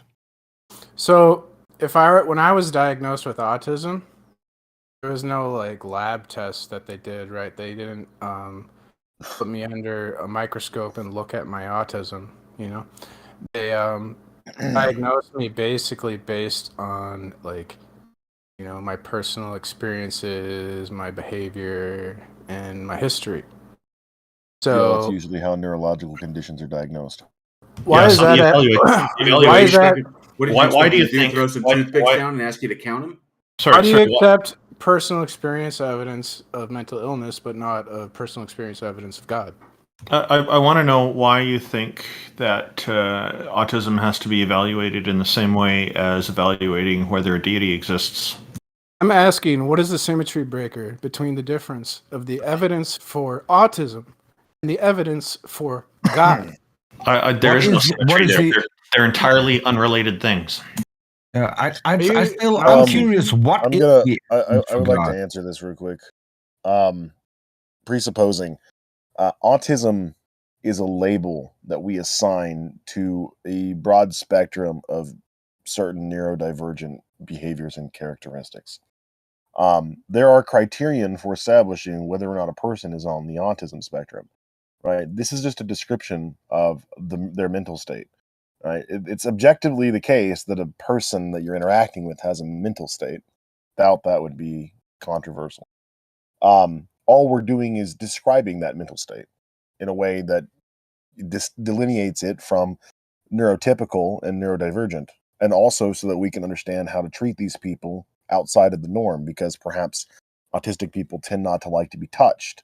They have different reactions to stress, stimuli, so on and so forth. Maybe they don't like loud music. It just depends. And it helps us, it informs us about how to go about interacting with these people without upsetting them or causing them harm. And it works. It's functional. You can make predictions based off of it. It explains things, and it improves our society. Now, as far as like the evidence for the existence of God, that's somewhere between pitiful and non-existent. It's not even remotely comparable to us understanding that there's differences between different neurological conditions. You're saying there's evidence for autism based on people's mental states, but there's evidence for God based on people's mental states, and it's interesting to me how you will accept one. There's evidence for and it autism seems based on completely arbitrary. Like presupposing you're not It's not. consistent with how you apply your skepticism. PMARS. There is evidence for autism based on the outward expression of neurological characteristics that are shared by people who are on the autism spectrum. There was something in common amongst all these people, and we've been able to identify what that is. All we're doing is creating a label for these people, which is autism. We've just named this neurological condition. Autism. Okay, cool. But this isn't, we don't believe in autism because a person says they have autism. We accept autism as a neurological condition because of the overwhelming evidence that it occurs in people. There's no lab throughout tests. No, you're right. There's no lab tests as far as like, chemical interactions there's no, and whatnot. real scientific evidence for autism. Well, psychology is a soft science, but there is evidence for it, just like there's evidence for bipolar and there's evidence for paranoid schizophrenia. It's not empirical evidence. We're not demanding empirical evidence. Proposing atheism, you said that you're saying there's evidence for, what were your words? You're saying about you can test for autism somehow by how when people are thinking of something. It was unclear, but then you're comparing that to God. So you're measuring something in humans that can indicate something about humans, and then you're saying you could measure something in humans, a belief that can indicate God. That's a problem. It needs to be, if you're measuring something in humans to detect something about humans, if you want to draw a parallel there, you need to measure something in God to determine something about God. The point is, the evidence, like how a doctor will diagnose autism, is going to be based on like people's personal experiences, their history and behavior and stuff. So like the same, but there's evidence for God based on people's personal experience, history and behavior. But No. you'll accept the one and you dismiss the other. This is a category. I don't believe it is a category error. I think no, it is, and I'll explain why. it is because the same category. The experiences of people can only tell us things about them. That's it. So using the same method that we use to evaluate whether or not somebody is on the autism spectrum, we can use that method to also determine whether or not they believe a God exists. But that doesn't get us to God exists.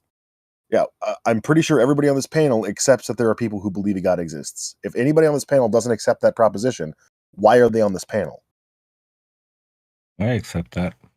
Like, if I had a personal experience with autism and then a doctor diagnosed me with autism, like, you'd accept that. But then if I have a personal experience with God, some authority... Well, yeah, because the doctor has the capacity... A doctor has the capacity to diagnose you by using standardized testing, right? Like people all the time pretend to have disorders that they don't, right? There's people on the internet who use Tourette's There's no way to syndrome know. for like, yes, there is. There are people on the internet who use Tourette's syndrome as like a device of getting likes or clout, right? And people who have experience with Tourette's, both in the medical field and personally, are able to identify these people as posers because they don't emulate the characteristics I think that are found in 100%. You don't Tourette's think they people. could ever be fooled? Well, I don't sometimes think they a are, and these talented people actor con a could lot of people. exactly. So there's no way for the but doctor to really presupposing know. presupposing atheism, that's my point, is that there is some delineation here. Why We don't just accept take that it at as face truth? value.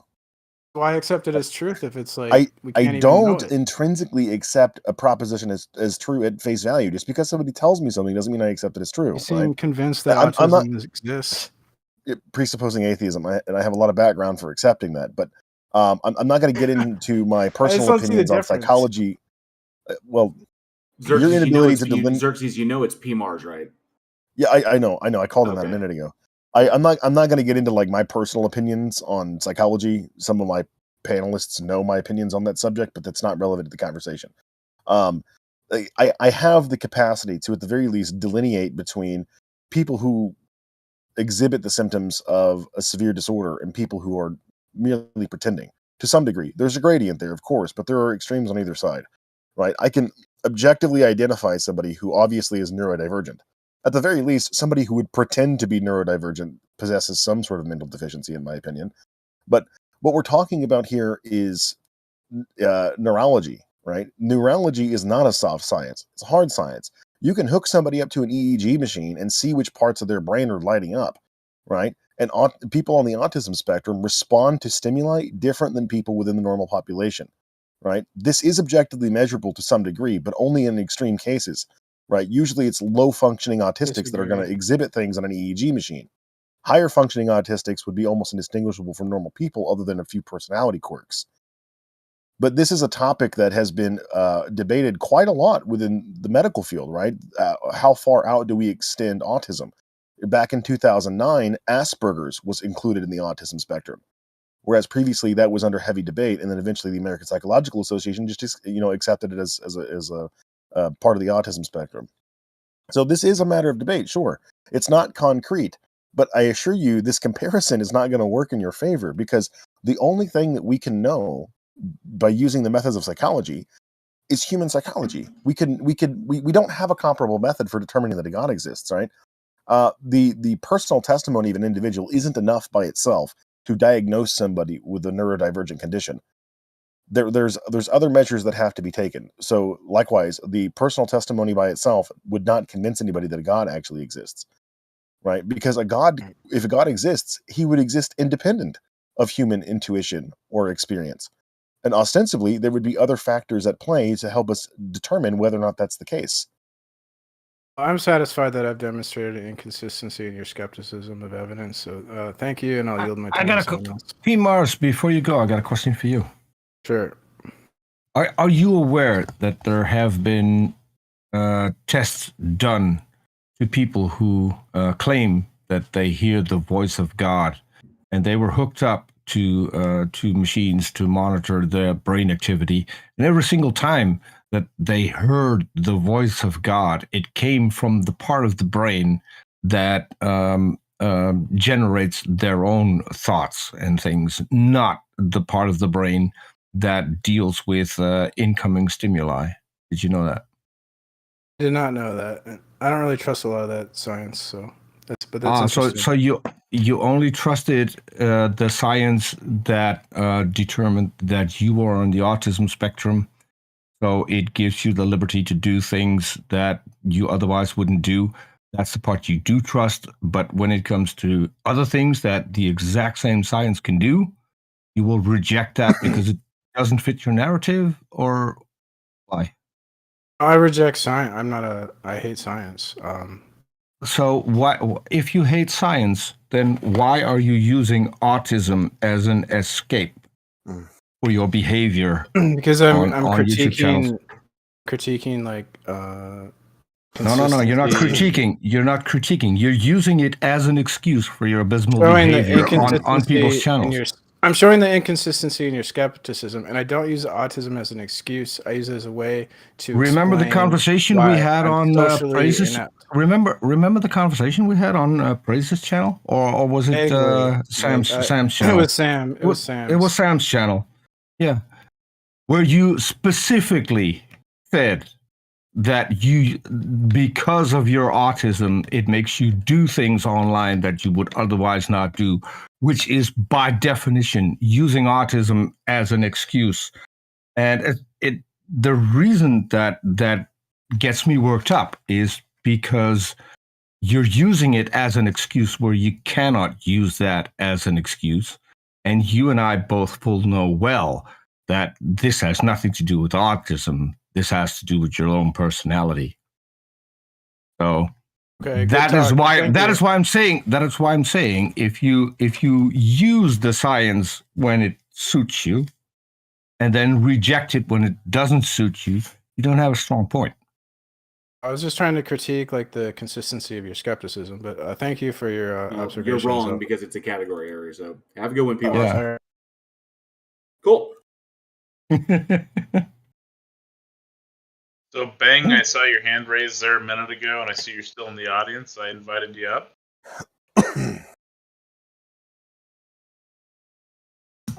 And I'm still a bit miffed that he didn't come forward with the clear evidence for God that he had. He never does that. I just shared Bang's link from the Discord chat into the YouTube chat, and I've been sharing all your links too, by the way. Really quickly, I just wanted to give you guys some good news in light of what I revealed to you guys in the private chat the other night. So I was recently just in contact with Dr. Josh from Digital Hammurabi, and apparently he's watching my slavery debate with Gavin Herleman, and he's going to give me some feedback on it. Oh, yeah. So that was it's good. It's nice to know that I've caught some people's attention at the very least. But I feel sorry for Josh. He's going to he's going to for drink. people who pretty haven't heavily seen throughout it. For people who haven't seen it, it is comedy gold, especially after you left. It's like, okay, do you accept this? Yes. Do you accept this? Yes. Do you accept this? Yes. Then logically entails this. Nope. Like, Yeah. what? Yeah. Now, this is the debate. This is the debate with Gavin Herleman, right? Yes. Yeah. Yeah. Did he keep his pants on through the whole thing? He had did pants it on. I checked. miraculously. I checked. Okay. It was actually quite enthralling. The open dialogue, right? When I realized that there was no point in continuing because all he was doing was just playing a word game over what it means for condonement. Like, what does it mean to condone something? And he was just pretending that it doesn't mean what it means. I was like, okay, well, there's really nothing I can say at this point. I've given you the definitions that are established in all these dictionaries, and you're just rejecting that. So I don't. Whatever you mean by condone is not what I mean by condone. So clearly, we're not arguing the same thing. And then he's like, "Well, you can rage quit if you want to. You can rage quit." That's what. The fun thing is, he conceded at the start of the debate. He actually agreed with you on what condone means at the start of the debate, and then for the entire rest of the debate, tried to pedal back to a different position, and you didn't let him. And that, to me, was comedy gold. I would say if anybody's interested in the context of this, if you go to King Xerxes' YouTube channel, he did a debate with the guy's name is Gavin. What's his last name, Xerxes? Herleman. Gavin Herleman, about does the Bible condone slavery? And it is comedy gold. It's just funny as hell. So I recommend you pop over to his channel and check that out. And also, people need to subscribe because we got to get him to 666. I'm just saying. I'm nearing 500 subscribers on my own channel, but I've debated with Gavin twice. The first one I thought went just fine. He seemed to me to be someone inexperienced at debating, so I kind of decided to try to go easier on him, and I think it worked well. The conversation before and afterward was good, and I've actually just recently posted this video on my YouTube channel, and one of the very first questions that came up in the comments was whether he was wearing pants. That just keeps coming up, and the reason why is because near the end of the first debate, I said to him I don't agree with the 10 Commandments and any of them, and he wanted to debate on that, so a second debate was organized, and that's the one where he stood up at the end with no pants on. Yeah, and started chasing a bird through the room, which was Just So we too got funny. we got Raptor Tag up here. Hello, I was just Hello. wanting to bring up some some of the points that he was talking about that was arguing against the inconsistency, and I wanted to bring up that what did I say? Basically, that we can look at a lot of the way of how our brains work and the parts of the brain and aspects of the brain that will explain religious experiences, and we can also do that for autism. So we can't disprove their personal experience, but we can definitely come up with explanations and usually come up with, like Peter said, we can look at different parts of the brain and see that these fire when they're having a godlike experience. I mean, if you could present that to PMARS, you could like lay out but I mean, you could lay out neurophysiology and what we understand about it and the advancements that we've made in the past 10 years and how we determine these things and the incredible predictive models we have based on what we know about it now. And you could lay it all out, and he literally summed it up in one line. He doesn't like science. It's like, so no amount of field you could give to him. We could bring a neurophysiologist up onto the stage, and he would just reject what they have to say. They've also actually done experiments where they have stimulated using electromagnetic waves those particular parts of the brains that that Peter was mentioning stimulate God experiences, and people will have an out of body / God religious experience. The Corin helmet. It's called the Corin helmet or the God. Yeah. Which is like we can actually make a device that will give people a religious experience. So how do we say that that's fake? Well, we don't say it's fake. We say it's a neurological experience, but it doesn't entail that it's coming from an external source. And that's the issue, is like, if he's saying is like, that's why it's a category error, because going to God, you could say there's a personal experience there, but it doesn't demonstrate that an external source for that experience exists. We can say that there's an experience occurring in the brain, just as autism, there's an experience occurring in the brain, just like schizophrenia, just like bipolar, just like any kind of, or Tourette's, or any kind of mental disorder or neurodivergent state. But when it comes down to it, you're saying that essentially an experience is coming from an external source. You have to be able to demonstrate that external source exists and that it is connected in some way to your experience. And if you can't do that, then you're just like assuming that your internal experience is coming from somewhere outside. And it's not. You can't say that. In fact, neuroscience has come along to the point that we've said these experiences are coming from you. That the voice you hear that the voice people hear when they think it's God is coming from themselves. It's not coming from somewhere where it's interpreting external stimuli. It's coming from essentially where they generate their internal monologue. So we know this. It even works in magic. So I do sometimes I do close-up magic. In close-up magic, what I'm using is your brain to fool you. So it's not me doing something of the ordinary. It is your brain that is set up in a way to be fooled, and I'm just using that for my performance. Like the big question on there is demonstrate that it's kind of like the consciousness. There's like the evidence suggests, or the evidence the way the evidence concludes that the experience is entirely internal, that there is nothing external there. There's no evidence to support the external conclusion. So they'd have to demonstrate that the external thing does exist in order to affect, and it has a connection in order to affect them. So that's what they're saying. That's why it's a category issue with what PMARS is bringing up, is that autism, it ends at the person who is being tested. Because it's them. It's their brain. It's their behavior. It's their experience. It's all of this. And then, like Xerxes said, we label that as autism somewhere on the spectrum. But when they're saying, I'm having this religious experience and I'm having all this, okay, great, that's all coming from you. So that's it. That's where we can go. Well, no, it's coming from somewhere. It's coming from outside of me. It's coming from a God. Okay, well, that still doesn't demonstrate that God exists, because schizophrenic individuals hallucinate all the time. People that are not there. Yeah.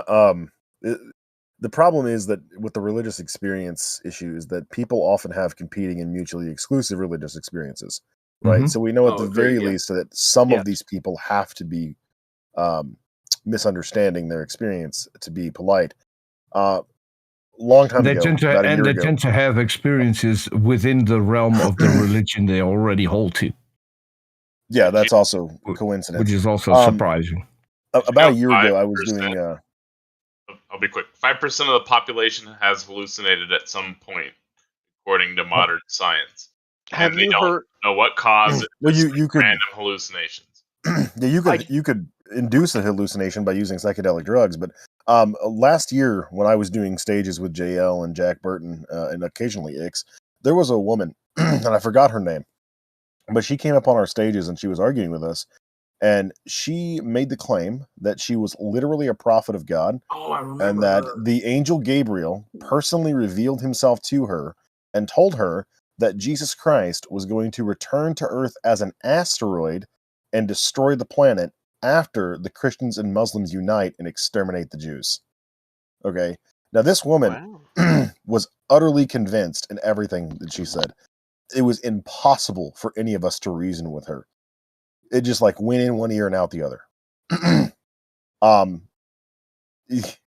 I doubt that if I were to present this case to your general religious person, for example, presupposing atheism, who was just up here, PMARS, I sincerely doubt that he would agree this woman's religious experience actually came from God, even though she would adamantly and perhaps even violently argue that it would, because she did send me death threats.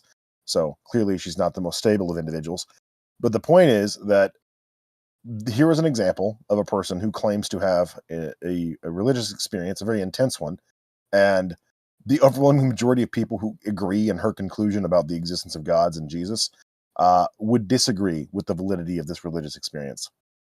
And this happens quite frequently. Every time a religious person claims to have an experience, but they disagree with some preconception of religion, they're labeled a heretic or a blasphemer. Take Joseph Smith, the founder of Mormonism, for instance.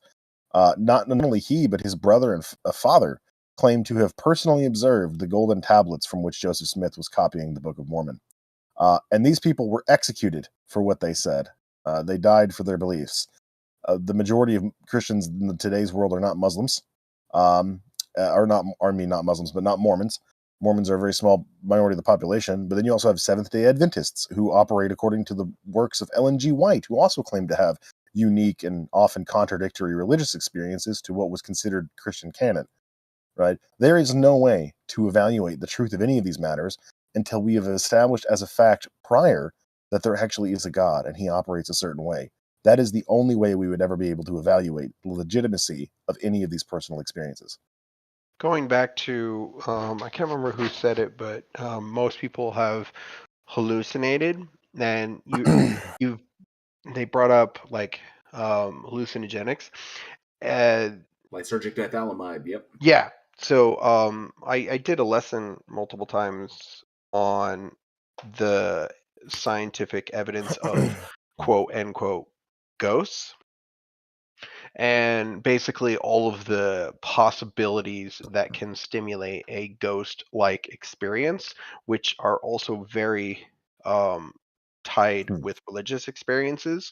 So often people who have had intense religious experiences will have similar responses to a ghost-like experiences. And we've actually found some like legitimate explanations for, like, which can range from carbon monoxide poisoning to infrasound to mold, electromagnetic waves, yeah. Electromagnetic waves, yeah. and also mold that produces a low level hallucinogenic.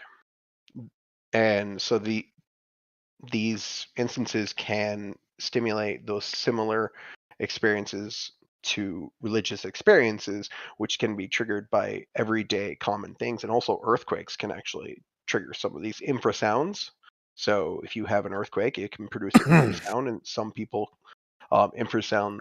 There was actually a lab where they had like a fan that was blowing incredibly, like it was a bad fan or something like that, and basically it was producing a sound that was below our capability of hearing. And when they fixed the fan, well, because the fan was there, a lot of people in the lab were like, oh my gosh, I keep on seeing like feeling like someone was there, seeing things out of the corner of my eyes, having basically ghost-like experiences. And then when they fixed the fan, the experiences went away. And earthquakes also produce these kind of infrasounds. So this is why I really dug this. Going on everything you're saying there, this is why I really dug the early iteration of the show Ghost Hunters on Sci-Fi, because the early iteration, the early seasons of that show, those guys were debunkers. So they would go around to investigate claims, and then they would wind up debunking them because they had specialized knowledge on essentially housing, on plumbing, on electricity. These guys are certified, they're bonded, they work for Roto-Rooter, so they know houses inside and out. They know what the effects of certain things can be, and so they would wind up going into homes to like, you know, like, oh, we have a ghost, we're into blah, blah, blah. They'd go in, and then they would figure out what was actually going on. And like, I think it was like I think it's like almost all the time it was something emitting some sort of EM, like electromagnetic frequency. I think one of my favorite ones was they went up in the attic and they found an old air conditioner that was still hooked into the power, that was still hooked into the house and was still running, and they had no idea. And this thing was old and falling apart and was emitting these electromagnetic frequencies, and the thing was situated in the attic right above their child's bedroom. And the kid is the one who was complaining. And they always said that when they went in the room, they had like they get this pervasive sense of dread, and it was always colder in there. Like the air was just kind of like cooler in there. And that's just because the airflow from this additional unit. And so, and you have the EMFs, which affect especially when people are sleeping. So they end up especially affecting the child. So I loved when they did that. It was only when they kind of sold out and they had to start, you know, creating ghost experience or to keep the show on the air. But beforehand, they were debunkers, and it was fantastic stuff, just shutting that stuff down. I wish more people were educated on it and recognized it. A really interesting one was they came up with an explanation for the Salem witch trials. So ergot poisoning is a poison that will grow on rye bread, and a lot of these so-called witches were women that are like just basically live off nature and off the land, and they would have various different plants hanging for drying for different kinds of medicine / uses. And they actually looked at, like, I guess, weather patterns at that time, and there was a unusually wet season in which if you would be trying to dry these kind of herbs and stuff like that, it would be very moist, and so it would be very prone to giving like mold, which would also, one of the things that they would hang to dry was rye. And a lot of these women, ergotism, yep, they suspect that it was ergot poisoning, which, and then after the wet season went away, a lot of the Salem witch trials disappeared because they weren't having that ergot poisoning anymore. Yeah.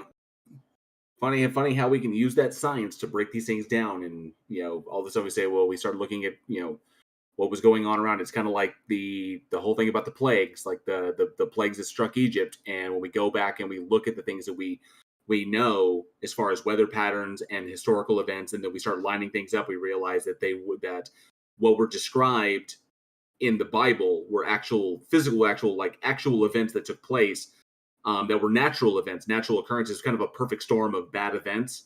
that took place. That one thing led to the next, which led to the next, which led to the next, and resulted. And of course, the cultural standards of what the Egyptians did, how they served meals. That this is essentially what resulted in what is now referred to as the 10 plagues.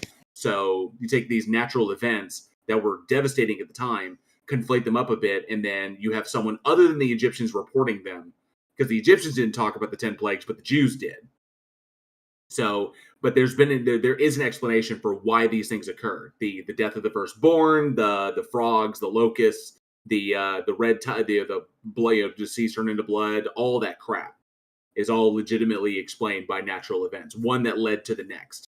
And I have to find the paper where it was broken down, going back by the historical what the Egyptians reported as to what was going on with their harvest seasons, and how one thing led to the next. And and it was essentially like the red tide led to a poisoning of the shellfish, and then because the eldest son of the family was always the one that was served the largest meal, they ingested more of that toxin, they wound up dying, so it was the firstborn dying.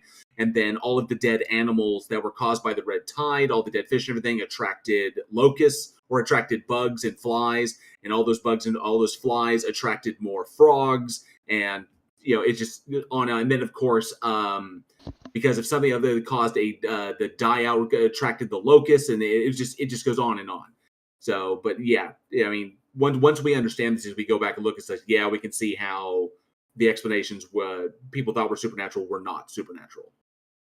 Yeah, totally. I had another point about personal experiences. A lot of times people use personal experiences as revelation of why God exists, and it's very strong because a lot of times you can't disprove that, but you can also, a lot of times you can explain it away. I actually have my own personal experience that recently happened, which you can do either or. You could say, hey, this is a religious experience and this is proof God exists, or you can always say this can easily be explained. And I guess I threw my back out and I went to the hospital, incredibly amount of pain, went to the hospital. They couldn't do anything for me. They gave me some pain medications. It really wasn't really doing anything, like muscle relaxants and stuff like that. And then I was laying in bed, and eventually I was able to go back home. And I was laying in bed, and my dog was sitting there while I was kind of falling asleep. And then he barked, startled me, and I kicked my legs out, and it hurt my back. And then as the pain started to subside, it seemed like it just went away. I was cured, quote unquote, cured faster than I'd ever been cured before, because I've had this reoccurring problem. And it's like, oh my gosh, that's because, and I had said a prayer earlier. And so it's like, you could say, oh my gosh, your prayer has been answered. You've been cured faster than ever before. You've had this problem before, and so this can be used as proof. But you can also say that, well, you're on muscle relaxants, which already make your muscles that hold those bones in the position anyways, and jolting like that would move them rapidly and quickly, and since they're already relaxed because they're on muscle relaxants, they could easily move back in their correct position. So and I'd never been on muscle relaxants before, so that's why it cured faster than I'd ever been cured before. But you could sway either way. Some people would say, hey, this is proof God exists because he was healed. But you can also explain it with using science. Cool. Well, thank you for coming up. Is there anything else, or? Oh, I just wanted to mention to that one person, but he had gone by the time I was able to get up. Cool. Well, thank you for coming up. We got a few more, and then we'll be closing down here shortly. Obama Dog.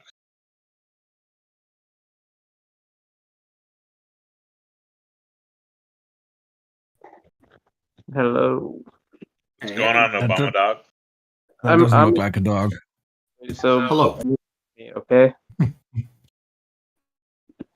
What you got? Well, I was actually I had like an argument, but to go back to what P. Mars and the other guy said, those things that they were talking about are called psychoactive technologies, and there's quite a few of them. Most of them are actually to enhance drug use, but they do have some like the God helmet that they're talking about. I have like the list of their names if anyone's. Yeah, I'm familiar with the Koren helmet, yeah, or the AKA the God helmet.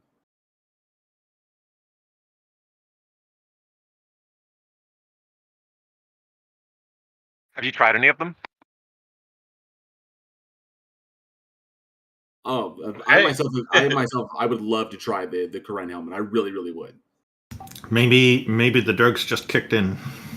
I've had plenty of experience with many psychoactive pharmaceuticals, and I'd love to be able to try the God helmet or the Koren helmet and compare it to my previous experiences. Because I've had both good trips, I've had bad trips, and I'd love to be able to just slap that thing on and be like, and see where it takes me. Because I just think that would be cool as hell. Go to the moon. So, Obama Dog, what have you got for us? Oh, then I was going to mention that whole thing about the ergot. Like that's actually is like correct, and that's actually used to make LSD if they process it correctly. But here is my argument for a goddess. So I am a Rastafarian, and I can send you proof that my god exists. Oh, okay. Is it legal to send that type of proof in the mail? It depends on whether it's legal in your state, right? It depends. It depends. Dependent upon jurisdiction. It's a jurisdictionally true god. I only want to know one thing. If we start believing in that, are we going to meet Bob Marley again? Yes, he is. He is the prophet. Now you've convinced me. Haile Selassie. I have two more joking arguments, but I'll get out of your hair and let someone else talk. It's always a pleasure talking to everyone on here. Thank you for coming up. So, okay, I didn't quite understand the argument for the goddess. I'm curious about that, or if you were just joking. Well, you see, most cannabis plants are actually female to produce the sensimilia buds. If they're male, they only produce the seeds. So that's why I said goddess. Okay. So you're linking it to that. So the marijuana plant, the female marijuana plant, is a goddess. That's why I said his god is jurisdictionally true. Well, thank you very much, Obama Dog. Really appreciate it. No problem. Anytime. Thank you. No woman, no cry. I see many hanged men in the audience. I'm inviting you up. Get your hand up. Hey. How's it going? I got a dead easy one. You guys ready? Okay. Premise 1, God exists. Conclusion, God exists.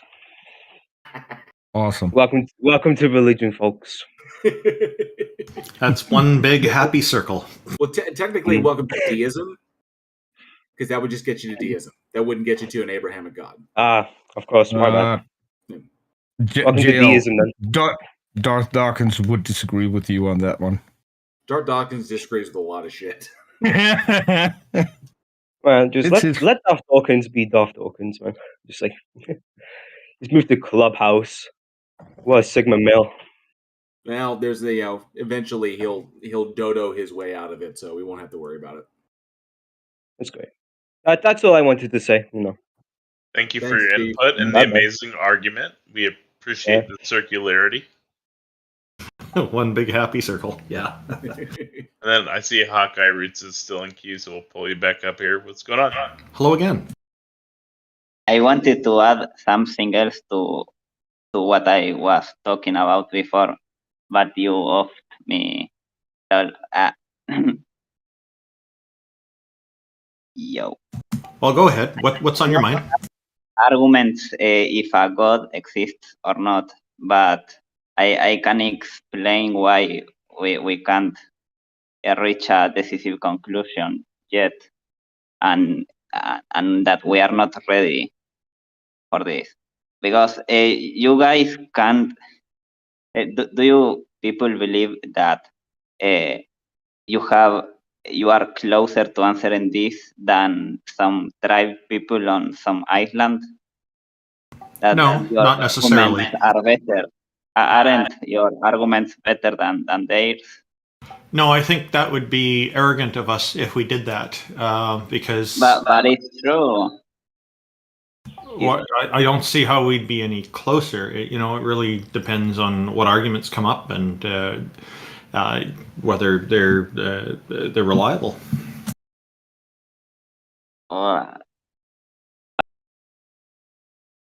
That could happen anywhere.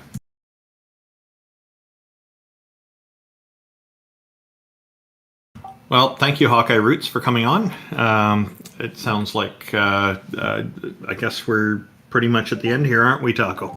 I don't see anybody else in queue. It went a little bit over 2 Somebody in PM my stream Central. wanted to say something in my stream. What Tony Regime in my stream want to say he's actually wrong. Female plants produce the buds, which when pollinated produce seeds. Sinsemilla just means without seeds, since female plants can produce sinsemilla or seeds. And that's just for the dude who was up here. That's I can't remember who that was. Dang it, the Rastafarian. I totally spaced. That was just for him. That was just a clarification there. Oh, that was great. This is what I like. We get feedback from audience members. It's really good. Like in the YouTube chat on my channel, it's Maya Atkinson is stating that she's a goddess and that goddesses rank higher. It is known. Somebody wanted me to break this down a little bit. So the epidemiologist John Marr developed a domino theory to explain the 10 plagues in order. So what he's been able to assess out from what we understand from Egyptian history, what they recorded about what was going on, was that the plagues were a series of natural disasters and diseases that were triggered by a bloom of waterborne organisms called dinoflagellates.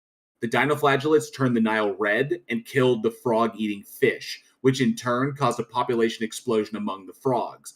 The tainted water eventually killed the frogs, which caused lice and flies to run rampant, which led to a number of animal diseases, which is thought to be African horse sickness and an outbreak of boils, fancy glanders.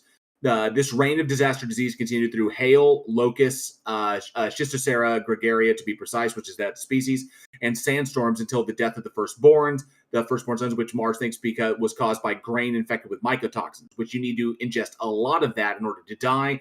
And because the Egyptians gave the lion's share of the meal to the firstborn child of the family, typically the firstborn son, then they would ingest more mycotoxins and they would have died from that. And that most likely the bloom of waterborne organisms, the dinoflagellates, was most likely, but this is just hypothesized, was triggered by the eruption of the Greek island of Santorini, which basically is what triggered this whole thing. Those occurred at Lake Nyos, Cameroon.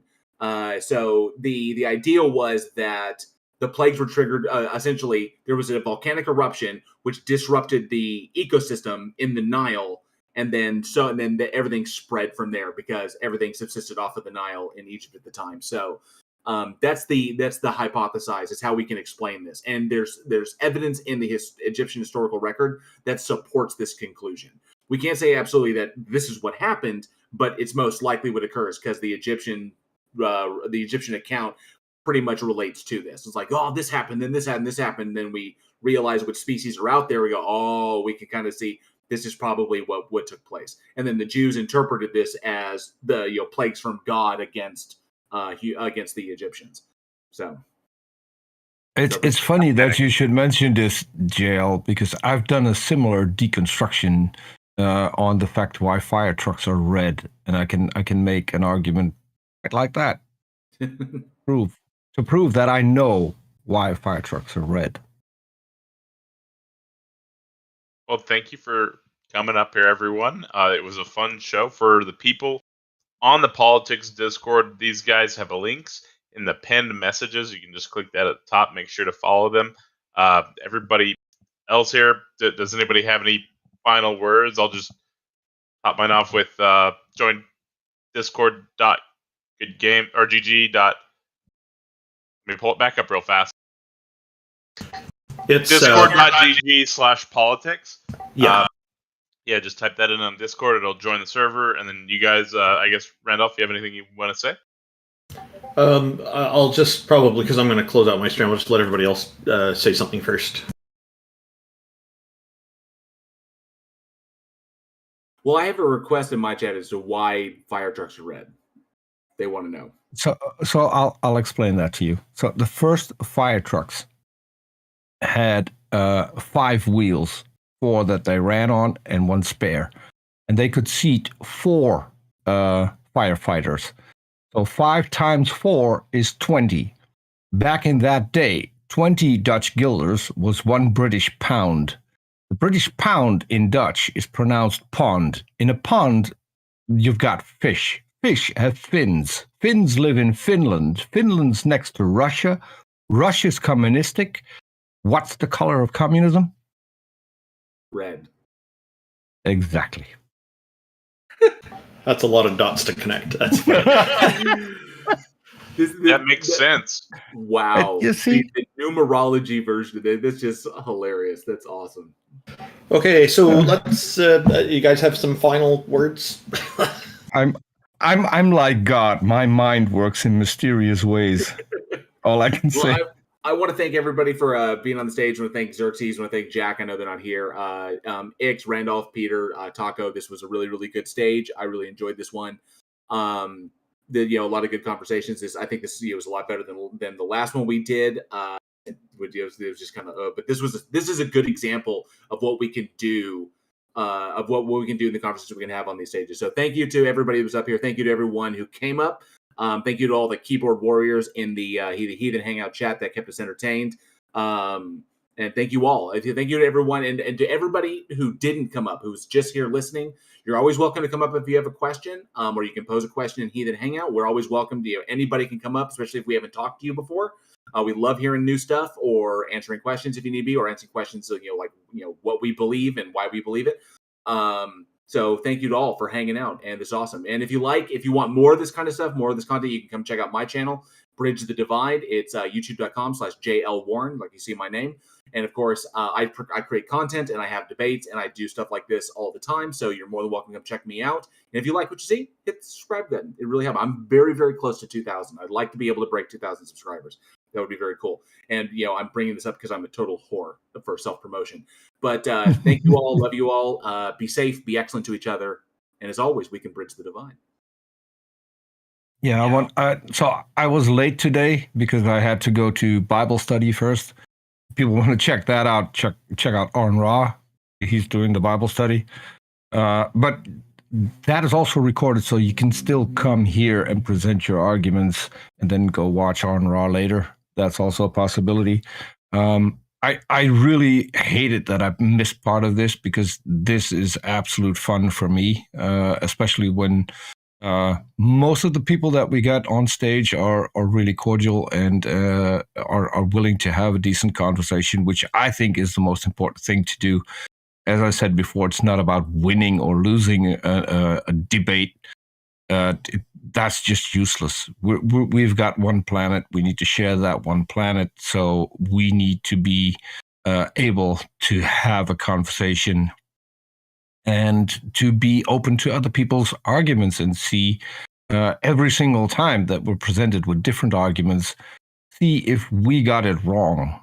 And that is what a lot of people will accuse us of, that we're not open for other arguments. We are, but you have to come with good evidence. And I'm pretty sure that I can be convinced if you come with the correct arguments. People want to check me out, or my co-hosts for that matter. They can go to youtube.com/gonna-go-for-it, where we have similar things. The difference is we only have one guest for about an hour and a half, and then they get an offer to come back and they determine the topic of the conversation. So if you want to check us out, go there. And I want to thank all the guys here, JL, Randolph, IX, Xerxes, Jack Burton, and especially Taco for doing all the legwork to make this happen. It's really fun. Thank you, Peter.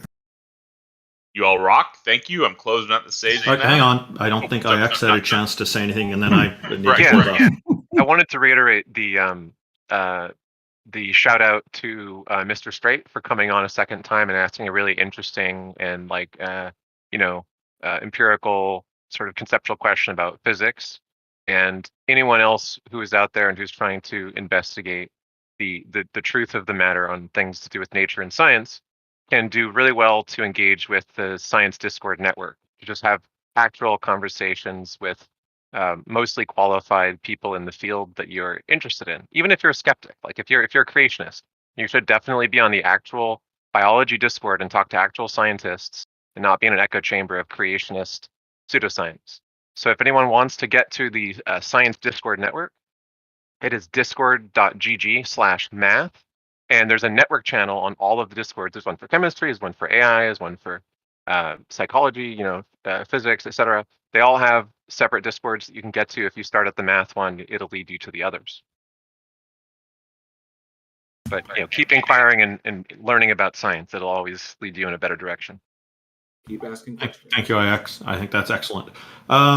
I just wanted to give a special recognition to Jenna Miu and Oz on the Chopping It Up show on the Tang, the Atheist Network Group channel. They brought me on last week to talk about this show, and they've been promoting it. And Jenna even assured me that she listens to this during work. So if you're listening, Jenna, hello. Thank you for all your support and promotion.